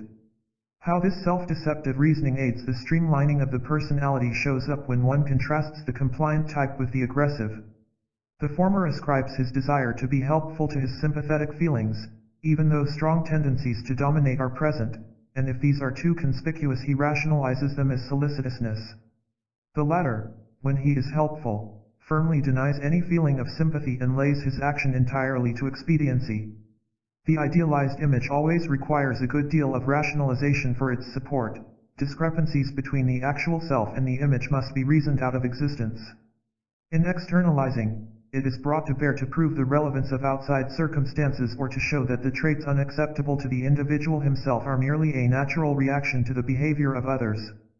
The tendency toward excessive self-control can be so strong that I at one time counted it among the original neurotic trends. Its function is to serve as a dam against being flooded by contradictory emotions. Though in the beginning it is often an act of conscious willpower, in time it usually becomes more or less automatic. Persons who exert such control will not allow themselves to be carried away, whether by enthusiasm, sexual excitement, self-pity, or rage. In analysis they have the greatest difficulty in associating freely. They will not permit alcohol to lift their spirits and frequently prefer to endure pain rather than undergo anesthesia. In short, they seek to check all spontaneity. This trait is most strongly developed in individuals whose conflicts are fairly out in the open. Those who have not taken either of the steps that ordinarily help to submerge the conflicts. Clear predominance has not been given to one of the conflicting sets of attitudes, nor has sufficient detachment been developed to put the conflicts out of operation. Such persons are held together merely by their idealized image, and apparently its binding power is insufficient when unaided by one or the other of the primary attempts at establishing inner unity. The image is particularly inadequate when it takes the form of a composite of contradictory elements. The exertion of willpower then, consciously or unconsciously, is needed to keep the conflicting impulses under control. Since the most disruptive impulses are those of violence prompted by rage, the greatest degree of energy is directed toward the control of rage. Here a vicious circle is set in motion. The rage, by reason of being suppressed, attains explosive strength, which in turn requires still more self-control to choke it. If the patient's excessive control is brought to his attention, he will defend it by pointing to the virtue and necessity of self-control for any civilized individual. What he overlooks is the compulsive nature of his control. He cannot help exerting it in the most rigid way and is seized by panic if for any reason it fails to function. The panic may appear as a fear of insanity, which clearly indicates that the function of the control is to ward off the danger of being split apart. Arbitrary rightness has the twofold function of eliminating doubt from within and influence from without. Doubt and indecision are invariable concomitants of unresolved conflicts and can reach an intensity powerful enough to paralyze all action. In such a state, a person is naturally susceptible to influence. When we have genuine convictions, we will not be readily swayed, but if all our lives we stand at a crossroad, undecided whether to go in this direction or that, outside agencies can easily be the determining factor, if only temporarily. Moreover, indecision applies not only to possible courses of action but also includes doubts about oneself, one's rights, one's worth. All these uncertainties detract from our ability to cope with life. Apparently, however, they are not equally intolerable to everyone. The more a person sees life as a merciless battle, the more will he regard doubt as a dangerous weakness. The more isolated he is and insistent upon independence, the more will susceptibility to foreign influence be a source of irritation. All my observation points to the fact that a combination of predominant aggressive trends and detachment is the most fertile soil for the development of rigid tightness, and the nearer to the surface the aggression, the more militant the tightness. It constitutes an attempt to settle conflicts once and for all by declaring arbitrarily and dogmatically that one is invariably right. In a system so governed by rationality, emotions are traitors from within and must be checked by unswerving control. Peace may be attained, but it is the peace of the grave. As would be expected, such persons loathe the idea of analysis because it threatens to disarrange the tidy picture. Almost polar to rigid tightness, but likewise an effective defense against the recognition of conflicts, is elusiveness. Patients inclined toward this kind of defense often resemble those characters in fairy tales who when pursued turn into fish. If not safe in this guise, they turn into deer. If the hunter catches up with them, they fly away as birds. You can never pin them down to any statement. They deny having said it or assure you they did not mean it that way. They have a bewildering capacity to becloud issues. It is often impossible for them to give a concrete report of any incident. Should they try to do so, the listener is uncertain in the end just what really did happen. The same confusion reigns in their lives. They are vicious one moment, sympathetic the next, at times over-considerate, ruthlessly inconsiderate at others, domineering in some respects, self-effacing in others. They reach out for a dominating partner, only to change to a doormat, then back to the former variety. After treating someone badly, they will be overcome by remorse, attempt to make amends, then feel like a sucker and turn to being abusive all over again. Nothing is quite real to them. The analyst may well find himself confused, and, discouraged, feel there is no substance to work with. There he is mistaken. These are simply patients who have not succeeded in adopting the customary unifying procedures. They have not only failed to repress parts of their conflict, but they have established no definite idealized image. In a way, they may be said to demonstrate the value of these attempts. For no matter how troublesome the consequences, persons who have so proceeded are better organized and not nearly so lost as the elusive type. On the other hand, the analyst would be equally mistaken were he to count on an easy job by virtue of the fact that the conflicts are visible and need not therefore be dragged out of hiding. Nevertheless, he will find himself up against the patient's aversion to any transparency, and this will tend to defeat him unless he himself understands that this is the patient's way of warding off any real insight. A final defense against the recognition of conflicts is cynicism, the denying and deriding of moral values. A deep-seated uncertainty in respect to moral values is bound to be present in every neurosis, no matter how dogmatically the person adheres to the particular aspects of his standards that are acceptable to him. While the genesis of cynicism varies, its function invariably is to deny the existence of moral values, thereby relieving the neurotic of the necessity of making clear to himself what it is he actually believes in. Cynicism can be conscious, and then become a principle in the Machiavellian tradition and be so defended. All that counts is appearance. You can do as you please as long as you don't get caught. Everyone is a hypocrite who isn't fundamentally stupid. This kind of patient may be as sensitive to the analyst's using the term moral, regardless of the context, as those of Freud's time were to the mention of sex. But cynicism may also remain unconscious and be concealed by lip service to prevalent ideologies. Unaware though he may be of the hold his cynicism has upon him, the way he lives and the way he talks about his life will reveal that he acts upon its principles. Or he may involve himself unwittingly in contradictions, like the patient who was sure he believed in honesty and decency yet was envious of anyone who indulged in crooked maneuvers and resented the fact that he himself never got away with that kind of thing. In therapy, it is important to bring the patient's cynicism to full awareness at the proper time and help him to understand it. It may also be necessary to explain why it is desirable for him to establish his own set of moral values. The foregoing, then, are the defenses built around the nucleus of the basic conflict. For simplicity, I shall refer to the whole system of defense as the protective structure. A combination of defenses is developed in every neurosis, often all of them are present, though in varying degrees of activity. Part 2. Consequences of unresolved conflicts. Chapter 9. Fears. In searching for the deeper meaning of any neurotic problem, we can easily lose our bearings in a maze of intricacies. This is not unnatural, since we cannot hope to understand neurosis without facing its complexity. It is helpful, though, to stand aside from time to time in order to regain our perspective. We have followed the development of the protective structure step by step. We have seen how one defense after another is built up until a comparatively static organization is established. And the element that impresses us most deeply in all this is the infinite labor that has gone into the process, a labor so tremendous that we are led again to wonder what it is that drives a person along so arduous a path and one so fraught with cost to himself. We ask ourselves, what are the forces that make the structure so rigid and so difficult to change? Is the motive power of the whole process simply the fear of the disruptive potency of the basic conflict? An analogy may clear a way to the answer. Like any analogy, it is not a precise parallel and so can only be applied in the broadest terms. Let us assume that a man with a shady past has found his way into a community by false pretense. He will, of course, live in dread of his former states being disclosed. In the course of time his situation advances, he makes friends, secures a job, founds a family. Cherishing his new position, he is beset with a new fear, the fear of losing these goods. His pride in his respectability alienates him from his unsavory past. He gives large sums to charity and even to his old associates in order to wipe out his old life. Meanwhile, the changes that have been taking place in his personality proceed to involve him in new conflicts, with the result that in the end his having commenced his present life on false premises becomes merely an undercurrent in his disturbance.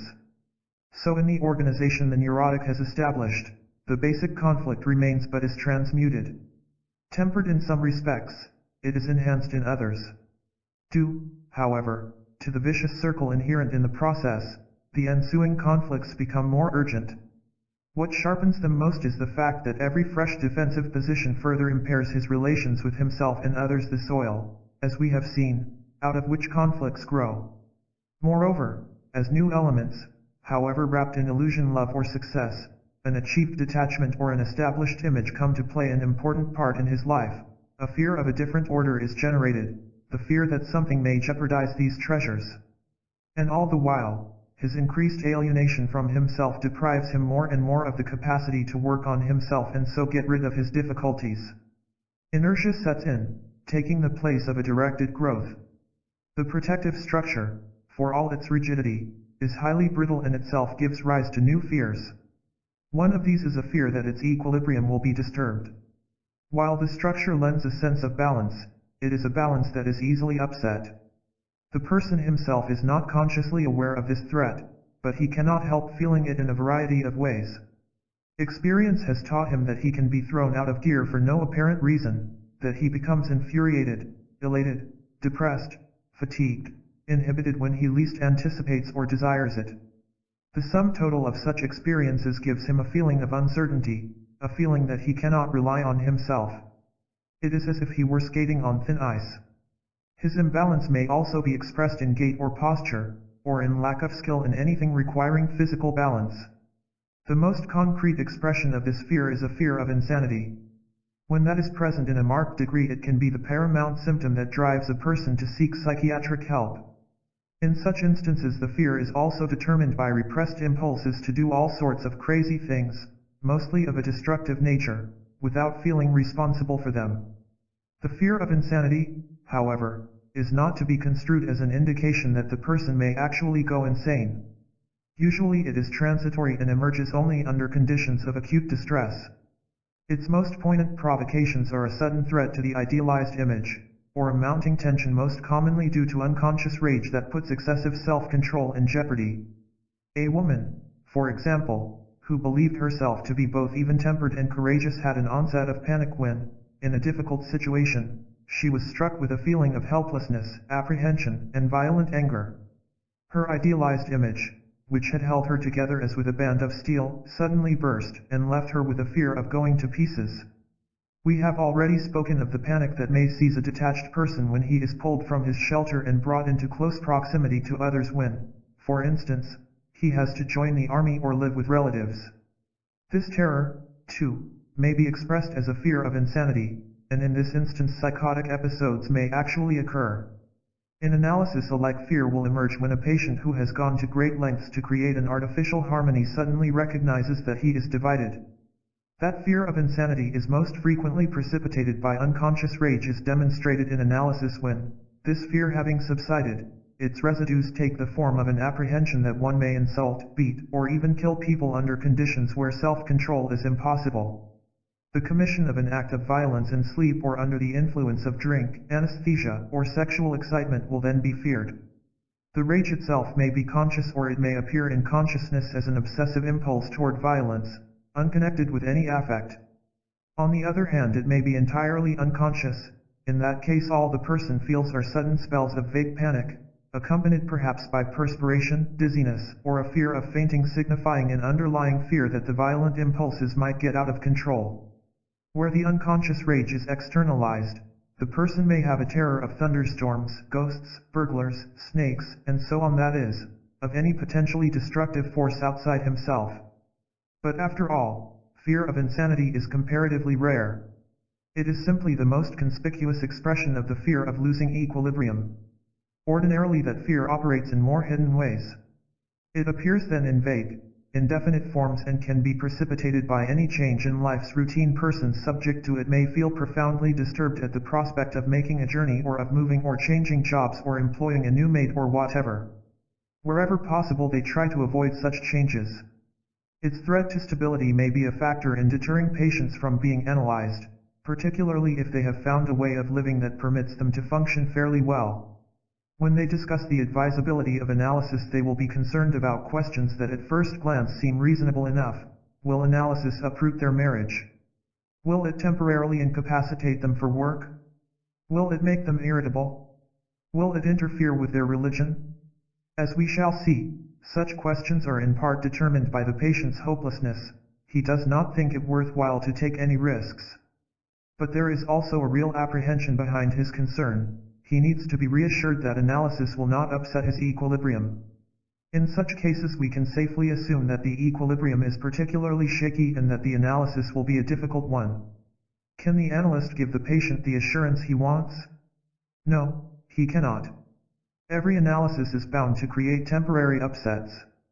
What the analyst can do, however, is to go to the root of such questions, to explain to the patient what he really is afraid of, and tell him that while analysis will upset his present balance, it will give him an opportunity to attain an equilibrium more solidly grounded.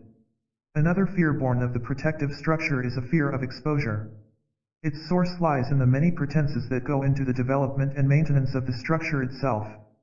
These will be described in connection with the impairment of moral integrity brought about by unresolved conflicts. For our present purpose we need only point out that a neurotic person wants to appear, both to himself and others, different from what he really is, more harmonious, more rational, more generous, or powerful or ruthless. It would be hard to say whether he is more afraid of being exposed to himself or to others. Consciously, it is others he is most concerned about, and the more he externalizes his fear the more anxious he is that others should not find him out. He may say in that case that what he thinks of himself does not matter, his own discovery of his failings he can take in his stride, if only others can be kept in the dark. This is not so, but it is the way he feels consciously and indicates the degree to which externalization is present. Fear of being exposed may either appear as a nebulous feeling that one is a bluff or may be attached to some particular quality only remotely associated with what one is really bothered about. A person may be afraid that he is not as intelligent, as competent, as well educated, as attractive as he is believed to be, so shifting the fear to qualities that do not reflect on his character. Thus a patient recalled that in his early adolescence he was haunted by the fear that his being at the head of his class was due entirely to bluffing. Each time he changed schools he was sure that this time he would be found out, and the fear persisted even when again he captured the top rank. His feeling puzzled him, but he was unable to put his finger on the cause of it. He could not gain an insight into his problem because he was on the wrong track. His fear of exposure did not at all concern his intelligence but had merely been shifted to that sphere. In reality it concerned his unconscious pretense of being a good fellow who did not care about grades, whereas the fact was that he was obsessed by a destructive need to triumph over others. This illustration leads to a pertinent generalization. Fear of being a bluff is always related to some objective factor, but it is usually not the one the person himself thinks it is. Symptomatically, its outstanding expression is blushing or a fear of blushing. Since it is an unconscious pretense that the patient fears will be disclosed, the analyst will make a serious mistake if, noting the patient's fear of being found out, he searches for some experience that he thinks the latter is ashamed of and is hiding. But the patient may not be holding back anything of the sort. What happens then is that he becomes more and more fearful that there must be something particularly bad in him which he is unconsciously loath to reveal. Such a situation is conducive to self-condemnatory scrutiny but not to constructive work. He will perhaps go into further detail about sexual episodes or destructive impulses. But the fear of exposure will remain so long as the analyst fails to recognize that the patient is caught in a conflict and that he himself is working on only one aspect of it. Fear of exposure can be provoked by any situation which to the neurotic means being put to a test. This would include starting a new job, making new friends, entering a new school, examinations, social gatherings, or any kind of performance that might make him conspicuous even if it is no more than taking part in a discussion. Frequently what is consciously conceived as a fear of failure actually has to do with exposure, and hence is not allayed by success. The person will merely feel that he got by this time, but what about the next? And if he should fail, he will only be the more convinced that he has always been a bluff and that this time he was caught. One consequence of such a feeling is shyness, particularly in any new situation. Another is wariness in the face of being liked or appreciated. The person will think, consciously or unconsciously, they like me now, but if they really knew me they would feel otherwise. Naturally this fear plays a role in analysis, whose explicit purpose is to find out. Every new fear requires a new set of defenses. Those erected against fear of exposure fall into opposite categories and hinge on the whole character structure. On the one hand there is a tendency to avoid test situations of any kind, and if they cannot be avoided, to be reserved, self-controlled, and wear an impenetrable mask. On the other hand there is an unconscious attempt to become so perfect a bluff that exposure need not be feared. The latter attitude is not defensive alone. Magnificent bluffing is also used by individuals of the aggressive type who live vicariously, as a means of impressing those whom they wish to exploit. Any attempt to question them, then, will be met by a wily counterattack. I refer here to openly sadistic persons. We shall see later how this trait fits in with the entire structure. We shall understand the fear of exposure when we have answered two questions: what is a person afraid to disclose? And, what is it that he fears in case he should be exposed? The first we have already answered. In order to answer the second we must deal with still another fear emanating from the protective structure, the fear of disregard, humiliation, and ridicule. While the ricketiness of the structure is responsible for the fear of a disturbed equilibrium, and the unconscious fraudulence involved breeds fear of exposure, the fear of humiliation comes from an injured self-esteem. We have touched on this matter in other connections. Both the creation of an idealized image and the process of externalization are attempts at repairing damaged self-respect, but as we have seen, both only injure it still further. If we take a bird's-eye view of what happens to self-esteem in the course of a neurotic development, we come upon two pairs of seesaw processes. While the level of realistic self-esteem falls, up comes an unrealistic pride in being so good, so aggressive, so unique, so omnipotent or omniscient. On the other seesaw we find a dwarfing of the neurotic's actual self counterweighted by the raising of others to the stature of giants. Through the eclipse of large areas of the self by repression and inhibition as well as by idealization and externalization, the individual loses sight of himself. He feels, if he does not actually become, like a shadow without weight or substance. And meanwhile his need of others and his fear of them make them not only more formidable to him but more necessary.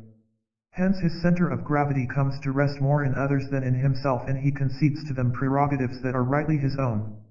Its effect is to give their evaluation of himself undue importance, while his own self-evaluation loses significance. This lends to the opinion of others an overwhelming power. The above sets of processes taken together account for the neurotic's extreme vulnerability to disregard, humiliation, and ridicule. And these processes are so much a part of every neurosis that hypersensitivity in this respect is most common. If we are cognizant of the manifold sources of the fear of disregard, we can see that to remove or even diminish it is no simple task. It can recede only to the extent that the entire neurosis recedes. In general, the consequence of this fear is to set the neurotic apart from others and make him hostile to them. But more important is its power to clip the wings of those afflicted with it to any strong degree. They do not dare to expect anything of others or to set high goals for themselves. They do not dare to approach people who seem superior to them in any way. They do not dare to express an opinion even though they may have a real contribution to make. They do not dare to exercise creative abilities even when they have them. They do not dare to make themselves attractive, to try to impress, to seek a better position, and so on and so on. When tempted to reach out in any of these directions, the ghastly prospect of ridicule holds them back and they take refuge in reserve and dignity.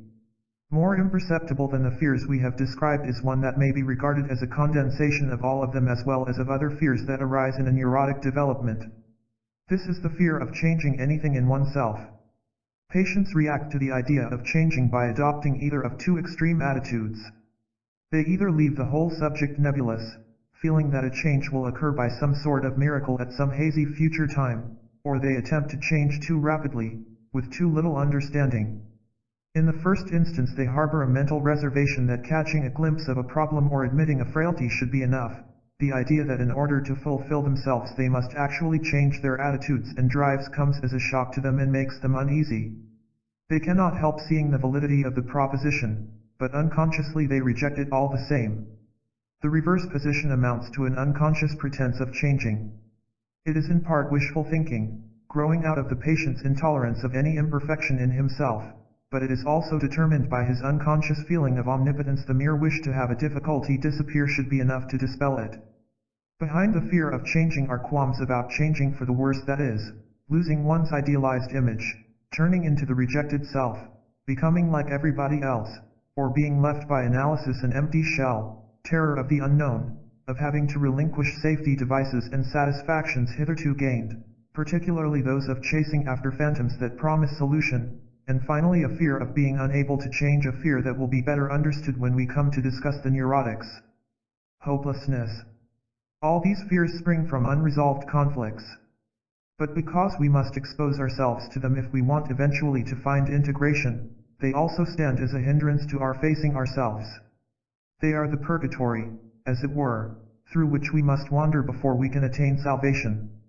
Chapter 10. Impoverishment of personality.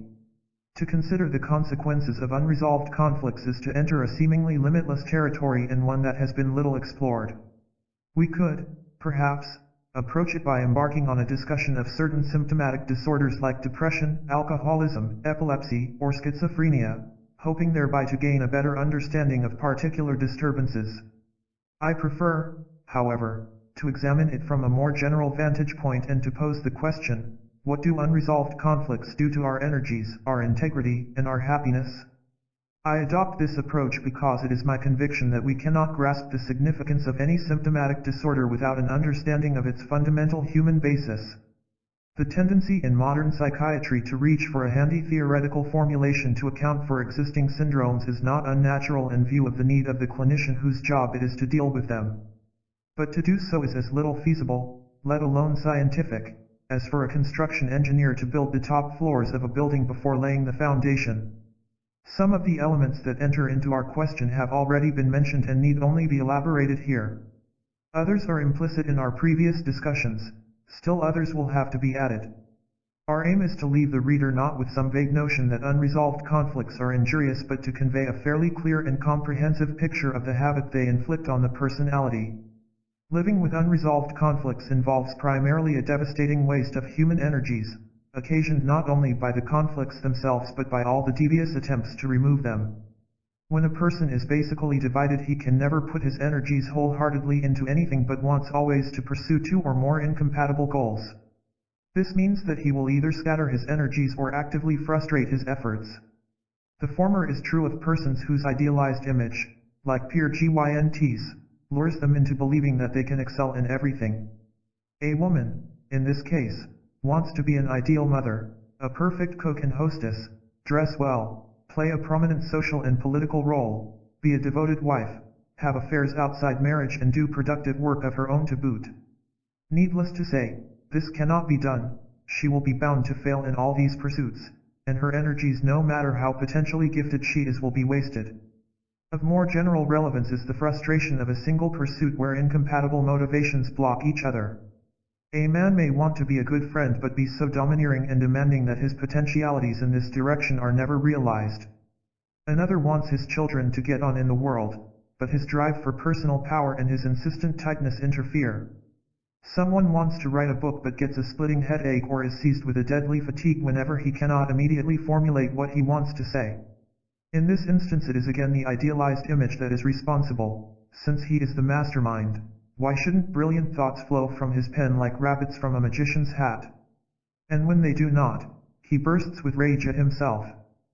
Someone else may have an idea of real value that he wants to present at a meeting.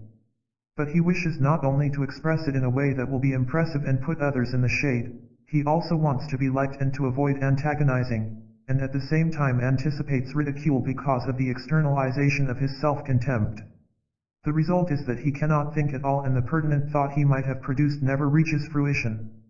Still another could be a good organizer, but by reason of his sadistic trends antagonizes everyone around him. It is hardly necessary to give further examples because all of us can find plenty of them if we look at ourselves and those about us. There is an apparent exception to this lack of clear direction. Sometimes neurotic persons show a curious single-mindedness of purpose. Men may sacrifice everything including their own dignity to their ambition. Women may want nothing of life but love. Parents may devote their entire interest to their children. Such persons give the impression of wholeheartedness. But, as we have shown, they are actually pursuing a mirage which appears to offer a solution of their conflicts. The apparent wholeheartedness is one of desperation rather than of integration. It is not the conflicting needs and impulses alone that consume and dissipate energies. Other factors in the protective structure have the same effect. There is the eclipse of whole areas of the personality due to the suppression of parts of the basic conflict. The parts eclipsed are still sufficiently active to interfere, but they cannot be put to constructive use. The process thus constitutes a loss of energy that might otherwise be used for self-assertion, for cooperation, or for establishing good human relationships. There is, to mention only one other factor, the alienation from self that robs a person of his motor force. He can still be a good worker, he may even be able to make a considerable effort when put under external pressure, but he collapses when left to his own resources. This does not only mean that he cannot do anything constructive or enjoyable with his free time, it means nothing less than that all his creative forces may go to waste. For the most part, a variety of factors combine to create large areas of diffuse inhibition. In order to understand and eventually remove a single inhibition, we usually have to come back to it again and again, tackling it from all the angles we have discussed. Waste or misdirection of energy can stem from three major disturbances, all symptomatic of unresolved conflicts. One of these is a general indecisiveness.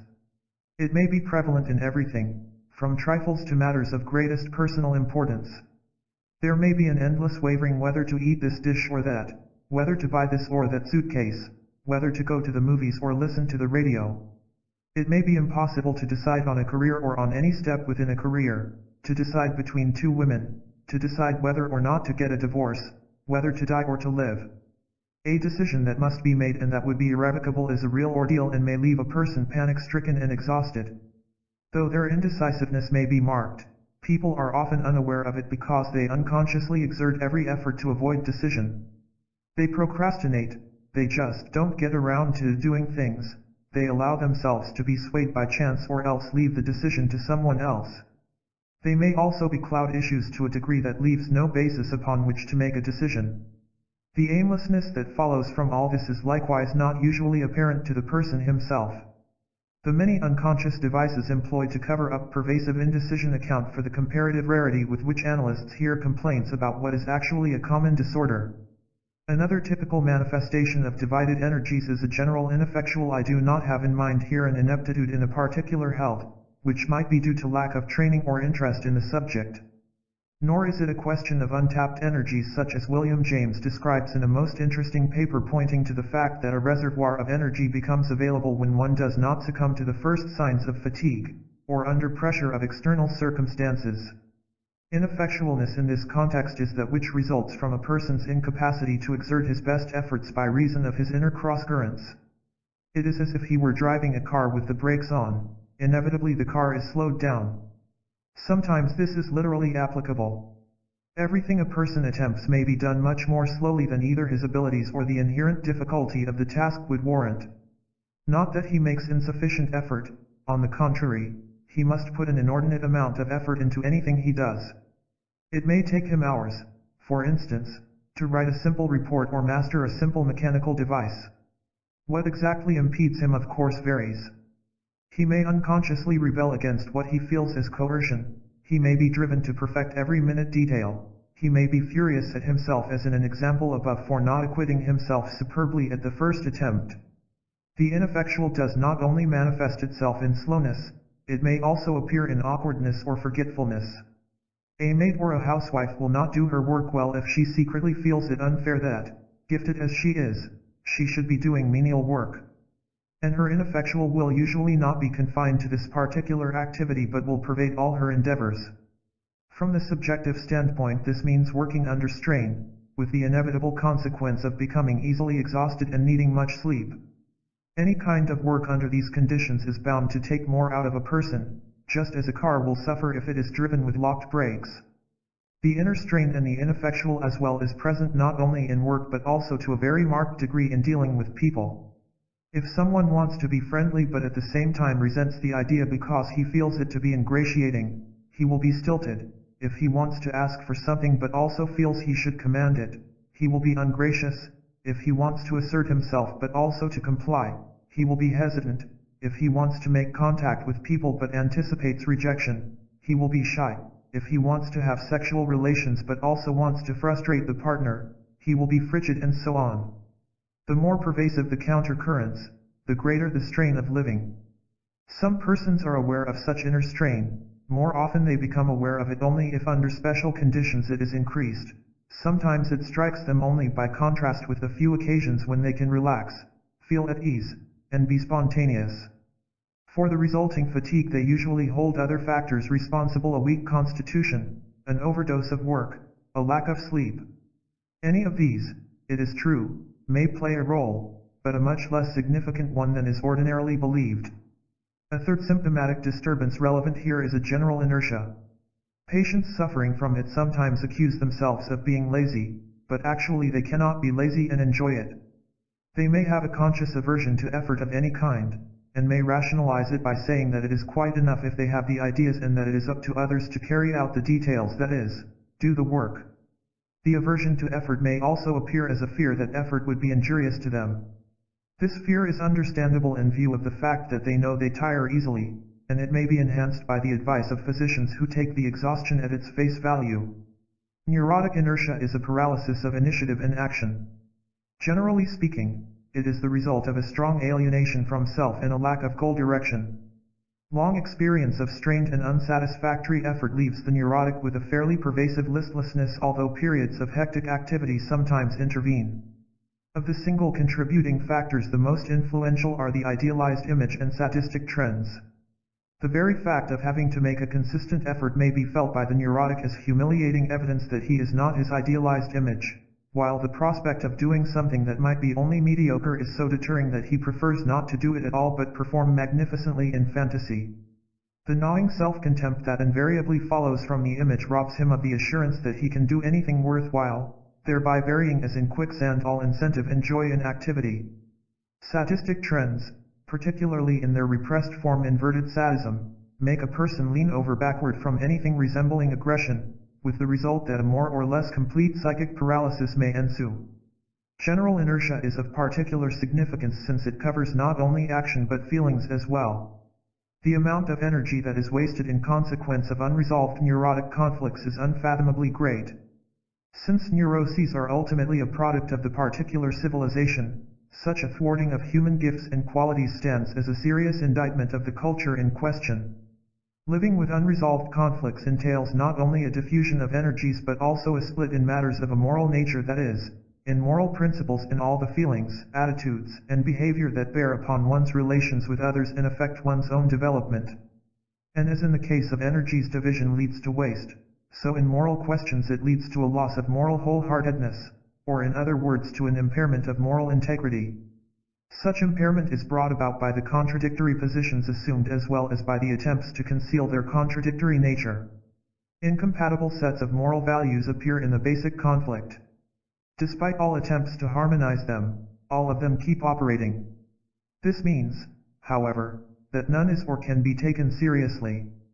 The idealized image, for all that it includes elements of true ideals, is essentially a counterfeit, and as difficult for the person himself or for the untrained observer to distinguish from the real thing as a counterfeit banknote from a valid one.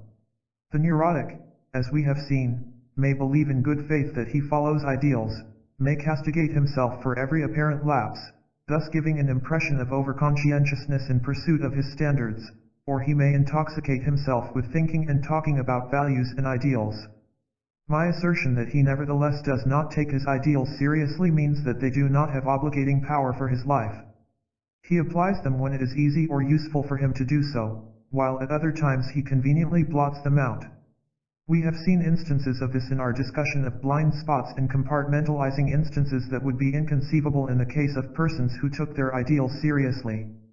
Nor if the ideals were genuine could they be thrown overboard as easily as they are, for instance, in a person who, again in good faith, claims ardent devotion to a cause, but when exposed to temptation turns traitor. In general, the characteristics of an impairment of moral integrity are a decrease in sincerity and an increase in egocentricity. It is interesting to note in this connection that in Zen Buddhist writings sincerity is equated with wholeheartedness, pointing to the very conclusion we reach on the basis of clinical observation, namely, that nobody divided within himself can be wholly sincere. Monk, I understand that when a lion seizes upon his opponent, whether it is a hare or an elephant, he makes an exhaustive use of his power. Pray tell me, what is this power? Master, the spirit of sincerity, literally, the power of not deceiving. Sincerity, that is, not deceiving, means putting forth one's whole being, technically known as the whole being in action, in which nothing is kept in reserve, nothing is expressed under disguise, nothing goes to waste. When a person lives like this, he is said to be a golden-haired lion. He is the symbol of virility, sincerity, wholeheartedness. He is divinely human. Egocentricity is a moral problem insofar as it entails making others subservient to one's own needs. Instead of their being regarded and treated as human beings in their own right, they come to be merely means to an end.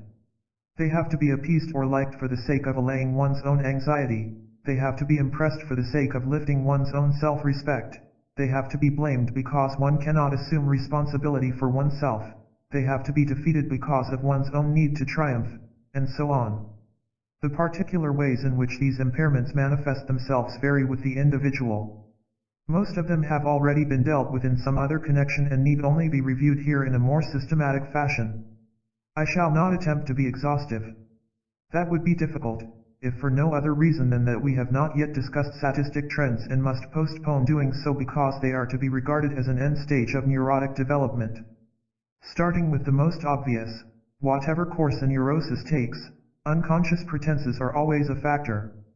Outstanding are the following. The pretense of love. The variety of feelings and strivings that can be covered by the term love or that are subjectively felt as such is astonishing. It may cover parasitic expectations on the part of a person who feels too weak or too empty to live his own life. In a more aggressive form, it may cover a desire to exploit the partner, to gain through him success, prestige, and power. It may express a need to conquer someone and to triumph over him, or to merge with a partner and live through him, perhaps in a sadistic way. It may mean a need to be admired, and so secure affirmation for one's idealized image. For the very reason that love in our civilization is so rarely a genuine affection, maltreatment and betrayal abound. We are left with the impression, then, that love turns into contempt, hate, or indifference. But love does not swing around so easily. The fact is that the feelings and strivings prompting pseudo-love eventually come to the surface. Needless to say, this pretense operates in the parent-child relation and in friendship as well as in sexual relationships. The pretense of goodness, unselfishness, sympathy, and the like is akin to the pretense of love. It is characteristic of the compliant type and is reinforced by a particular kind of idealized image as well as by the need to blot out all aggressive impulses. The pretense of interest and knowledge is most conspicuous in those who are alienated from their emotions and believe that life can be mastered by intellect alone. They have to pretend that they know everything and are interested in everything. But it appears also in a more insidious way in persons who seem to be devoted to a particular calling, and without being aware of it use this interest as a stepping stone to success, power, or material advantage. The pretense of honesty and fairness is most frequently found in the aggressive type, especially when he has marked sadistic trends. He sees through the pretenses of love and goodness in others and believes that because he does not subscribe to the common hypocrisies of feigning generosity, patriotism, piety, or whatever, he is particularly honest. Actually, he has his own hypocrisies of a different order. His lack of current prejudices may be a blind and negativistic protest against any traditional values. His ability to say no may be not strength but a wish to frustrate others. His frankness may be a wish to deride and humiliate. A desire to exploit may be behind the legitimate self-interest to which he confesses. The pretense of suffering must be discussed in greater detail because of the confused views that circulate around it. Analysts who adhere strictly to Freud's theories share with the layman the belief that the neurotic wants to feel abused, wants to worry, has a need for punishment. The data supporting the concept that the neurotic wants to suffer are well known. But the term wants actually covers a variety of intellectual sins. The authors who propound the theory fail to appreciate that the neurotic suffers much more than he knows and that he usually becomes aware of his suffering only when he begins to recover. What is even more relevant, they do not seem to understand that suffering from unresolved conflicts is inevitable and entirely independent of one's personal wishes. If a neurotic lets himself go to pieces, he certainly does not bring such harm on himself because he wants it but because inner necessities compel him to do so. If he is self-effacing and offers the other cheek, he at least unconsciously hates doing so and despises himself for it, but he is in such terror of his own aggressiveness that he must go to the opposite extreme and let himself be abused in some way or other. Another characteristic that has contributed to the notion of a propensity for suffering is the tendency to exaggerate or dramatize any affliction. It is true that suffering may be felt and displayed for ulterior motives.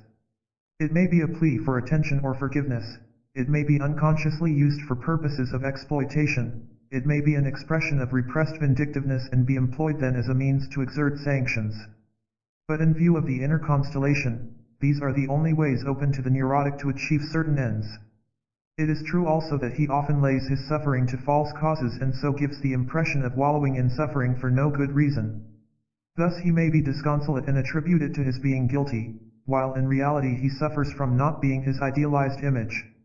Or he may feel lost when separated from a loved one, and though he attributes his feeling to his deep love, in reality being torn within himself he cannot bear living alone. Finally, he may falsify his affects and believe that he suffers when actually he is filled with rage. A woman, for instance, may think she is suffering when her lover has not written at the appointed time, but is really angered because she wants things to happen exactly as she expects them or because she feels humiliated at any seeming lack of attention. Suffering, in this case, is unconsciously preferred to recognizing the rage and the neurotic drives responsible for it, and is emphasized because it serves to cover up the duplicity involved in the whole relationship. In none of these instances, however, can it be inferred that the neurotic wants to suffer. What is expressed is an unconscious pretense of suffering. A further specific impairment is the development of unconscious arrogance. Again, I mean this in the sense of arrogating to oneself qualities one does not have or that one has in a lesser degree than is assumed, and of unconsciously claiming the right on this ground to be demanding and derogatory toward others. All neurotic arrogance is unconscious in that the person is unaware of any false claims. The distinction here is not between conscious and unconscious arrogance but between one that is conspicuous and one that is hidden behind overmodesty and apologetic behavior. The difference lies in the measure of available aggression rather than in the measure of existing arrogance. In the one instance a person openly demands special prerogatives, in the other he is hurt if they are not spontaneously given to him. What is lacking in either case is what might be called realistic humility, that is, a recognition not only in words but with emotional sincerity of the limitations and imperfections of human beings in general and of one's own in particular. In my experience, every patient is averse to thinking or hearing of any limitation that might apply to him. This is especially true of the patient with hidden arrogance. He would rather scold himself mercilessly for having overlooked something than admit, with St. Paul, that our knowledge is piecemeal. He would rather recriminate himself for having been careless or lazy than admit that nobody can be equally productive at all times. The surest indication of hidden arrogance is the apparent contradiction between self-recrimination, with its apologetic attitude, and the inner irritation at any criticism or neglect from outside. It often requires close observation to discover these hurt feelings because the overmodest type is likely to repress them. But actually he may be just as demanding as the openly arrogant person. His criticism of others, too, is no less scathing, though what appears on the surface may be only a self-effacing admiration. Secretly, however, he expects the same perfection of others as of himself, which means that he lacks a true respect for the particular individuality of others. Another moral problem is the inability to take a definite stand and the undependability that goes with it. The neurotic rarely takes a stand in accordance with the objective merits of a person, idea, or cause but rather on the basis of his own emotional needs. Since these, however, are contradictory, one position can easily be exchanged for another. Hence many neurotics are readily swayed, unconsciously bribed, as it were by the lure of greater affection, greater prestige, recognition, power, or freedom. This applies to all their personal relationships, whether individual or as part of a group. They often cannot commit themselves to a feeling or opinion about another person. Some unsubstantiated gossip may alter their opinion. Some disappointment or slight, or what is felt as such, may be reason enough to drop a very good friend. Some difficulty encountered may turn their enthusiasm into listlessness. They may change their religious, political, or scientific views because of some personal attachment or resentment. They may take a stand in a private conversation but give way under the slightest pressure by some authority or group, often without knowing why they changed their opinion or even that they have done so at all. A neurotic may unconsciously avoid obvious wavering by not making up his mind in the first place, by sitting on the fence, leaving every alternative open. He may rationalize such an attitude by pointing to the actual intricacies of the situation, or he may be determined by a compulsive fairness. Unquestionably, a genuine striving to be fair is valuable. It is true also that a conscientious wish to be fair makes it harder to take a definite stand in many situations. But fairness can be a compulsory part of the idealized image, and its function then is to make taking a stand unnecessary, while at the same time allowing the person to feel anointed for being above prejudiced struggle. In this case there is a tendency to be indiscriminate in believing that two viewpoints are really not so contradictory, or that in a dispute between two persons there is right on both sides. It is a pseudo-objectivity which prevents a person from recognizing the essential issues in any matter. On this score there are great differences among various types of neuroses. The greatest integrity is to be found in those truly detached persons who have kept out of the whirlpool of neurotic competition and neurotic attachments and are not easily bribed by either love or ambition. Also, their onlooker attitude toward life often permits them a considerable objectivity in their judgment. But not every detached person can take a stand.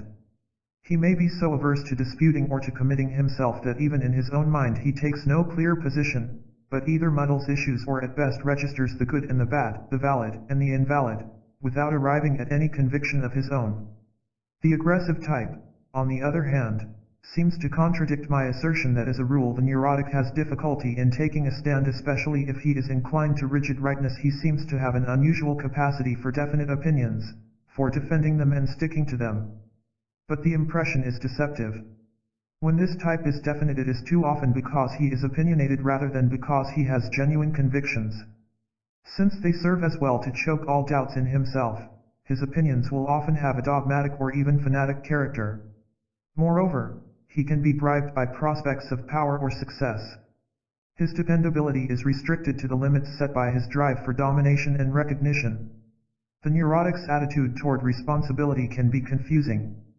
This is due in part to the fact that the word itself has a variety of implications. It may refer to conscientiousness in fulfilling duties or obligations.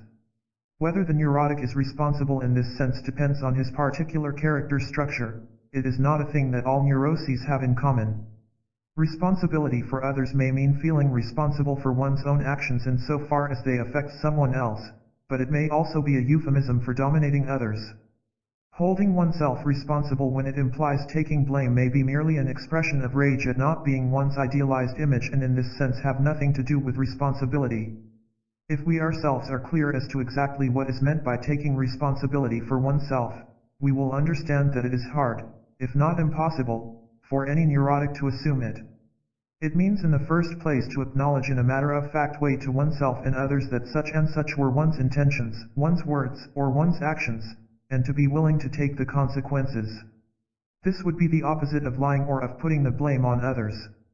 To take responsibility for himself in this sense would be hard for the neurotic because as a rule he does not know what he is doing or why he is doing it and has a keen subjective interest in not knowing. That is why he often tries to wriggle out by denying, forgetting, belittling, inadvertently supplying other motivations, feeling misunderstood, or getting confused. And since he tends to exclude or absolve himself, he readily assumes that his wife, his business partner, his analyst are responsible for any difficulty that arises.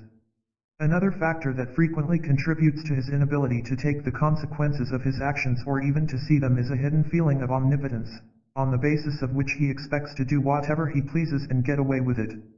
To recognize the inescapable consequences would shatter this feeling. A final factor that is relevant here looks at first glance like an intellectual incapacity to think in terms of cause and effect. The neurotic commonly gives the impression of being inherently able to think only in terms of fault and punishment. Almost every patient feels that the analyst is blaming him, whereas actually the analyst is only confronting him with his difficulties and their consequences. Outside the analytical situation he may feel like a culprit always under suspicion and attack and therefore constantly on the defensive. In reality this is an externalization of intrapsychic processes. As we have seen, the source from which these suspicions and attacks stem is his own idealized image. It is this inner process of fault-finding and defense, plus its externalization, that makes it almost impossible for him to conceive of a cause and effect relation where he himself is concerned. But where difficulties of his own are not involved he can be just as matter-of-fact as anyone else. If the streets get wet because it is raining he does not ask whose fault it is but accepts the causal connection. When we speak of assuming responsibility for the self we mean, in addition, the capacity to stand up for what we believe is right and a willingness to take the consequences if our action or decision should prove to be wrong. This, too, is difficult when a person is divided by conflicts. For which of the conflicting trends within himself should he or could he stand up? None of them represents what he really wants or believes in. He really could stand up only for his idealized image. This, however, does not permit of the possibility of being wrong. Hence if his decision or action leads to trouble, he must falsify matters and ascribe the adverse consequences to someone else. A comparatively simple example will illustrate this problem. A man at the head of an organization craves unlimited power and prestige. Nothing may be done or decided without him. He cannot bring himself to delegate functions to others who by virtue of their particular training might be better equipped to handle certain affairs. There is, in his own mind, nothing he does not know best. Besides, he does not want anyone else to feel or to become important. His expectations of himself would be impossible to measure up to if only because of limitations of time and energy. But this particular man wants not only to dominate, he is also compliant and needs to be superhumanly good. As a result of his unresolved conflicts, he has all the earmarks we have described: inertia and need for sleep, indecision and procrastination, and hence cannot organize his time. And since he feels the keeping of appointments as intolerable coercion, he secretly enjoys making people wait. In addition, he does many unimportant things merely because they flatter his vanity.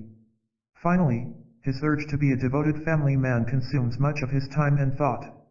Naturally, then, things do not function very well in the organization, but seeing no flaw in himself, he puts the blame on others or on untoward circumstances. Again, let us ask, for which part of his personality could he take responsibility? For his tendency to dominate, or for his tendency to comply, appease, and ingratiate himself? To begin with, he is unaware of either. But even if he were aware of them, he could not uphold one and discard the other, because both are compulsory. Furthermore, his idealized image does not allow him to see anything in himself but ideal virtues and unlimited capacities. Hence he cannot take responsibility for the consequences that inevitably follow from the operation of his conflicts. To do so would bring into clear relief all that he is so anxious to conceal from himself. Generally speaking, the neurotic is especially averse unconsciously to assuming responsibility for the consequences of his actions. He shuts his eyes to even the very obvious ones. Unable to do away with his conflicts, he insists again unconsciously that he, all-powerful as he is, should be able to cope with them. Consequences, he believes, may catch up with others, but for him they do not exist. He must therefore keep on dodging any recognition of the laws of cause and effect. If he would only open his mind to them, they could teach him a powerful lesson. They demonstrate in a foolproof way that his system of living does not work, that for all his unconscious cunning and trickery he cannot budge the laws that operate in our psychic life with the same inexorability as in the physical sphere. As a matter of fact, the whole subject of responsibility has little appeal for him. He sees or dimly senses only its negative aspects. What he does not see, and learns to appreciate only gradually, is that by turning his back on it he defeats his ardent strivings for independence.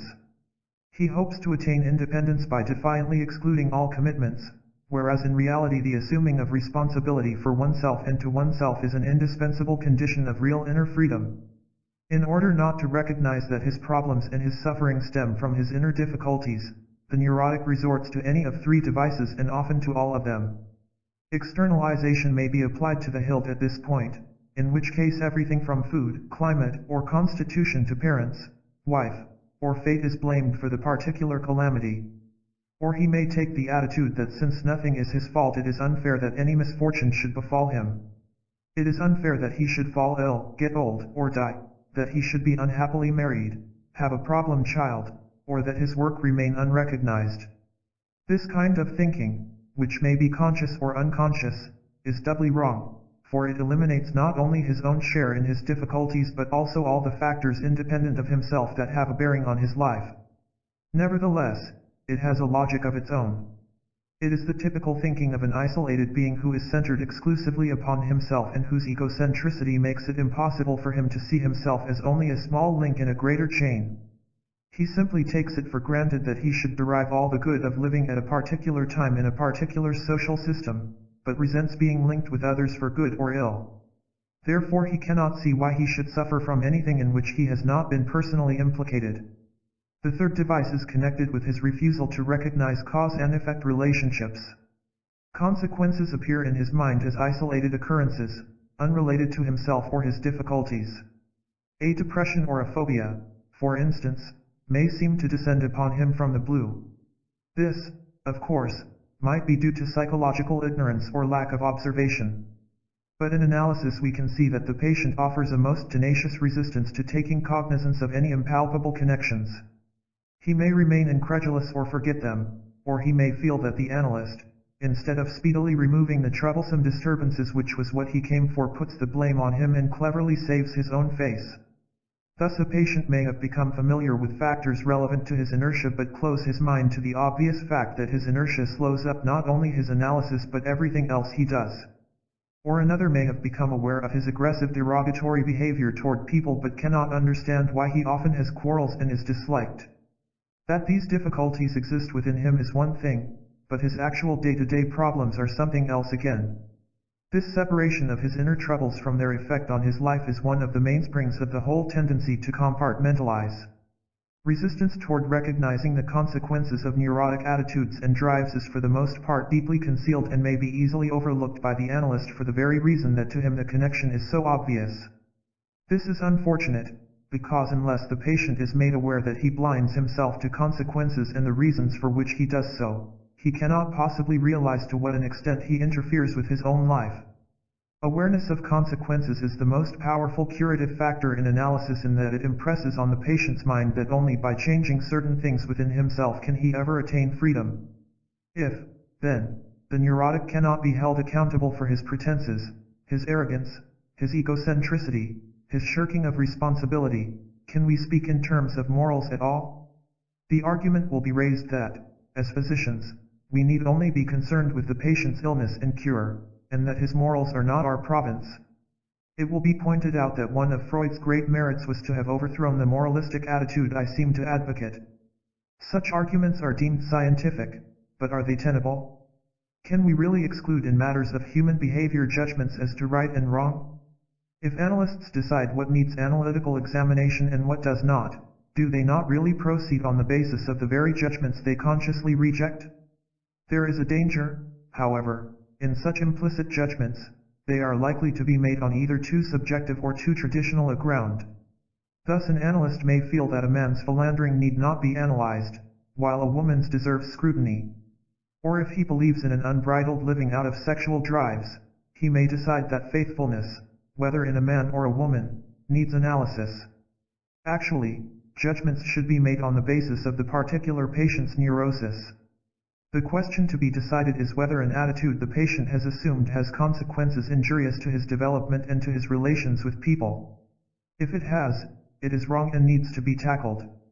The reasons for the analyst's conclusions should be explicitly stated to the patient in order to enable him to make up his own mind in the matter. And finally, do not the above arguments contain the same fallacy as exists in the patient's thinking, namely, that morals are only a question of judgment and not primarily one of fact coupled with consequences? Let us take neurotic arrogance as an example. It exists as a fact no matter whether the patient is responsible for it or not. The analyst believes that arrogance is a problem for the patient to recognize and eventually to overcome. Does he assume this critical attitude because he has learned in Sunday school that arrogance is sinful and humility a virtue? Or is his judgment determined by the fact that arrogance is unrealistic and has adverse consequences, the burden of which is inevitably the patient's again regardless of his responsibility? The consequences, though, in the case of arrogance bar the patient from knowing himself, and so thwart his development. Also, the arrogant patient is apt to be unfair to others, and this again has its repercussions not merely in subjecting him to occasional clashes with others but in alienating him from people generally. This, however, only drives him deeper into his neurosis. Because the patient's morals in part result from his neurosis and in part contribute to its maintenance, the analyst has no choice but to be interested in them. Chapter 11. Hopelessness. Despite his conflicts, a neurotic can be contented at times, can enjoy things to which he feels himself attuned. But his happiness is dependent upon too many conditions for it to be of frequent occurrence. He will not take pleasure in anything unless, for instance, he is alone or unless he shares it with someone else, unless he is the dominating factor in the situation or unless he is approved of on all sides. His chances are further narrowed by the fact that the conditions for happiness are so often contradictory. He may be glad to have another person take the lead, but he may at the same time resent it. A woman may enjoy her husband's success, but she may also envy him for it. She may enjoy giving a party but have to have everything so perfect that she is exhausted before it begins. And when the neurotic does find temporary happiness, it is all too easily disturbed by his manifold vulnerabilities and fears. Moreover, mishaps of the sort that occur in every life assume undue proportions in his mind. Any minor failure may plunge him into a depression because it proves his general unworthiness even when it is due to factors beyond his control. Any harmless critical remark may set him worrying or brooding, and so on.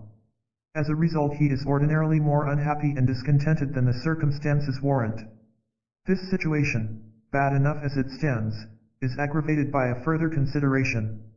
Human beings can apparently endure an amazing amount of misery as long as there is hope, but neurotic entanglements invariably generate a measure of hopelessness, and the more severe the entanglements, the greater the hopelessness. It may be deeply buried. Superficially, the neurotic may be preoccupied with imagining or planning conditions that would make things better. If only he were married, had a larger apartment, a different foreman, a different wife, if only she were a man, a little older or younger, a little taller or not so tall, then everything would be all right. And sometimes the elimination of certain disquieting factors really does prove helpful. More often, however, such hopes merely externalize inner difficulties and are doomed to disappointment. The neurotic expects a world of good from external changes, but inevitably carries himself and his neurosis into each new situation. Hope that rests on externals is naturally more prevalent among the young. That is one of the reasons why an analysis of a very young person is less simple than one might expect. As people grow older and one hope after another fades, they are more willing to take a good look at themselves as a possible source of distress. Even when a general feeling of hopelessness is unconscious, its existence and its strength can be inferred from sundry indications. There may be episodes in the life history that show the person's reaction to disappointments to have been of an intensity and duration wholly disproportionate to the provocation. Thus one may encounter a complete hopelessness resulting apparently from unrequited love in adolescence, from betrayal by a friend, unjust dismissal from a job, failure in examinations. Naturally one would first try to fathom whatever special reasons there might be for so profound a reaction. But over and above any special reasons, it will usually be found that the unfortunate experience drains a much deeper well of hopelessness. Similarly, a preoccupation with death or the ready emergence of suicidal thoughts with or without affect point to a pervasive hopelessness, even though the person presents a facade of optimism. A general flippancy, a refusal to take anything seriously whether in the analytical situation or outside it is another indication, as is easy discouragement in the face of difficulty. Much of what Freud has defined as negative therapeutic reaction belongs here. A new insight which, though it may be painful, offers a way out may only provoke discouragement and an unwillingness to go through the hardship of again working through a new problem. Sometimes this looks as though the patient did not trust himself to overcome a particular difficulty, but in reality it expresses his lack of hope of ever being able to gain by it. Under these conditions it is only logical for him to complain that the particular insight hurts or frightens him and to resent being upset by the analyst. A preoccupation with foreseeing or foretelling the future is also a sign of hopelessness. Although on the surface this looks like an anxiety about life in general, about being caught unawares, about making mistakes, it will be observed that in such cases the outlook is invariably tinged with pessimism. Like Cassandra, many neurotics foresee largely evil, rarely good. This focusing on the dark side of life rather than on the bright should make one suspect a deep personal hopelessness, no matter how intelligently it is rationalized. Finally, there is the chronic depressed condition, which can be so hidden and insidious that it does not strike one as depression. Persons so afflicted may function fairly well. They can be pleasant and have a good time, but it may take them hours to rouse themselves in the morning, to come to life, as it were, to put up with life again. Life is so permanent a burden that they hardly feel it as such and do not complain about it. But their spirits are permanently at a low ebb. While the sources of hopelessness are always unconscious, the feeling itself can be fairly conscious. A person may have a pervasive sense of doom. Or he may take a resigned attitude toward life in general, expecting nothing good, feeling simply that life must be endured. Or he may express it in philosophical terms, saying in effect that life is essentially tragic and only fools deceive themselves about man's unalterable fate. Already in the preliminary interview one may get an impression of the patient's hopelessness. He will be unwilling to make the smallest sacrifice, to undergo even a minor inconvenience, to take the slightest risk. He may give the appearance then of being too self-indulgent. But the fact is that he sees no compelling reason to make sacrifices when he expects to gain nothing from them. Similar attitudes can be seen outside analysis. People remain in thoroughly unsatisfactory situations which with a bit of effort and initiative could be bettered. But a person may be so completely paralyzed by his hopelessness that moderate difficulties seem to him insurmountable obstacles. Sometimes a chance remark will bring this condition to the surface. A patient may respond to the analyst simply saying that a certain problem is not yet solved and requires more work with the question, "You don't think it is hopeless?" And when he becomes aware of his despair, he usually cannot account for it. He will be likely to ascribe it to various external factors, ranging from his job or his marriage to the political situation. But it is not due to any concrete or temporary circumstance. He feels hopeless about ever making anything of his life, ever being happy or free. He feels forever excluded from all that could make his life meaningful. Perhaps Søren Kierkegaard has given the most profound answer. In The Sickness Unto Death he says that all despair is fundamentally a despair of being ourselves. Philosophers of all times have stressed the pivotal significance of being ourselves and the despair attendant on feeling barred from its approximation.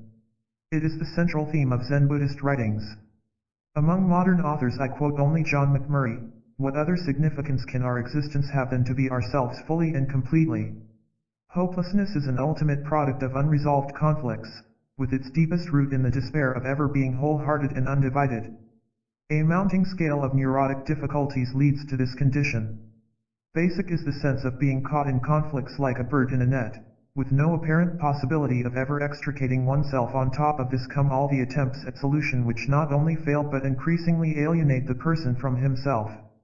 Repetitive experience serves to intensify the hopelessness talents that never lead to achievement, whether because again and again energies are scattered in too many directions or because the difficulties arising in any creative process are enough to deter the person from further pursuit. This may apply as well to love affairs, marriages, friendships, which are shipwrecked one after another. Such repeated failures are as disheartening as is the experience of laboratory rats when, conditioned to jump into a certain opening for food, they jump again and again only to find it barred. There is, furthermore, the factually hopeless enterprise of trying to measure up to the idealized image. It is hard to say whether this may not be the most potent of the factors producing hopelessness. There is no question, however, that in analysis hopelessness comes into full relief when the patient becomes aware that he is far from being the uniquely perfect person he sees in his imagination. He feels hopeless at such a time not only because he despairs of ever attaining those fantastic heights but even more because he responds to this realization with profound self-contempt, detrimental to the expectation of ever attaining anything, whether in love or in work. Final among the contributing factors are all the processes that cause a person's center of gravity to shift from within himself and that make him cease to be the active propellant in his life. The outcome of it all is that he loses faith in himself and in his development as a human being. He tends to give up an attitude which, although it may pass unnoticed, is in its consequences grave enough to be called a psychic death. As Kierkegaard says, but despite the fact of his despair, he may nevertheless be perfectly well able to live on, to be a man, as it seems, to occupy himself with temporal things, get married, beget children, win honor and esteem, and perhaps no one notices that in a deeper sense he lacks a self. About such a thing as that not much fuss is made in the world, for a self is a thing the world is least apt to inquire about, and the thing of all things the most dangerous for a man to let people notice that he has it. The greatest danger, that of losing one's own self, may pass off as quietly as if it were nothing. Every other loss, that of an arm, a leg, $5, a wife, etc., is sure to be noticed. From my experience in supervisory work I know that the problem of hopelessness is often not clearly envisaged by the analyst and hence not properly dealt with. Some of my colleagues have been so overwhelmed by the patient's hopelessness, which they recognized but did not see as a problem, that they became hopeless themselves. This attitude is of course fatal to an analysis, for no matter how good the technique or how brave the effort, the patient senses that the analyst has really given him up. The same holds true outside the analytical situation. Nobody can be a constructively helpful friend or mate who does not believe in the possibility of the companion's fulfilling his own potentialities. Sometimes colleagues have made the opposite mistake of not taking the patient's hopelessness seriously enough. They felt the patient needed encouragement and gave it, which is commendable, but quite insufficient. When this happens, the patient, even if he appreciates the analyst's good intentions, is quite justified in being annoyed with him, since deep down he knows that his hopelessness is not just a mood that can be dissipated by well-meant encouragement. In order to take the bull by the horns and tackle the problem directly, it is necessary first to recognize from indirect indications like the ones cited above that the patient feels hopeless and the extent to which he feels so. Then it must be understood that his hopelessness is fully warranted by his entanglements. The analyst must realize and explicitly convey to the patient that his situation is hopeless only so long as the status quo persists and is regarded as unchangeable. In simplified form, the whole problem is illustrated by a scene from Chekhov's Cherry Orchard. The family, faced with bankruptcy, are in despair at the thought of leaving their estate with its beloved cherry orchard. A man of affairs offers the sound suggestion that they build small houses for rent on a part of the estate. With their hidebound views, they cannot countenance such a project, and since there is no other solution they remain without hope. They ask helplessly, as if they had not heard the suggestion, whether nobody can advise or help them. If their mentor were a good analyst he would say, "Of course the situation is difficult. But what makes it hopeless is your own attitude toward it. If you would consider changing your claims on life there would be no need to feel hopeless." The belief that the patient can really change, which means essentially that he can really resolve his conflicts, is the factor that determines whether or not the therapist dare to tackle the problem and whether he can do it with a reasonable chance of success. It is here that my differences with Freud come into clear relief. Freud's psychology and the philosophy underlying it are essentially pessimistic. This is patent in his outlook on the future of mankind as well as in his attitude toward therapy. And on the basis of his theoretical premises, he cannot be anything but pessimistic. Man is driven by instincts which at best are only to be modified by sublimation. His instinctual drives for satisfaction are inevitably frustrated by society. His ego is helplessly tossed about between instinctual drives and the superego, which itself can only be modified. The superego is primarily forbidding and destructive. True ideals do not exist. The wish for personal fulfillment is narcissistic. Man is by nature destructive and a death instinct compels him either to destroy others or to suffer. All these theories leave little room for a positive attitude toward change and limit the value of the potentially splendid therapy Freud originated. In contrast, I believe that compulsive trends and neuroses are not instinctual but spring from disturbed human relationships, that they can be changed when these improve and that conflicts of such origin can really be resolved. This does not mean that therapy based on the principles I advocate has no limitations. Much work remains to be done before we can clearly determine these limitations. But it does mean that we have well-founded reasons for believing in the possibility of radical change. Why, then, is it so important to recognize and tackle a patient's hopelessness? In the first place, this approach is of value in dealing with special problems like depressions and suicidal tendencies. We can, it is true, lift an individual depression by merely uncovering the particular conflicts in which the person is caught at the time, without touching upon his general hopelessness. But if we want to prevent recurring depressions it has to be tackled because it is the deeper source from which the depressions emanate. Nor can insidious chronic depression be coped with unless one goes to this original source. The same holds true for suicidal conditions. We know that such factors as acute despair, defiance, and vindictiveness lead to suicidal impulses, but it is often too late to prevent suicide after the impulse has become manifest. By paying minute attention to the less dramatic signs of hopelessness and by taking up the problem with the patient at the proper time, it is probable that many suicides could be averted. Of more general significance is the fact that the patient's hopelessness constitutes a hindrance to the cure of any severe neurosis. Freud was inclined to call everything that hampered a patient's progress resistance. But we could hardly regard hopelessness in this light. In analysis we have to deal with a counterplay of retarding and forward-moving forces, with resistance and incentive. Resistance is a collective term for all the forces within the patient that operate to maintain the status quo. His incentive, on the other hand, is produced by the constructive energy that urges him on toward inner freedom. This is the motive power with which we work and without which we could do nothing. It is the force that helps the patient overcome resistance. It makes his associations productive, thereby giving the analyst a chance for better understanding. It gives him the inner strength to endure the inevitable pain of maturing. It makes him willing to take the risk of abandoning attitudes that have given him a feeling of safety and to make the leap into the unknown of new attitudes toward himself and others. The analyst cannot drag the patient through this process. The patient himself must want to go. It is this invaluable force that is paralyzed by a condition of hopelessness. And in failing to recognize and tackle it, the analyst deprives himself of his best ally in the battle against the patient's neurosis. The patient's hopelessness is not a problem that can be solved by any single interpretation. There is already a substantial gain if, instead of being engulfed by a feeling of doom that he regards as unalterable, the patient begins to recognize it as a problem that may eventually be solved. This step liberates him sufficiently to go ahead. There will, of course, be ups and downs. He may feel optimistic, even over-optimistic, if he acquires some helpful insight, only to succumb to his hopelessness again as soon as he approaches a more upsetting one. Each time the matter must be tackled anew. But the hold it has on the patient will relax as he realizes that he can really change. His incentive will grow accordingly. It may be limited, at the beginning of the analysis, to a mere wish to get rid of his most disturbing symptoms. But it gains strength as the patient becomes increasingly aware of his shackles, and as he gets a taste of how it feels to be free. Chapter 12. Sadistic Trends. Persons in the grip of neurotic hopelessness manage to carry on in one way or another.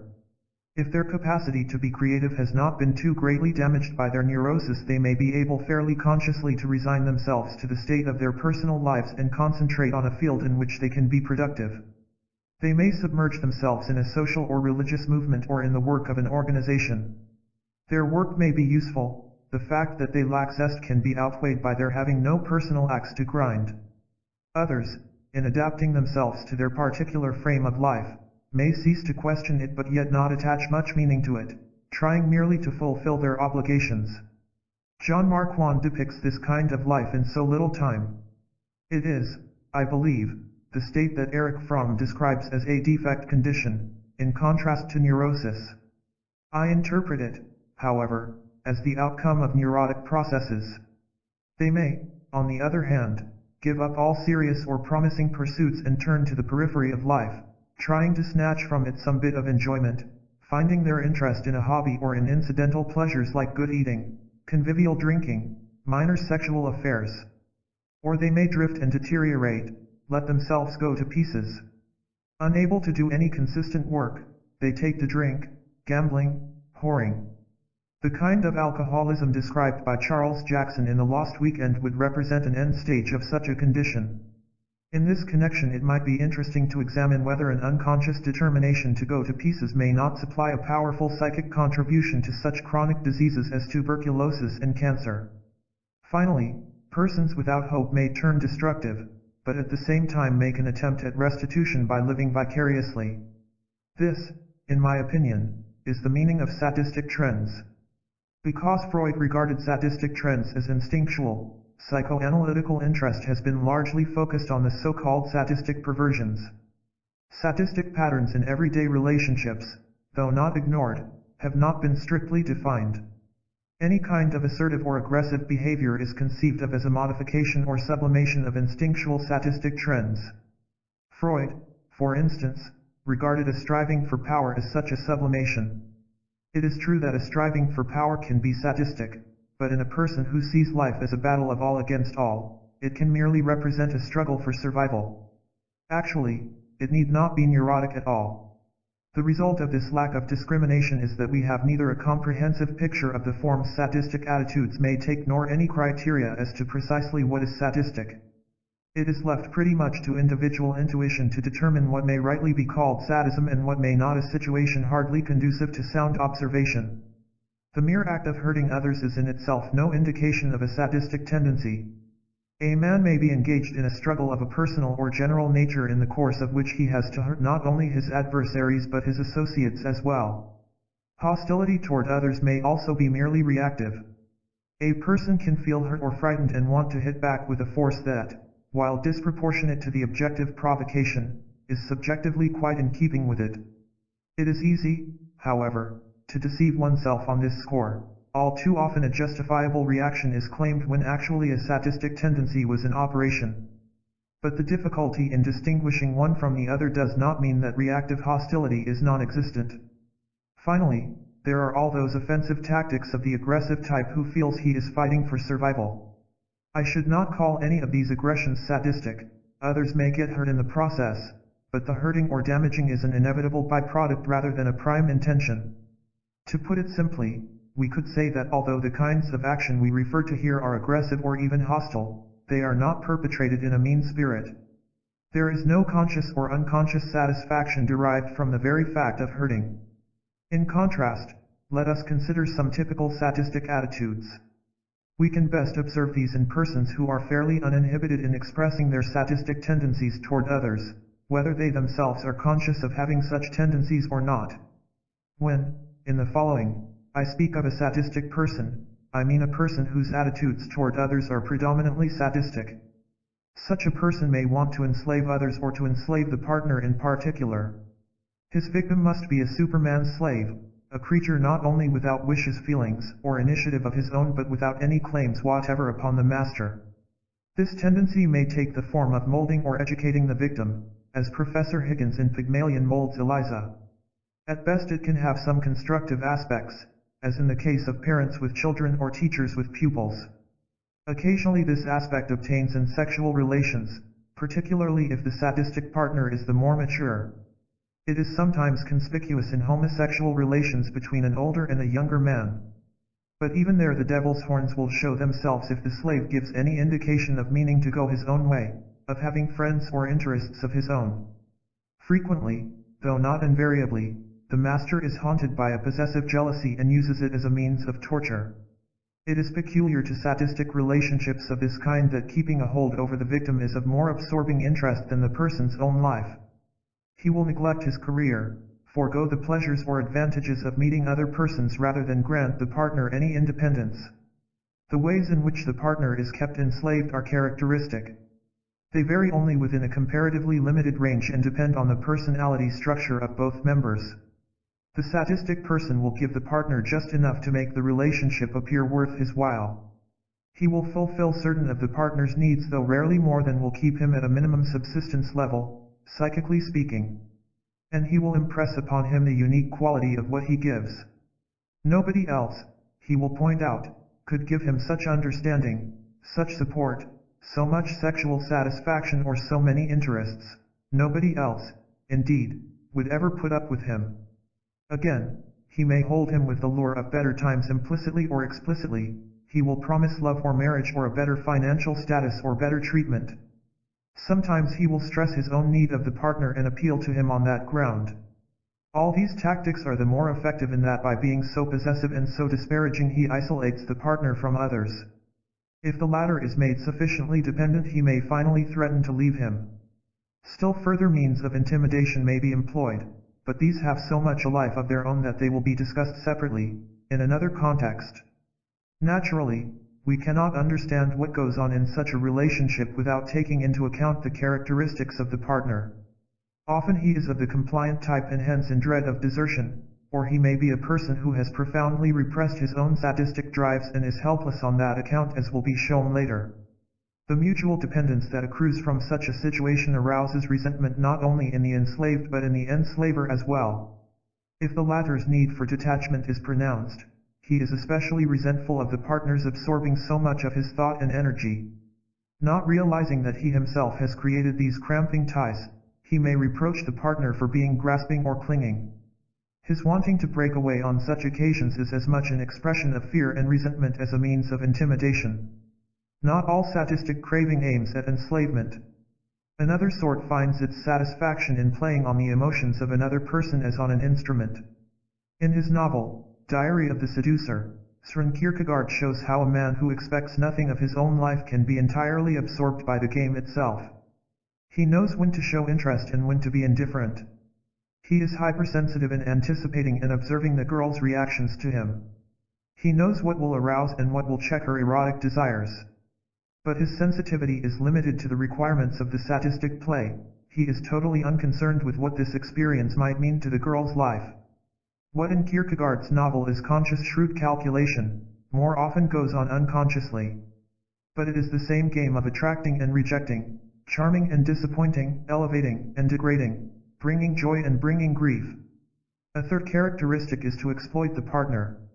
Exploitation is not necessarily a sadistic enterprise, it may be employed merely for the sake of gain. In sadistic exploitation, 2. Gain may be a consideration, but it is often illusory and wholly out of proportion to the affect put into its pursuit. For the sadist, exploitation becomes a kind of passion in its own right. What matters is to experience the triumph of getting the better of others. Its specifically sadistic coloring appears in the means used for exploitation. The partner is subjected, directly and indirectly, to ever-mounting demands, and is made to feel guilty or humiliated if he does not fulfill them. The sadistic person can always find a justification for feeling discontented or unfairly treated, and for demanding still more on that account. Ibsen's Hedda Gabler illustrates how the fulfilling of such demands never evokes gratitude, and how the demands themselves are often prompted by the desire to hurt the other person and put him in his place. They may have to do with material things or sexual needs or aid in establishing a career. They may be demands for special consideration, exclusive devotion, boundless tolerance. There is nothing specifically sadistic in their content. What does point to sadism is the expectation that the partner should, by whatever means are available, fill out a life that is emotionally empty. This, too, is well illustrated by Hedda Gabler in her constant complaints of feeling bored and wanting stimulation and excitement. The need to feed, vampire-like, on the emotional vitality of another person is as a rule completely unconscious. But it is probable that it is at the bottom of the craving to exploit and that it is the soil from which the expressed demands draw their sustenance. The nature of the exploitation becomes still clearer when we realize that there is simultaneously a tendency to frustrate others. It would be a mistake to say that the sadistic person never wants to give anything. Under certain conditions he may even be generous. What is typical of sadism is not a niggardliness in the sense of withholding but a much more active, though unconscious, impulse to thwart others, to kill their joy and to disappoint their expectations. Any satisfaction or buoyancy of the partner's almost irresistibly provokes the sadistic person to spoil it in some way. If the partner looks forward to seeing him, he tends to be sullen. If the partner wants sexual intercourse, he will be frigid or impotent. He may not even have to do, or fail to do, anything positive. By simply radiating gloom he acts as a depressant. To quote Aldous Huxley, he did not have to do anything, it was enough for him just to be. They shriveled and turned black by mere infection. And a little later, what an exquisite refinement of the will to power, what an elegant cruelty. And what an amazing gift for that contagious gloom which damps even the highest spirits and stifles the very possibility of joy. As significant as any of these is the sadistic person's tendency to disparage and humiliate others. He is remarkably keen at seeing shortcomings, at discovering the weak spots in others and pointing them out. He knows intuitively where others are sensitive and can be hurt. And he tends to use his intuition mercilessly for derogatory criticism. This may be rationalized as honesty or as a wish to be helpful. He may believe himself to be sincerely troubled by doubts in regard to the other person's competence or integrity, but he will become panicky if the sincerity of his doubts is questioned. It may also appear as mere suspiciousness. The patient may say, "If only I could trust that person." But after having translated him in his dreams into everything loathsome from a cockroach to a rat, how could he expect to trust him? In other words, suspiciousness can be merely a consequence of disparaging another person in one's own mind. And if the sadistic person is unaware of his disparaging attitude, he may be conscious only of the resulting suspiciousness. Again, it would seem more appropriate to speak of a passion for fault-finding than of simply a tendency. He not only turns his searchlight on actual flaws but is extremely adept at externalizing his own faults and so building up a case against the other fellow. If, for instance, he has upset someone by his own behavior, he will immediately show concern or even contempt for that person's emotional instability. If the partner, being intimidated, is not entirely frank with him, he will reproach him for his secrecy or for lying. He will reproach him for being dependent on him when he himself has done all he could to make him so.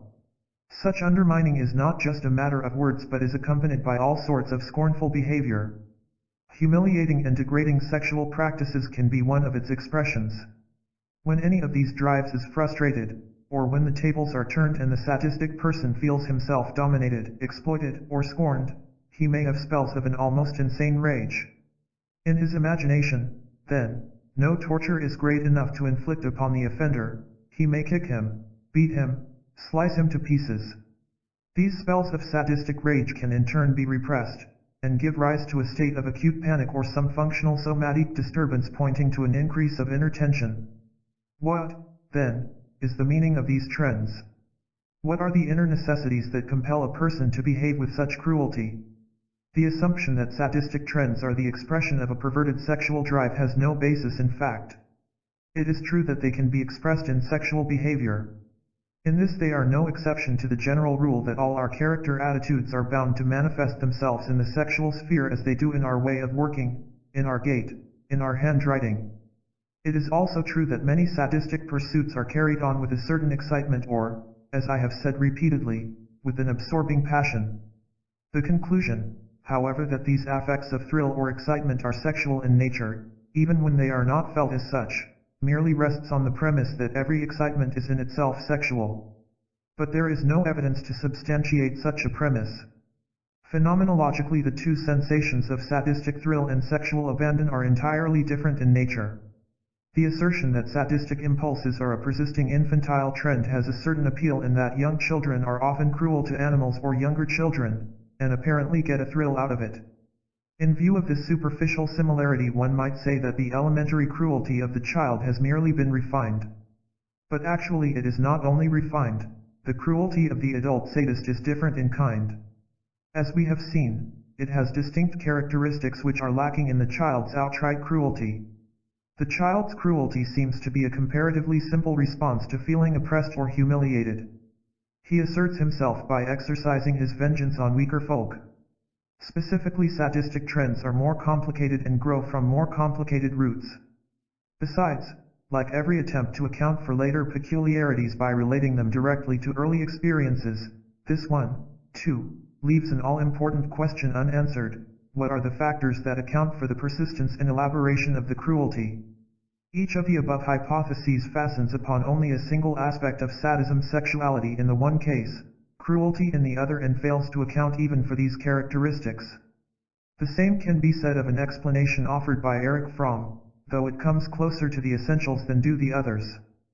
Fromm points out that the sadistic person does not want to destroy the one to whom he attaches himself, but because he cannot live his own life must use the partner for a symbiotic existence.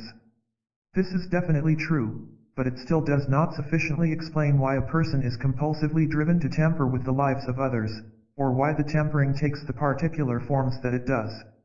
If we regard sadism as a neurotic symptom, we must start, as always, not by trying to explain the symptom but by seeking to understand the structure of the personality that develops it.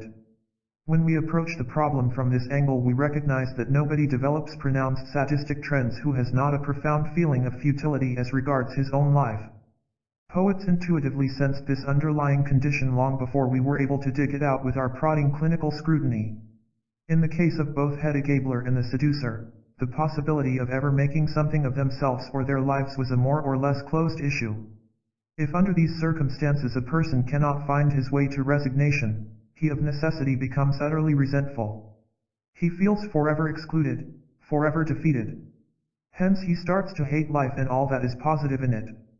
But he hates it with the burning envy of one who is withheld from something he ardently desires.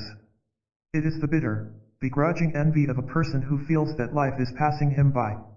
Lebensnade, Nietzsche called it. He does not feel that others have their sorrows, too. They sit at the table while he goes hungry. They love, create, enjoy, feel healthy and at ease, belong somewhere. The happiness of others and their naive expectations of pleasure and joy irritate him. If he cannot be happy and free, why should they be so? In the words of Dostoevsky's Idiot, he cannot forgive them their happiness. He must trample on the joy of others. His attitude is illustrated by the story of the teacher doomed by tuberculosis who spits on his pupils' sandwiches and is elated at his power to crush them. That was a conscious act of vindictive envy. In the sadist, the tendency to frustrate and to crush the spirit of others is as a rule deeply unconscious. But the purpose is the same sinister one as that of the teacher, to impart his suffering to others. If others are as defeated and degraded as he, his own misery is tempered in that he no longer feels himself the only one afflicted. Another way he alleviates his gnawing envy is by a sour grapes tactic, mastered to such perfection that even the trained observer is easily deceived by it. As a matter of fact, his envy is so deeply buried that he himself would deride any suggestion of its existence. His focusing upon the painful, burdensome, or ugly side of life is thus not only an expression of his bitterness but even more of his interest in proving to himself that he is not missing anything. His constant fault-finding and evaluating stem in part from this source. He will take note, for instance, of the one part of a beautiful woman's body that is not perfect. Coming into a room, his eyes will be arrested by the one color or piece of furniture that does not match the rest. He will pick out the one flaw in an otherwise good speech. Similarly, whatever is wrong in other persons' lives or in their characters or in their possible motivations will loom large in his mind. If he is sophisticated, he will ascribe this attitude to his being sensitive to imperfections. But the fact is that he turns his searchlight on these alone, leaving everything else in the dark. Although he succeeds in assuaging his envy and discharging his resentment, his devaluating attitude in turn gives rise to a permanent feeling of disappointment and discontent. If he has children, for instance, he thinks primarily of the burdens and obligations that go with them. If he has no children, he feels that this most important human experience has been denied him. If he has no sexual relations, he feels deprived and is concerned about the dangers of continence. If he has sexual relations, he feels humiliated by them and ashamed of them.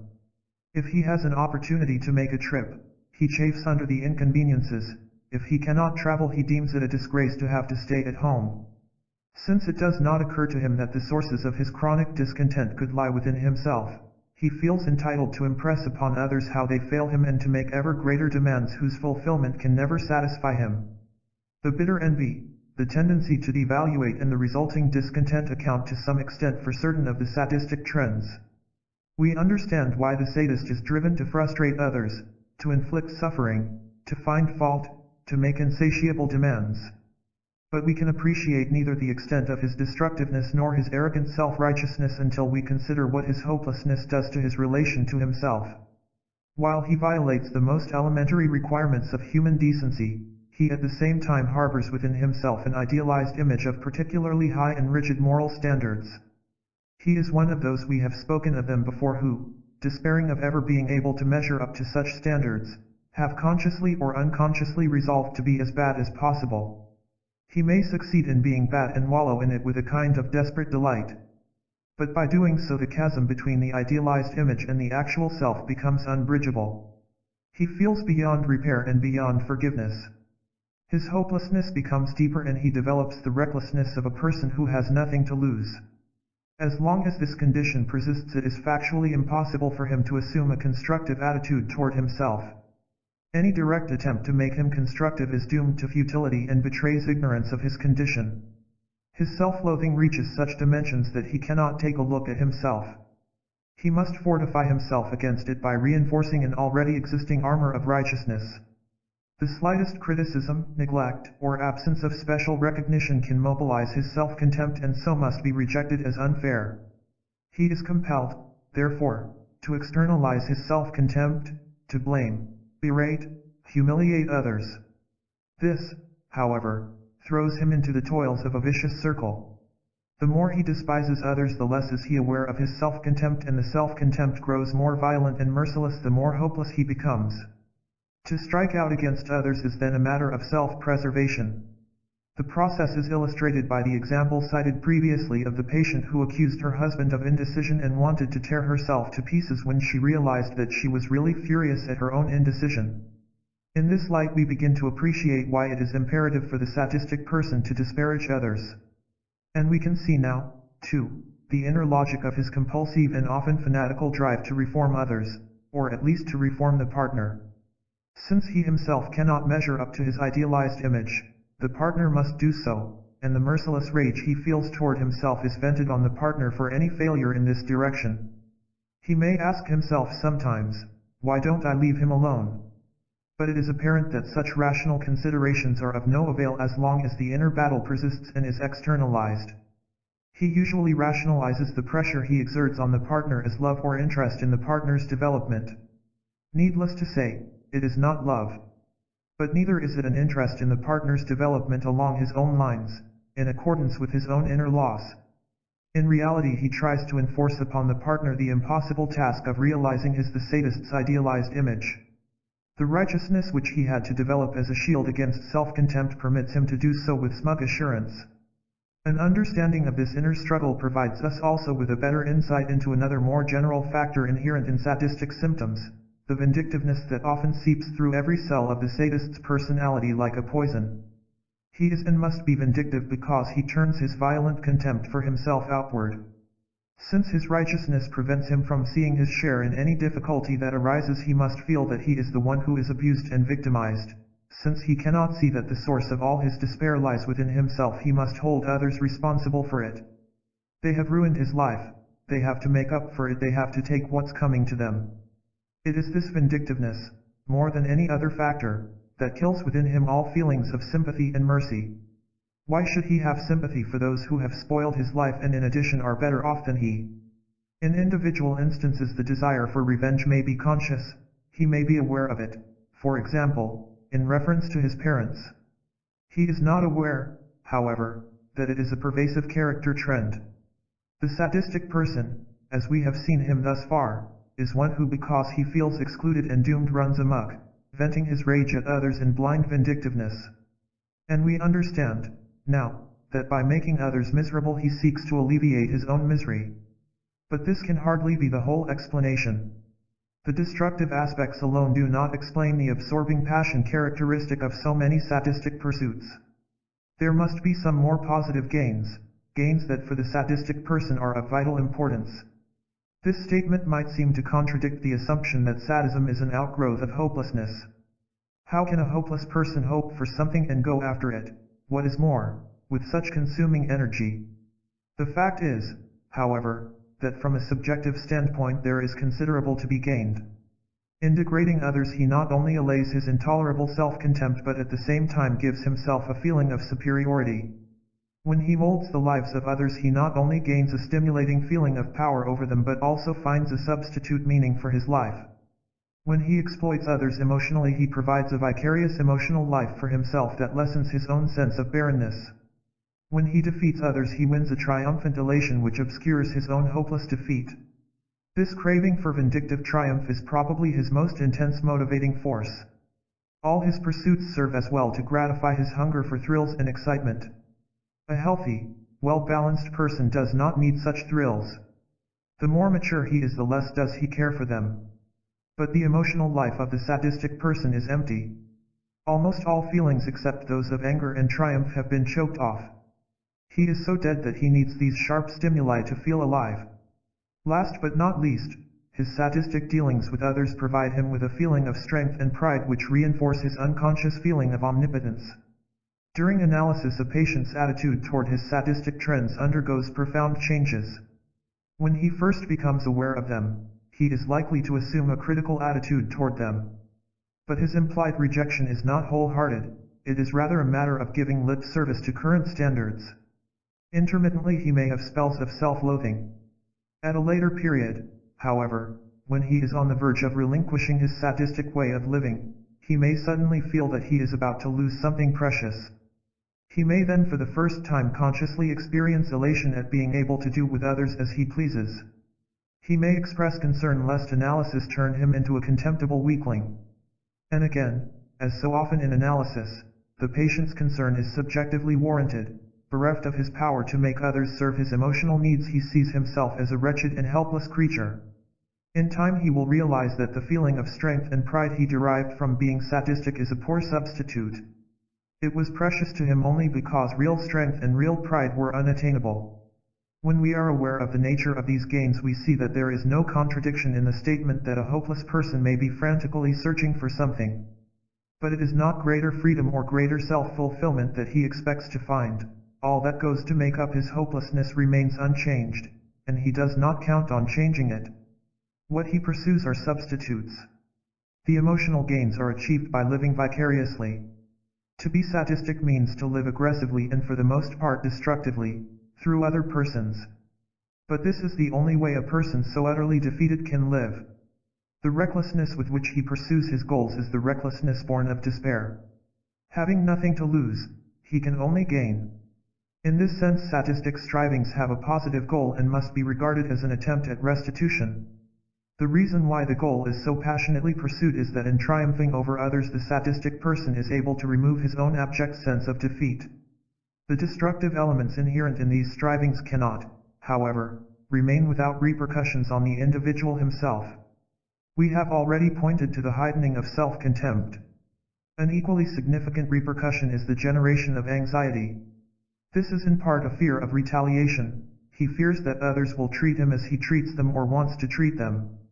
Consciously it appears not so much as a fear as in simply taking it for granted that they would give him a raw deal if they could, that is, if he does not prevent it by being constantly on the offensive. He must be so alert in foreseeing and forestalling any possible attack that for all practical purposes he will be inviolable.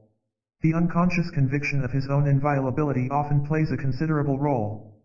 It gives him a lordly feeling of security. He could never be hurt, he could never be exposed, he could never have an accident or contract a disease, he could not, indeed, ever die. If nonetheless he does get hurt, by persons or circumstances, his pseudo-security is shattered and he is likely to be seized by acute panic. In part, his anxiety is a fear of the explosive, destructive elements within himself. He feels like a person who carries a highly charged bomb around with him. Excessive self-control and continuous vigilance are needed to keep these dangerous elements in check. They may come to the surface when he drinks, if he is not too frightened to loosen up under the influence of liquor. He may then become violently destructive. The impulses may also come closer to awareness under special conditions that for him represent temptation. Thus the sadist in Zola's Bet Humane becomes panicky when attracted by a girl because this arouses an impulse to murder her. Witnessing an accident or any act of cruelty may bring on a seizure of fear because these awaken his own impulse to destroy. These two factors, self-contempt and anxiety, are largely responsible for the repression of sadistic impulses. The thoroughness and depth of repression vary. Often the destructive impulses are merely kept from awareness. By and large it is astonishing how much sadistic behavior can be lived out without the individual's knowing it. He is conscious only of occasional desires to mistreat a weaker person, of being excited when he reads about sadistic acts, or of having some obviously sadistic fantasies. But these sporadic glimpses remain isolated. The bulk of what he does to others in his daily behavior is for the most part unconscious. His numbness of feeling for himself and others is one factor that blurs the issue. Until this is dispelled, he cannot emotionally experience what he does. Besides, the justifications brought to bear to conceal the sadistic trends are often clever enough to deceive not only the sadistic person himself but even those affected by them. We must not forget that sadism is an end stage of a severe neurosis. Hence the kind of justification employed will depend upon the structure of the particular neurosis from which the sadistic trends stem. The compliant type, for instance, will enslave the partner under the unconscious pretense of love. His demands will be attributed to his needs. Because he is so helpless or so apprehensive or so ill, the partner should do things for him. Because he cannot be alone, the partner should always be with him. His reproaches will be expressed indirectly by his demonstrating, unconsciously, how much others make him suffer. The aggressive type expresses sadistic trends quite undisguisedly, which, however, does not mean that he is any more aware of them. He has no hesitation in showing his discontent, his scorn, and his demands, but feels that, besides being entirely justified, he is simply being frank. He will also externalize his lack of regard for others and the fact that he exploits them, and will intimidate them by telling them in no uncertain terms how much they abuse him. The detached person is singularly unobtrusive in expressing sadistic trends. He will frustrate others in a quiet way, making them feel insecure by his readiness to withdraw, conveying the impression that they are cramping or disturbing him, and taking secret delight in letting them make fools of themselves. But sadistic impulses can be much more deeply repressed, and then give rise to what might be called an inverted sadism. What happens here is that the person so greatly fears his impulses that he leans over backward to keep them from being revealed to himself or others. He will shun everything that resembles assertion, aggression, or hostility, and as a result will be profoundly and diffusely inhibited. A brief outline will give an idea of what this process entails. To lean over backward from enslaving others is to be incapable of giving any order, much less of assuming a position of responsibility or leadership. It makes for overcaution in exerting influence or giving advice. It involves the repression of even the most legitimate jealousy. A good observer will merely notice that the person gets a headache, a stomach ailment, or some other symptom when things do not go his way. Leaning over backward from exploiting others brings self-effacing tendencies to the fore. It shows in not daring to express any wish, not daring even to have a wish, in not daring to rebel against abuse or even to feel abused, in tending to regard the expectations or demands of others as better justified or more important than one's own, in preferring to be exploited rather than assert one's own interest. Such a person is between the devil and the deep blue sea. He is frightened of his impulses to exploit but despises himself for his unassertiveness, which he registers as cowardice. And when he is exploited, as will naturally happen, he is caught in an unsolvable dilemma and may react with a depression or some functional symptom. Similarly, instead of frustrating others, he will be over-anxious not to disappoint them, to be considerate and generous. He will go to great lengths to avoid anything that could conceivably hurt their feelings or in any way humiliate them. He will intuitively find something nice to say, an appreciative remark, for instance, that will heighten their self-confidence. He tends automatically to take blame on himself and will be profuse in his apologies. If he must make a criticism, he will make it in the mildest possible form. Even when others grossly abuse him, he will show nothing but understanding. But at the same time he is hypersensitive to humiliation and suffers excruciatingly under it. The sadistic play on emotions, when deeply repressed, may give place to a feeling that one is powerless to attract anyone. Thus a person may honestly believe, often in spite of good evidence to the contrary, that he is unattractive to the opposite sex, that he has to content himself with the crumbs. To speak in this case of a feeling of inferiority is merely to use another word for what the person is conscious of anyhow, and what may simply be an expression of his self-contempt. But of relevance here is the fact that the notion of unattractiveness may be an unconscious recoil from the temptation of playing the exciting game of conquering and rejecting. During analysis, it may gradually become clear that the patient has unconsciously falsified the whole picture of his love relations. And a curious change will take place. The ugly duckling becomes aware of his desire and capacity to attract people, but turns against them with indignation and contempt as soon as they take his advances seriously. The consequent personality picture is deceptive and difficult to evaluate. Its similarity to the compliant type is striking. As a matter of fact, while the overtly sadistic person ordinarily belongs to the aggressive type, the inverted sadist began, as a rule, by developing predominantly compliant trends. The likelihood is that he was especially hard hit and crushed into submission in childhood. He may have falsified his feelings, and, instead of rebelling against the oppressor, turned to loving him. As he grew older, perhaps around puberty, the conflicts became unbearable and he took refuge in detachment. But when confronted with failure, he could no longer stand the isolation of his ivory tower. He then seemingly reverted to his former dependence, but with this difference: his need for affection became so desperate that he was willing to pay any price not to be left alone. At the same time, his chances of finding affection were diminished because his need for detachment, which was still present, constantly interfered with his desire to attach himself to someone. Worn out by this struggle, he became hopeless and developed sadistic tendencies. But his need for people was so insistent that he had not only to repress his sadistic trends but to lean over backward to conceal them. Being with others is, in this event, a strain, though he may not realize it. He tends to be stilted and shy. He must constantly play a role that is contrary to his sadistic impulses.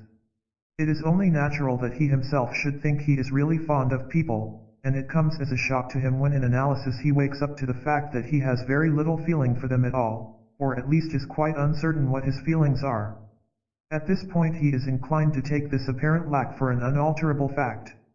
But actually he is merely in process of relinquishing his pretense of positive feelings, and unconsciously prefers to feel nothing rather than face his sadistic impulses. A positive feeling for others can only begin to develop when he recognizes those impulses and starts to overcome them. There are certain elements in the picture, however, that to the trained observer will indicate the presence of sadistic trends. To begin with, there is always some insidious way in which he can be seen to intimidate, exploit, and frustrate others. There is usually a perceptible though unconscious contempt for others, superficially attributed to their lower moral standards. In addition, there are a number of incongruities which point to sadism. The person, for instance, may sometimes put up with sadistic behavior directed at himself with apparently limitless patience, but at other times show hypersensitivity to the slightest domination, exploitation, or humiliation. Finally, he gives the impression of being masochistic, namely, of indulging in feeling victimized. But since the term and the concept behind it are misleading, it is better to steer away from it and describe instead the elements involved. Being pervasively inhibited in asserting himself, the inverted sadist will in any case be readily abused.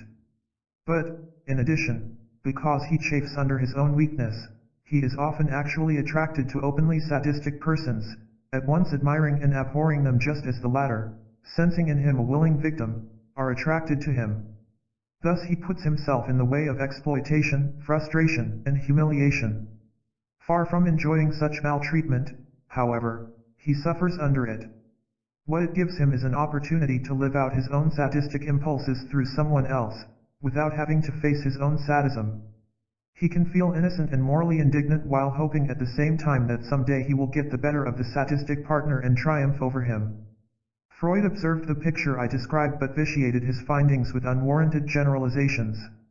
In fitting them into the frame of his whole philosophy, he took them as proof that no matter how good a person is on the surface, he is inherently destructive. Actually, the condition is a particular outgrowth of a particular neurosis. We have come a long way from the point of view that regards a sadistic person as a sexual pervert or that uses elaborate terminology to say he is mean and vicious. The sexual perversions are comparatively rare. When they are present, they are merely one expression of a general attitude toward others.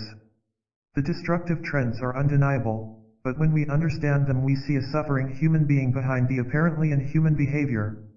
With this we open the possibility of reaching such a human being by therapy. We find him a desperate individual who seeks restitution for a life that has defeated him. Conclusion: resolution of neurotic conflicts. The more we realize what infinite harm neurotic conflicts inflict on the personality, the more stringent appears the need truly to resolve them. But since, as we now understand, this cannot be done by rational decision nor by evasion nor by the exertion of willpower, how can it be done? There is only one way. The conflicts can be resolved only by changing those conditions within the personality that brought them into being. This is a radical way, and a hard one. In view of the difficulties involved in changing anything within ourselves, it is quite understandable that we should scour the ground for shortcuts. Perhaps that is why patients and others as well so often ask, is it enough if one sees one's basic conflict? The answer is clearly, no. Even when the analyst, discerning quite early in the analysis just how the patient is divided, is able to help him to recognize this split, the insight is of no immediate profit. It may bring a certain relief in that the patient begins to see a tangible reason for his troubles instead of simply being lost in a mysterious haze, but he cannot apply it to his life. A perception of how his divergent parts operate and interfere with one another makes him no less divided. He hears these facts as one hears a strange message. It seems plausible, but he cannot realize its implications for himself. He is bound to invalidate it by manifold unconscious mental reservations. Unconsciously he will insist that the analyst is exaggerating the magnitude of his conflicts, that he would be quite all right if it were not for outside circumstances, that love or success would rid him of his distress, that he can evade his conflicts by keeping away from people, that though it may be true of ordinary folk that they cannot serve two masters, he with his unlimited powers of will and intelligence could manage to do so. Or he may feel again unconsciously that the analyst is a charlatan or a well-meaning fool, feigning professional cheerfulness, that he ought to know the patient is ruined beyond repair, which means that the patient responds to the analyst's suggestions with his own feeling of hopelessness. Since such mental reservations point to the fact that the patient either clings to his particular attempts at solution, these being much more real to him than the conflicts themselves, or that he fundamentally despairs of recovery, all the attempts and all their consequences must be worked through before the basic conflict can profitably be tackled. The search for an easier road has given rise to another question, lent weight by Freud's emphasis on Genesis. Is it enough to relate these conflicting drives once they have been recognized to their origins and early manifestations in the childhood situation? Again the answer is, no, and again, for the most part, the same reasons apply. Even the most detailed recollection of his early experiences gives the patient little beyond a more lenient, more condoning attitude toward himself. It in no way makes his present conflicts any less disrupting. A comprehensive knowledge of early environmental influences and the changes they effected in the child's personality, though it has little direct therapeutic value, does have a bearing on our inquiry into die conditions under which neurotic conflicts develop. It was, after all, the changes in his relations with himself and others that originally brought about the conflicts. I have described this development in previous publications as well as in the earlier chapters of this book. Briefly, a child may find himself in a situation that threatens his inner freedom, his spontaneity, his feeling of security, his self-confidence, in short the very core of his psychic existence. He feels isolated and helpless, and as a result his first attempts to relate himself to others are determined not by his real feelings but by strategic necessities. He cannot simply like or dislike, trust or distrust, express his wishes or protest against those of others, but has automatically to devise ways to cope with people and to manipulate them with minimum damage to himself. The fundamental characteristics that evolve in this way may be summarized as an alienation from the self and others, a feeling of helplessness, a pervasive apprehensiveness, and a hostile tension in his human relations that ranges from general wariness to definite hatred. As long as these conditions persist, the neurotic cannot possibly dispense with any of his conflicting drives. On the contrary, the inner necessities from which they stem become even more stringent in the course of the neurotic development. The fact that the pseudo-solutions increase the disturbance in his relations with others and with himself means that a real solution becomes less and less attainable. The goal of therapy, therefore, can only be to change the conditions themselves. The neurotic must be helped to retrieve himself, to become aware of his real feelings and wants, to evolve his own set of values, and to relate himself to others on the basis of his feelings and convictions. If we could achieve this by some magic, the conflicts would be dispelled without their having even to be touched upon. As there is no magic, we must know what steps have to be taken to bring about the desired change. Since every neurosis, no matter how dramatic and seemingly impersonal the symptoms, is a character disorder, the task of therapy is to analyze the entire neurotic character structure. Hence, the more clearly we can define this structure and its individual variations, the more precisely can we delineate the work to be done. If we conceive of neurosis as a protective edifice built around the basic conflict, the analytical work can roughly be divided into two parts.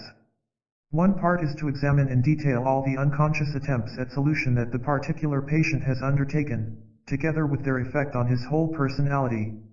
This would include studying all the implications of his predominant attitude, his idealized image, his externalization, and so on, without taking into consideration their specific relationship to the underlying conflicts.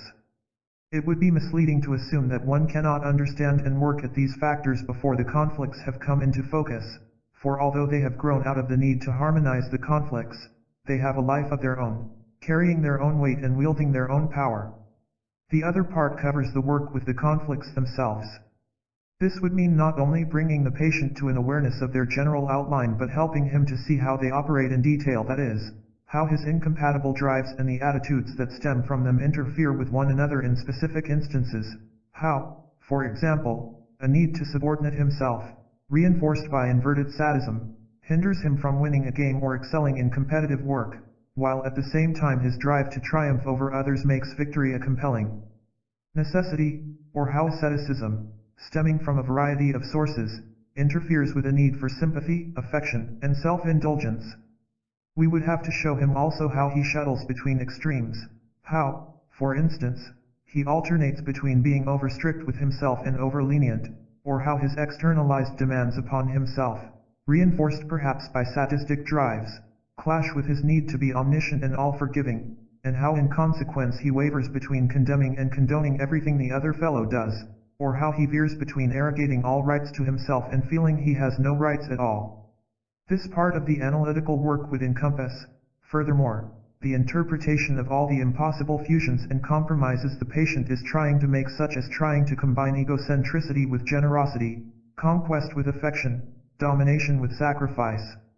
It would include helping him to understand exactly how his idealized image, his externalization, and so on have served to spirit away his conflicts, to camouflage them and to mitigate their disruptive force. In sum, it entails bringing the patient to a thorough understanding of his conflicts, their general effect on his personality, and their specific responsibility for his symptoms. On the whole, the patient offers a different sort of resistance in each of these sections of analytical work. While his attempts at solution are being analyzed, he is bent on defending the subjective values inherent in his attitudes and trends, and so fights any insight into their real nature. During the analysis of his conflicts, he is primarily interested in proving that his conflicts are not conflicts at all, and therefore blurs and minimizes the fact that his particular drives are really incompatible. As to the sequence in which subjects should be tackled, Freud's advices and probably always will be of foremost significance.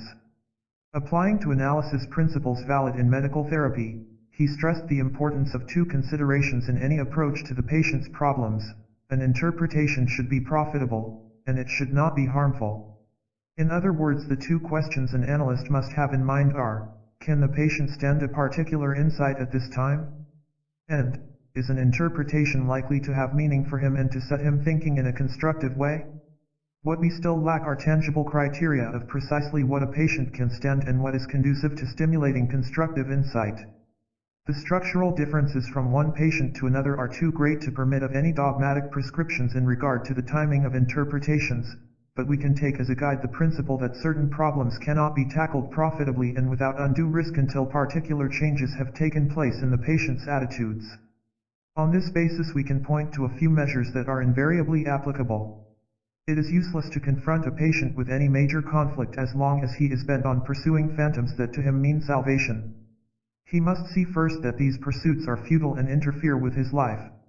In highly condensed terms, the attempts at solution should be analyzed prior to the conflicts. I do not mean that any mention of conflicts should be assiduously avoided. How cautious the approach needs to be depends on the brittleness of the whole neurotic structure. Some patients may be thrown into a panic if their conflicts are pointed out to them prematurely. For others it will have no meaning, will simply slide off without making any impression.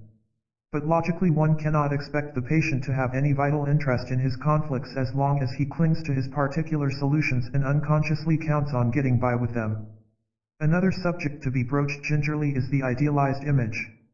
It would lead us too far afield to discuss here the conditions under which certain aspects of it can be tackled at a fairly early stage. Caution is advisable, however, since the idealized image is often the only part of the patient that is real to him. It may be, what is more, the only element that provides him with a kind of self-esteem and that keeps him from drowning in self-contempt. The patient must have gained a measure of realistic strength before he can tolerate any undermining of his image. To work at sadistic trends at an early period in the analysis is sure to be unprofitable. The reason lies, in part, in the extreme contrast these trends present to the idealized image. Even at a later period, awareness of them often fills the patient with terror and disgust.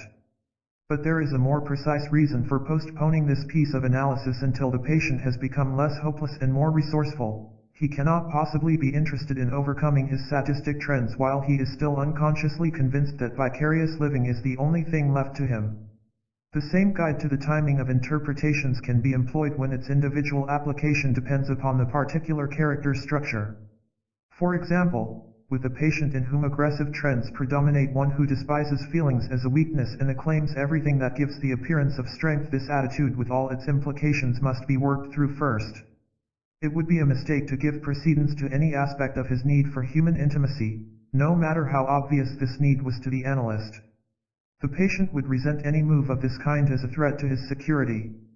He would feel that he must be on his guard against the analyst's wish to make him a goody-goody. Only when he is much stronger will he be able to tolerate his tendencies toward compliance and self-effacement. With this patient one would also have to steer clear for some time of the problem of hopelessness, since he would be likely to resist admitting any such feeling. Hopelessness for him would have the connotation of loathsome self-pity and mean a disgraceful confession of defeat. Conversely, if compliant trends predominate, all the factors involved in moving toward people must be thoroughly worked through before any dominating or vindictive tendencies can be tackled. Again, if a patient sees himself as a great genius or a great lover, it would be a complete waste of time to approach his fear of being despised and rejected, and even more futile to tackle his self-contempt. Sometimes the scope of what can be tackled at the beginning is very limited. This is so in particular when a high degree of externalization is combined with a rigid self-idealization, a position that will countenance no flaws. If certain signs reveal this condition to the analyst, he will save much time by avoiding all interpretations that even remotely imply that the source of the patient's trouble lies within himself. However, it may be feasible at this period to touch on particular aspects of the idealized image, such as the inordinate demands the patient makes upon himself. Familiarity with the dynamics of the neurotic character structure also helps the analyst to grasp more quickly and more concisely just what the patient wants to express by his associations and hence what ought to be dealt with at the moment. He will be able to visualize and predict from seemingly insignificant indications one whole aspect of the patient's personality, and so can direct his attention to the elements to watch for. His position would be like that of the internist who, when he learns that a patient is coughing, perspiring at night, and fatigued in the late afternoon, considers the possibility of pulmonary tuberculosis and is guided accordingly in his examination. If, for instance, a patient is apologetic in his behavior, is ready to admire the analyst, and reveals self-effacing tendencies in his associations, the analyst will visualize all the factors involved in moving toward people. He will examine the possibility of this being the patient's predominant attitude, and if he finds further evidence he will try to work at this from every possible angle. Similarly, if a patient repeatedly talks of experiences in which he felt humiliated, and indicates that he looks upon the analysis in this light, the analyst will know that he has to tackle the patient's fear of humiliation. And he will select for interpretation that source of the fear which at the time is most accessible. He may be able, for example, to connect it with the patient's need for affirmation of his idealized image, provided parts of the image have already come to awareness. Again, if the patient shows inertia in the analytical situation and talks of feeling doomed, the analyst will have to tackle his hopelessness insofar as that is possible at the moment.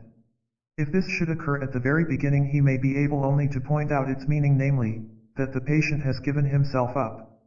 He will then try to convey to him that his hopelessness does not spring from a factually hopeless situation but constitutes a problem to be understood and eventually solved. If the hopelessness appears at a later period, the analyst may be able to relate it more specifically to his despair of finding a way out of his conflicts or of ever measuring up to his idealized image. The suggested measures still leave ample room for the analyst's intuition and for his sensitivity to what is going on in the patient. These remain valuable, even indispensable tools which the analyst should strive to develop to his utmost. But the fact that intuition is employed does not mean that the procedure lies merely in the realm of art or that it is one where the application of common sense suffices. A knowledge of the neurotic character structure makes the deductions based upon it strictly scientific and enables the analyst to conduct the analysis in an exact and responsible fashion. Nevertheless, because of the infinite individual variations in the structure, the analyst can sometimes proceed only by trial and error. When I speak of error, I do not refer to such gross mistakes as imputing motivations that are alien to the patient or a failure to grasp his essential neurotic drives.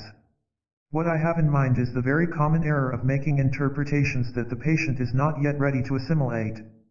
While gross mistakes are avoidable, the error of making premature interpretations is and always will be unavoidable. We can, however, reach a more speedy recognition of such errors if we are extremely alert to the way in which a patient reacts to an interpretation and are guided accordingly. It seems to me that too much emphasis has been placed on the fact of the patient's resistance on his acceptance or rejection of an interpretation and too little on exactly what his reaction signifies. This is unfortunate, because it is the kind of reaction in all its detail that indicates what has to be worked through before the patient will be ready to handle the problem the analyst has pointed out. The following instance may serve as an illustration. A patient realized that in his personal relationships he showed profound irritation in response to any claim the partner made upon him.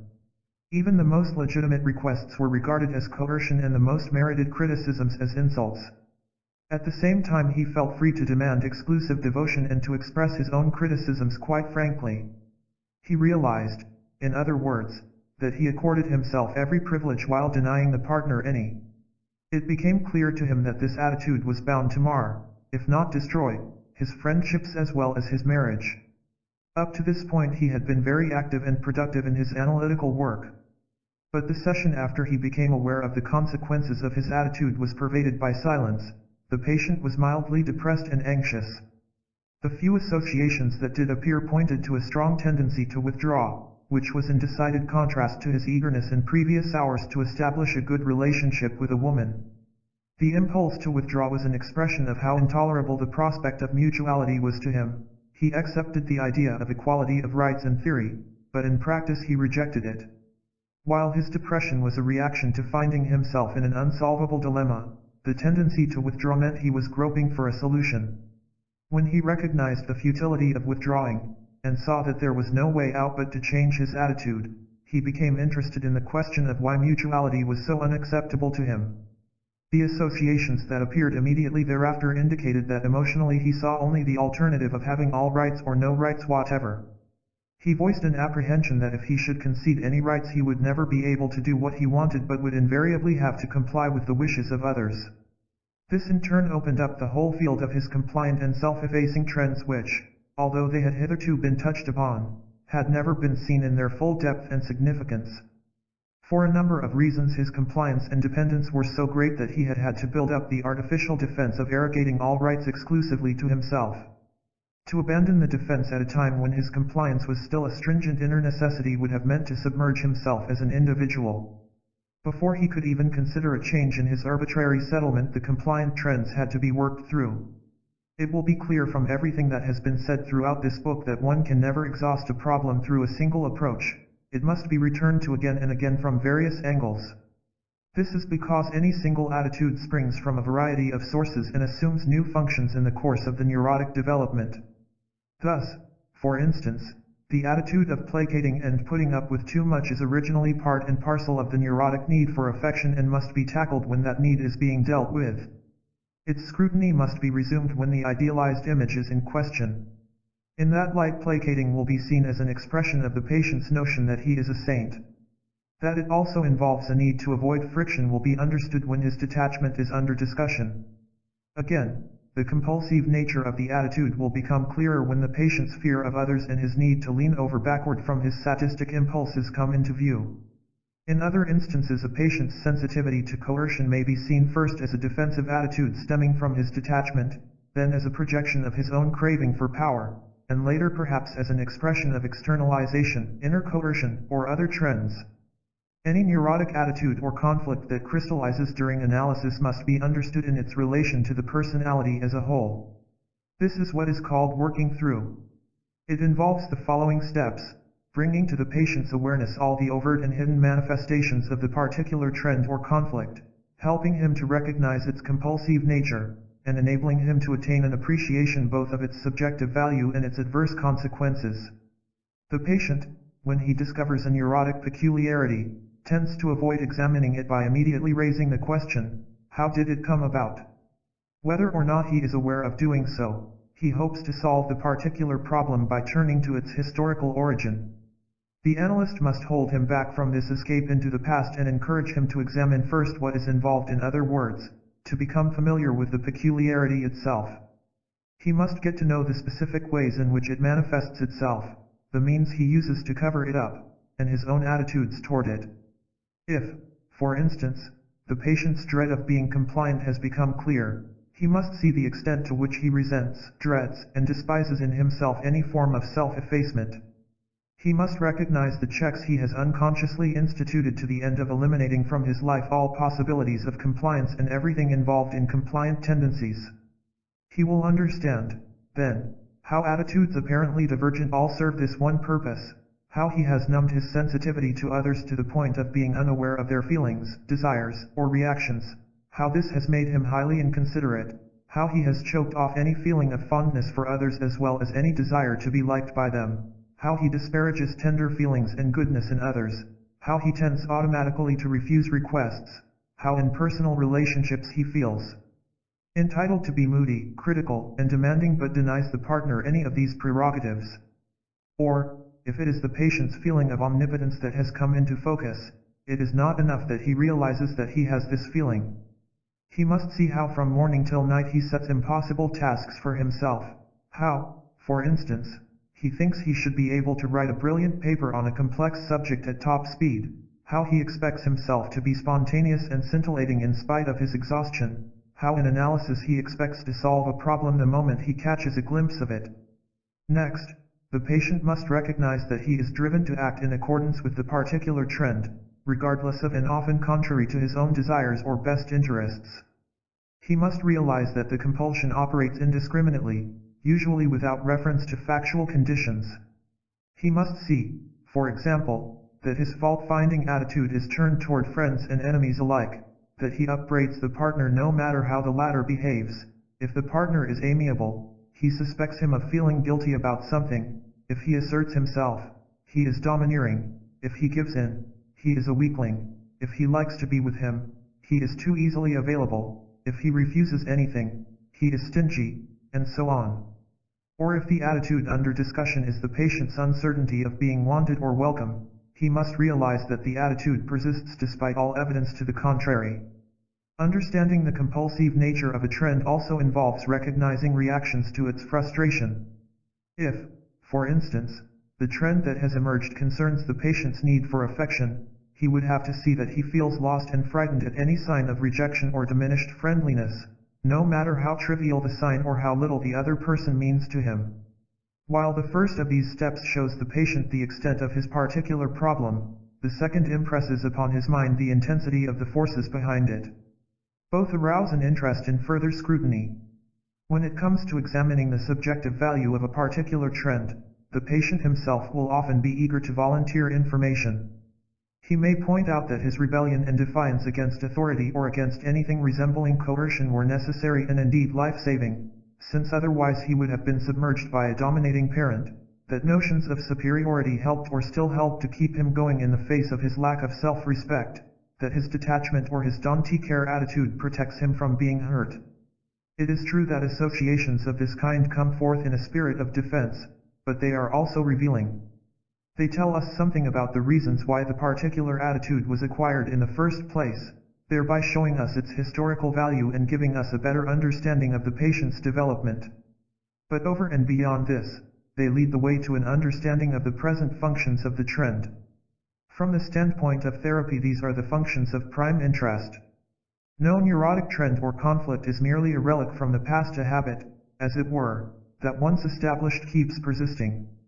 We can be sure that it is determined by stringent necessities within the existing character structure. The mere knowledge of why a neurotic peculiarity developed originally can only be of secondary value, since what we must change are the forces that operate at present. For the most part, the subjective value of any neurotic position lies in its counterbalancing some other neurotic tendency. A thorough comprehension of these values, therefore, will provide an indication of how to proceed in any particular instance. If, for example, we are aware that a patient cannot relinquish his feeling of omnipotence because it permits him to mistake his potentialities for realities, his glorious projects for actual accomplishments, we shall know that we must examine the extent to which he lives in imagination. And if he lets us see that he lives this way in order to insure himself against failure, our attention will be directed toward the factors that lead him not only to anticipate failure but to be in constant dread of it. The most important therapeutic step is to bring the patient to see the reverse side of the medal, the incapacitating effects of his neurotic drives and conflicts. Some of this work will have been covered during the preceding steps, but it is essential that the picture be complete in all its detail. Only then will the patient actually feel the need of changing. In view of the fact that every neurotic is driven to maintain the status quo, an incentive powerful enough to outweigh the retarding forces is required. Such an incentive, however, can come only from his desire for inner freedom, happiness, and growth, and from the realization that every neurotic difficulty stands in the way of its fulfillment. Thus, if he tends toward derogatory self-criticism, he must see how this dissipates his self-respect and leaves him without hope, how it makes him feel unwanted, compelling him to suffer abuse, which in turn causes him to be vindictive, how it paralyzes his incentive and ability to work, how, in order to keep from falling into the abyss of self-contempt, he is forced into defensive attitudes like self-aggrandizement, remoteness from himself, and feelings of unreality about himself, so perpetuating his neurosis. Similarly, when a particular conflict has become visible during the analytical process, the patient must be made aware of its influence upon his life. In the case of a conflict between self-effacing tendencies and a need for triumph, all the cramping inhibitions inherent in inverted sadism must be understood. The patient must see how he responds to every self-effacing move with self-contempt, and with rage at the person before whom he cringes, and how, on the other hand, he responds to every attempt to triumph over someone with horror of himself and a fear of retaliation.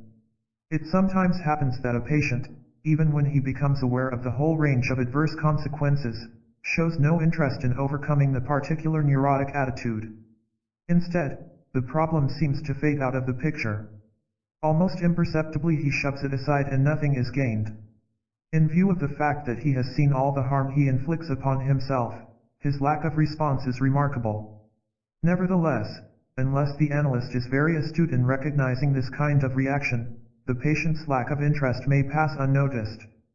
The patient takes up another subject, the analyst follows him, until they arrive again at a similar impasse. Only much later will the analyst become aware of the fact that the changes that have taken place in the patient are not commensurate with the amount of work done. If the analyst knows that a reaction of this kind can occasionally be expected, he will ask himself what factors at work within the patient prevent him from accepting the fact that the particular attitude with its train of harmful consequences must be changed. There are usually a number of such factors, and they can only be tackled bit by bit. The patient may still be too paralyzed by hopelessness to consider the possibility of change. His drive to triumph over the analyst, to frustrate him, to let him make a fool of himself, may be stronger than his self-interest. His tendency to externalize may still be so great that in spite of his recognition of the consequences he cannot apply the insight to himself. His need to feel omnipotent may still be so strong that even though he sees the consequences as inevitable he makes a mental reservation that he will be able to get around them. His idealized image may still be so rigid that he cannot accept himself with any neurotic attitudes or conflicts. He will then merely rage against himself and feel that he ought to be able to master the particular difficulty simply because he is cognizant of it. It is important to be aware of these possibilities, because if the factors that choke the patient's incentive to change are overlooked, the analysis can easily degenerate into what Houston Peterson calls a mania psychologica, a psychology for psychology's sake. Bringing the patient to accept himself under these circumstances constitutes a distinct gain. Even though nothing in the conflict itself has undergone change, he will have a profound sense of relief and will begin to show signs of wanting to disentangle the web in which he is caught. Once this favorable condition for work has been established, changes will soon begin to occur. Needless to say, the above presentation is not meant to be a treatise on analytical technique. I have attempted to cover neither all the aggravating factors that operate during the process nor all the curative ones. I have not discussed, for instance, any of the difficulties or benefits that arise in connection with the patient's bringing all his defensive and offensive peculiarities into the relationship with the analyst, though this is an element of great significance. The steps I have described constitute merely the essential processes that must be gone through each time a new trend or conflict becomes visible. It is often impossible to proceed in the order named, since a problem may be inaccessible to the patient even when it has come into sharp focus. As we saw in the example concerning the arrogation of rights, one problem may merely disclose another which must be analyzed first. As long as every step is eventually covered, the order is of secondary importance. The specific symptomatic changes that result from analytical work naturally vary with the subject tackled. A state of panic may subside when the patient recognizes his unconscious impotent rage in its background. A depression may lift when he sees the dilemma in which he was caught. But each piece of analysis well done also brings about certain general changes in the patient's attitude toward others and toward himself, changes that occur regardless of the particular problem that has been worked through. If we were to take such dissimilar problems as an overemphasis on sex, a belief that reality will accord with one's wishful thinking, and a hypersensitivity to coercion, we would find that their analysis affects the personality in much the same way. No matter which of these difficulties is analyzed, hostility, helplessness, fear, and alienation from the self and others will be diminished. Let us consider, for example, how alienation from the self is lessened in each of these instances. A person who overemphasizes sex feels alive only in sexual experiences and fantasies. His triumphs and defeats are confined within the sexual sphere. The only asset he values in himself is his sexual attractiveness. It is only when he understands this condition that he can start to become interested in other aspects of living, and so retrieve himself. A person for whom reality is bounded by the projects and plans of his imagination has lost sight of himself as a functioning human being. He sees neither his limitations nor his actual assets. Through analytical work he ceases to mistake his potentialities for accomplishments. He is able not only to face but to feel himself as he really is. The person who is hypersensitive to coercion has become oblivious to his own desires and beliefs, and feels that it is others who dominate and impose upon him. When this condition is analyzed, he begins to know what he really wants, and hence is able to strive toward his own goals. In every analysis, repressed hostility, regardless of its kind and source, will come to the fore and make the patient temporarily more irritable. But each time a neurotic attitude is abandoned, irrational hostility will be diminished. The patient will be less hostile when he sees his own share in the difficulty instead of externalizing, and when he becomes less vulnerable, less fearful, less dependent, less demanding, and so on. Hostility is primarily allayed by a decrease in helplessness. The stronger a person becomes, the less he feels threatened by others. The accrual of strength stems from various sources. His center of gravity, which had been shifted to others, comes to rest within himself. He feels more active and starts to establish his own set of values. He will gradually have more energy available. The energy that had gone into repressing part of himself is released. He becomes less inhibited, less paralyzed by fears, self-contempt, and hopelessness. Instead of either blindly complying or fighting or venting sadistic impulses, he can give in on a rational basis and so becomes firmer. Finally, although anxiety is temporarily stirred up by the undermining of established defenses, each step that is profitably taken is bound to diminish it, because the patient becomes less afraid of others and of himself. The general result of these changes is an improvement in the patient's relations with others and with himself. He becomes less isolated. To the extent that he becomes stronger and less hostile, others gradually cease to be a menace to be fought, manipulated, or avoided. He can afford to have friendly feelings for them. His relations with himself improve as externalization is relinquished and self-contempt disappears. If we examine the changes that take place during analysis, we see that they apply to the very conditions that brought about the original conflicts. While in the course of a neurotic development all the stresses become more acute, therapy takes the opposite road. The attitudes that arose from the necessity of coping with the world in the face of helplessness, fear, hostility, and isolation become more and more meaningless and hence can be gradually dispensed with. Why, indeed, should anyone want to efface or sacrifice himself for persons he hates and who step on him if he has the capacity to meet others on an equal footing? Why should anyone have an insatiable desire for power and recognition if he feels secure within himself and can live and strive with others without the constant fear of being submerged? Why should anyone anxiously avoid involvement with others if he is able to love and is not afraid to fight? To do this work takes time. The more entangled and the more barricaded a person is, the more time is required. That there should be a desire for brief analytical therapy is quite understandable. We should like to see more persons benefit from all that analysis has to offer, and we realize that some help is better than no help at all. Neuroses, it is true, vary greatly in severity, and mild neuroses can be helped in a comparatively short period.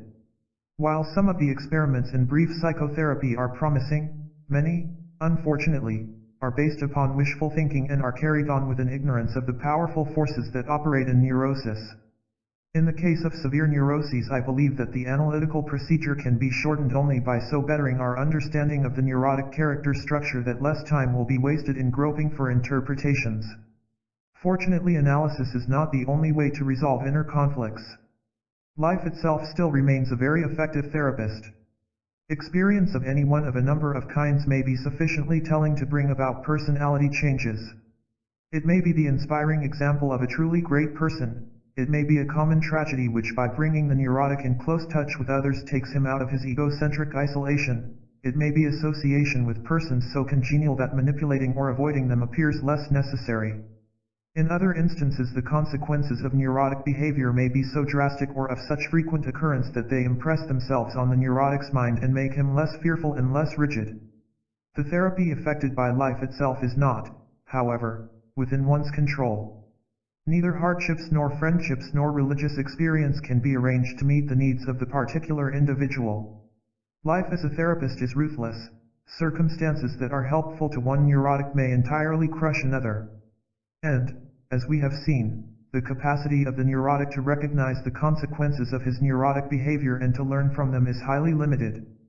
We could rather say that an analysis can be safely terminated if the patient has acquired this very capacity to learn from his experiences, that is, if he can examine his share in the difficulties that arise, understand it, and apply the insight to his life. Knowledge of the role that conflicts play in neurosis and the realization that they can be resolved make it necessary to redefine the goals of analytical therapy. Although many neurotic disturbances belong in the medical sphere, it is not feasible to define the goals in medical terms.